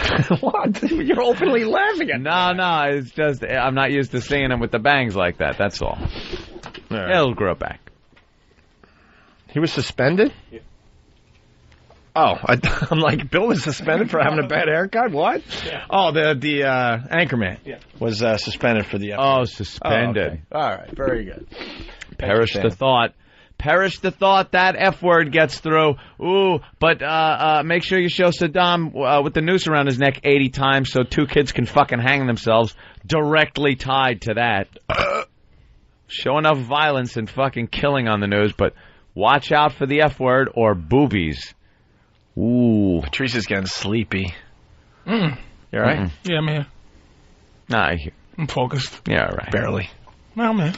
Yeah, you're fine. Yeah. We all got up so early. Yesterday never existed. It didn't. Got home, went right to sleep. When the history of Greg Opie Hughes is written, it's going to be noted that January 10th, 2007 never existed.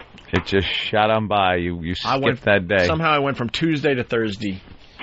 Lauren from New York City. Yes. Hi, Lauren. Hi. How are you? I'm tired today. Wow. Oh, excuse me 2 seconds. What's the problem, Opie? I ran out of deodorant about a month ago. A month ago? I said, you know what? I don't need deodorant. Fuck that. And I swear to God, I just smelled an odor. And no offense, Dan. I'm like, wow, Dan is barking today. And then I realized it's me. Wow. When was that shirt laundered? Why, is it stained? No, I'm just wondering. I Yeah? keep my laundry up to date. It's okay. one of the things I do. Oh, okay. You do. You know what? You know what I've learned to do? I keep deodorant everywhere. Yeah? Everywhere. I keep it in my house so that way. There have been some mornings I've been so groggy I've walked out of the house and gone, shit, I didn't put on deodorant. Open up the console, driving down the road, putting on deodorant. I had some here. I don't know where it went. Well, I could use it right now. Didn't we have some of the spray? Here it is. I'm going home. Wow. There you go. Oh, little refreshing right guard. Oh, my God. By the way, like a fucking gymnasium. Bad hygiene motherfuckers. Just stink. You just should stink for I don't care. For the punishment of it. For the punishment. Put salt under there or something. That helps out, man. Salt does help. Salt. Fucking salt. It helps the fuck out, man. What kind of shit is... No, you can't say something like salt, and then when we call you out on it, go, man. If you put salt on your arms, that shit will take the smell away. For emergency cases, you know what? You two cavemen smelling motherfuckers. I forgot. I use my deodorant every day. I forgot to tell you, Aunt. Wash. We all went down to Atlantic City for New Year's for Jim Norton's show. Yeah. And we were down there, 2 days? Something like that. Yeah, 3 maybe, 2.5. I forgot to pack underwear, so I had 1 pair. Ooh. And then I was too lazy to go buy it. Because especially in Atlantic City, you can't just go buy underwear. You have to leave the casino, go into the projects, or go into like the shithole that is the rest of the area. Yeah, you got a few stores on the strip. You want Commando? I said, fuck it. No, I just wore the same pair every day. The shoe shine rag in his pants. I didn't give a shit. Oh, God. You got mealworms in your drawers. God damn. 2 plane trips, 2 layovers in the same fucking underwear? Funky fuck. Holy shit. No, Put Atlantic those City. marshmallows in Not your Vegas. mouth. Oh, I thought you meant Vegas. I was going to say, no wonder that chick fucking fell on her face. Put marshmallows in your mouth and say, funky fuck with 21 marshmallows. Now people are writing the history of Greg Opie Hughes. Oh. Mr. Torrance, he writes, January 10th, 2007, didn't exist. April 27th, 1985, shoves marshmallows up ass. Thank you, Mr. Torrance, for remembering. The history. All right. Lauren. Yes. Hi, thanks for holding. You're from New York City?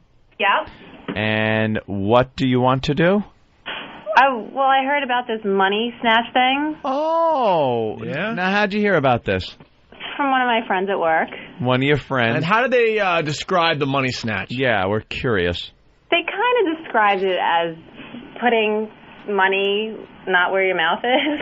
Yeah, you could use hands. You could be pretty graphic. We're on satellite right now, I know. so yeah. Well, basically, we wanted to know because Wait, Lauren, basically what Anthony is saying, what word do you use for cunt in your life? Coochie.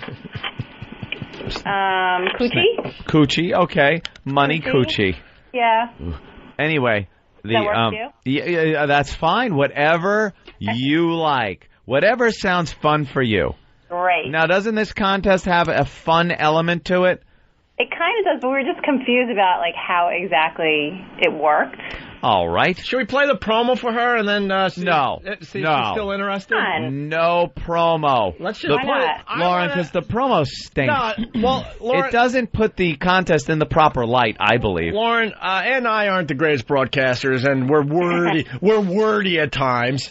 Yeah. So why not just play a promo and then we'll see what you think? Oh, no. I don't think so. Here's the promo for Money Snatch. It explains all the details of this fine contest. Lauren's busy. We're going to do. She's probably got to go. But get her information. And Bill, Lauren, listen closely. Here's the promo for the Money Snatch contest. Okay. We at the Opie and Anthony Show would like to give those less fortunate a chance to spread joy to the ones they love. And the best way we know how to spread joy is to spread cash all over the floor and blow it around the room with a leaf blower, while a bunch of screaming naked women frantically try to grab as much as they can.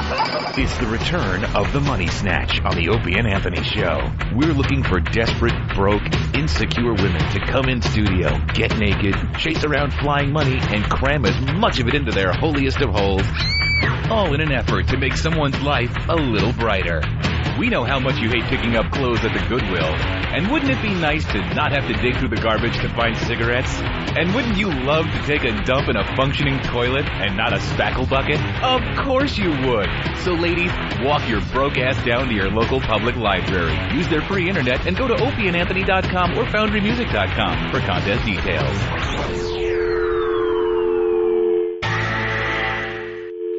Lauren? Lauren? Yeah. Lauren? See? Lauren, are you there? Lauren. Hello, Lauren? Okay. All right, that just... see, no one... We're sorry. Your call did not go through. Will you please hang up and try your call again? Yeah. This is a recording. No shit. Is it? Is it? No, I thought it was a live voice.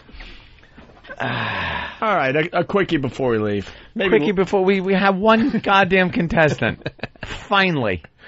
Just because a friend told her and didn't describe the promo. Just proving our point. Oh, that the promo might be a little harsh. Is she calling back? I don't Lauren? See her calling back. No. Yeah, good. Miramar are looking for a rapist who is out for revenge but may have chosen the wrong victim. Police say the victim came home from the grocery store with a child and the rapist was already inside the house along Southwest 67th Avenue. The man said the attack was payback for money owed to him by her husband and called out his name, but it wasn't the name of the victim's husband. Oh, wow. Can you imagine? Looks like the wrong person got fucked. By the way, someone's helping you out, Patrice. CSI Miami's on at 1 p.m. today on A&E. Oh, watch it. So you could catch up a little bit. You could just check it out for yourself before you go to sleep there. Wow, raped the wrong fucking... Yeah. Walked into the house. Basically, man rapes the woman. Here's the story. Man borrowed money from another man, didn't pay it back, and as payback, the man sets off to rape his wife, only he breaks into the wrong house and rapes the wrong wife. Oh. She's just baking cookies and has no clue what the fuck is going on. Yes, Stan? And her 2-year-old may have seen it. May have witnessed it. One hot part in the whole story. Oh, how awful is that? Oh. It's like, no, you got the wrong... What does the poor woman say? Got the wrong guy. The hell is that? My phone. Huh. He's got a radio show now. He gets calls. Lauren. Yeah. What happened to you? He laughs at himself. You guys hung up on me. All right, we didn't hang up on you. What happened? Yeah, you did. All right. Hi, Lauren. I say we did. This is why you can't get any girls on this. Exactly. Now, keep waiting and waiting and waiting. That promo was ridiculous, and you were waiting too long. Now, you said you had a question. Yeah, Yeah, exactly. Like, can you put it under your arms, or does it just have to be in Did your you hear hole? the promo? I did, but easy. there has to be other details. Take a breath, Opie.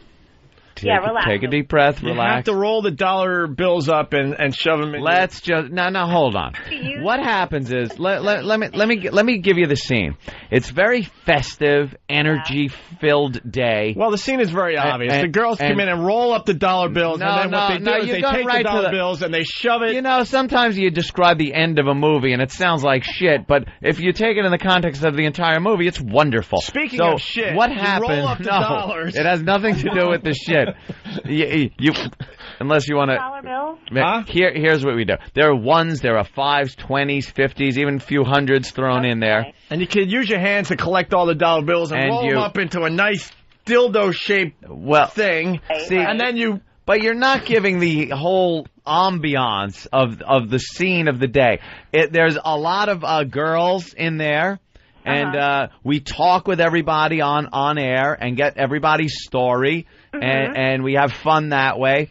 And then when the game starts, it's very festive, and a lot of money's blowing around, and you girls are laughing because you're picking up money, and then you have to put the money in your most intimate of area in any way, shape, or form you want. It's not just the handkerchief and the magician's kiss. See, money's kind of dirty. That's why you, if you want, you can roll it up, roll a condom on it, and then stick it up there. That's what we wanted to know. You could use a condom if you want. Okay. I think you'd get less money in there, or if you could shove double penetration, maybe a condom on the front, a condom in the ass. Stan has an idea. 2 condoms in one. Stan just gave me a great idea, or us a great idea. Yes, Stan? Balloon knot cash is worth double. Wow, so if you shove a 20 up your ass, it's worth $40. Yeah. That's worth it. Now you're bringing in people. See, but the whole atmosphere, very festive. And we understand. Are you a working gal, Lauren? I am a working gal. She's a working girl. You ever been in a dumpster for food or clothes? No. See? That promo is for shit. Yeah. That's not really enticing. Like, you don't want No, thank you. Are you going to do it or not? I'm thinking about it. You into it? What about any friends of yours, Lauren? You want I have a friend here that would definitely do it. All right. I hope it's a she. She is a she. Okay. She is. Well, can we hand you off to our crack staff over there and have them get your information and your friend's info? Definitely. All right. That would be wonderful. Now, doesn't it sound like, aside from, what's going on and how you have to, pack the cash in, and for some people that's a lot of fun too, doesn't the whole day kind of sound fun? It sounds like tons of fun. Yeah. You only keep what you put in? Yep. Oh yeah. So you just shove as much as you can get in. You gotta learn, because now there's a whole thing. You gotta work with time and effort. See that you could take a lot of time, and a lot of time to roll the money up tightly. And then put it in a condom. Basically, what Ant's saying is, if you're a size queen, you're going to come away with a lot more cash. So that's what I'm saying. Like Caligula fists.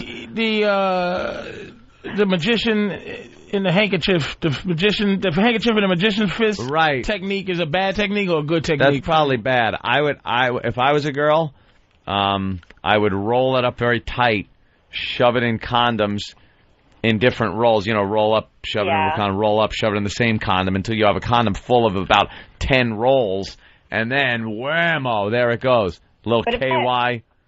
Yeah, and then you have to. Oh, well, will you shut? And then you have to queef chubby pussy as the money. What if you get one of those condoms, those dildos that have the twist tops? That's cheap. That's like a corked bat, Patrice. You can't use the equipment like that. All right, listen, Lauren. That would be like a corked bat. You could take a goddamn thermos, fill it up with cash, and shove it up there. We need the cash to be in a condom and then up there and up the ass, double the value of the money. Brilliant. All right, Lauren, you think it over. Who ain't shoving money up their ass? All right. Yeah. All right, there goes Lauren. Thank you. All right. There's something about her I don't like. Robin, I like. She's a willing contestant. Yeah, hate to rewind there, Ope, but you guys are cheering in the rapist grandstand. He's got the wrong house. That's the crime? The wrong house? Hey.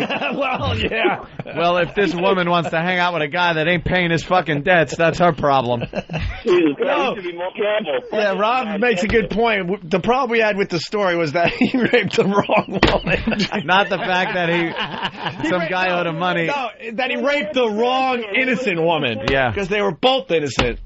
You're right, Rob. I love you guys. Bye-bye. God, thanks for pointing that out. We're a bunch of dummies. We're like, geez, that sucks. He raped the wrong woman. God, we're terrible. We are awful. Hey, line of the day. Why don't we do this? All right. Bodogfight.com sponsors line of the day. Line of the day. Here is today's runner-up line of the day. What was your line about Ty Cobb, that same bat he was using? He was beating niggas in the head with that same bat. He would hit 4 home runs and then go, you know what, I'm going to hit a nigga in the head with this one. Oh, what happened to our music? Only on the winner? Yes. Oh, yes. All right. Makes it special. Yeah, well, now everyone sees it coming. Yeah. Bodogfight.com. Go to their website, see what they're all about. They're doing that ultimate fighting thing and living in a house and beating each other up. Russians and Americans, I think. Some kind of thing like that. Go to Bodogfight.com, a fine sponsor of the Opie and Anthony Show. Here is today's line of the day. Here comes line of the day, line of the day.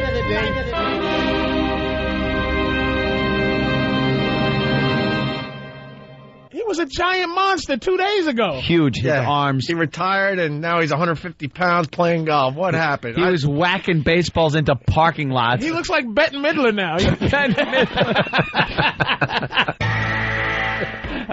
Yes, of course. All right, well. Everything's Of more course. dramatic with that. We were talking about Mark Mcgwire there. Oh, yeah. If you're just tuning in. Poor guy, he's not going to be in the Hall of Fame. No. Now that Skinny. he's skinny. All those drugs for nothing. Skinny white golf guy. Bobby Big Rigger.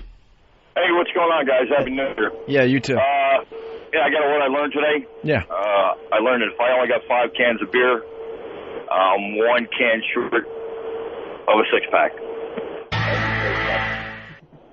Thank you. Thank you, Bobby Big Rigger. Yeah, he talked over the dramatic music, the dramatic sting. 1 pack short.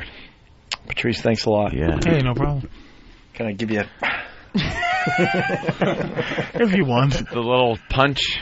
Little, hey, thank job, you, punch. trooper. Hey, yeah, I'll take You're a good egg, Noonan. All right. Yep. That was a lot of fun. Ooh. God, this week's flying by, man. I can't believe tomorrow's Friday. Wow, you know? But we can feel good because we gave everyone a great week of radio. I think we gave him a great week of radio. I think the week was so good that I think we should take Monday off. Well, in it honor is of that a fine holiday. black man, Martin Luther King. And tomorrow is actually Tuesday for you guys, so it's like a midweek show. Oh, yeah. The excitement will be amazing for the people. Actually, because everyone's going to be yelling and screaming. This is Greg Hughes, the actor that plays Opie on the Opie and Anthony Show. Oh. We will be working on Monday because we don't acknowledge the black man. Well, I wouldn't put it that way. I would say that for years we have just worked on Martin Luther King Day. For some reason, we don't get that off. Pieces of garbage. I would love it off. You know what you motherfuckers get? White people got Coles Day. You get y'all. You know what you get? You get you get the day off when the first white man invented the trolley. You get that day. Yeah. Off. You know. Yep. That's a good bit for Monday because they still haven't made an official day off, right? Martin Luther King.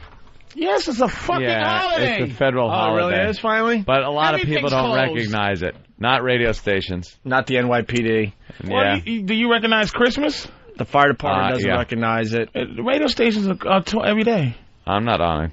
Well, you're not on, but they make you work on. But you know what? You the get important to, people. First of all, you know what? I'm fucking leaving because I'm going to tell you why. Patrice, What happened? Why? First of all, are you mad? No. Nah, I just want to leave. But second of all, I just want to leave because you I'm motherfuckers tired. can work or not work any day you want, and you chose not to work on Christopher Columbus. I think I worked on Columbus we Day. worked there. Yeah, Halloween, you're off. You do a special fun show on Halloween. Yeah, we did a show. Well, we had to get our costumes. Martin Luther King Day, the guy that tried to uplift the fabric of this fucking country. You're gonna work. They threw it. And not even acknowledge the shit. They threw the black man a bone. You won't even play James Brown. We'll music be on on. Monday. We'll be on the air acknowledging it. That's now, right. where will the other stations that get the day off and black men and women be on Martin Luther King Day? They'll be home doing what? Reverence. Celebrating his fucking bullshit. They will not even give it a thought. Listening together with a Yule log type of feel. Yule log. Listening to I Have a Dream speech. That's what I'm going to be doing, and that's what I do every Martin Luther King Day. And what we'll be doing, we're going to be allowing the listeners to give shootouts on Monday. Yeah, we're going to do in honor of shootouts. Martin Luther King.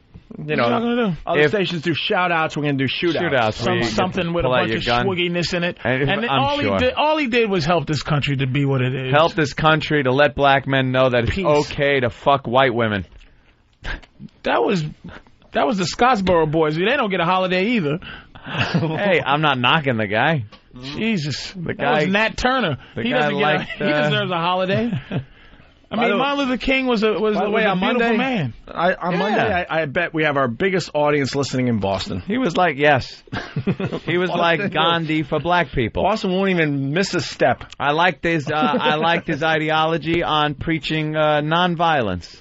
I like that. Yeah, that so that seems he to can have gone away. Here's my thing. I consider him a saint, and this is true. Saint Martin Luther King. Why don't we wear chains with like little balconies or whatever? Him on the balcony? Yeah, it's like with Jesse Jackson pointing us, just as a commemorance. We do with the Jesus. We do with Jesus. We have to have some type of commemorative jewelry for Martin Luther King.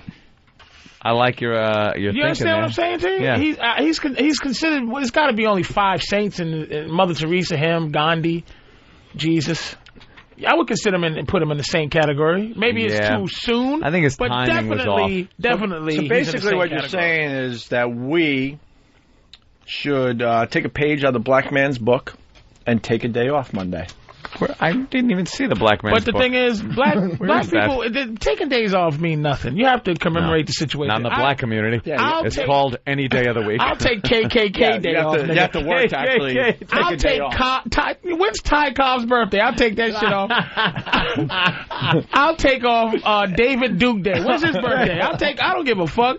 I'm looking not to work, but it's commemorating the situation. Just acknowledge the man. We will acknowledge it on the air. People loved each other, man. In our own They put a special lot way. of love out there. Ain't a lot of people that pumped love in this country. I enjoyed the nonviolence of Andy the whole Garcia or thing. something. He was able to Not Andy unite Garcia, whatever people. I said Andy Garcia, whatever the fucking guy is. That wonderful speech he gave in Washington, D.C. You didn't even know 1 or 2 words from that speech. I have a dream. I know that one. Besides that. We will see the Exactly. mountaintop. Nigga, what's up? Chilling in the crib. What's up, B?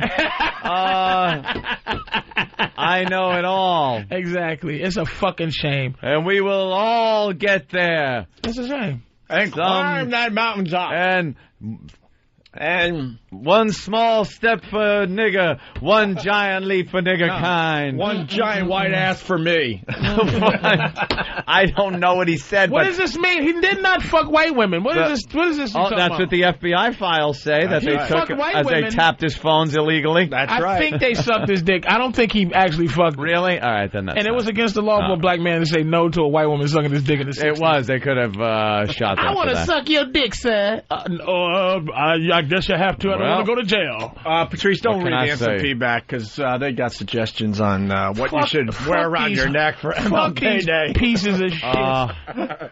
These You might not- motherfuckers. Why we? You know Oh what? my God! No, they didn't. You know what? Pieces of dirt. For the first time in my career, look at this. Oh, they didn't. I am turning off that computer screen. Wow, that is bad. Motherfuckers out there. Hey, you suggested You know it. what? I'm What gonna they ban should wear around their neck?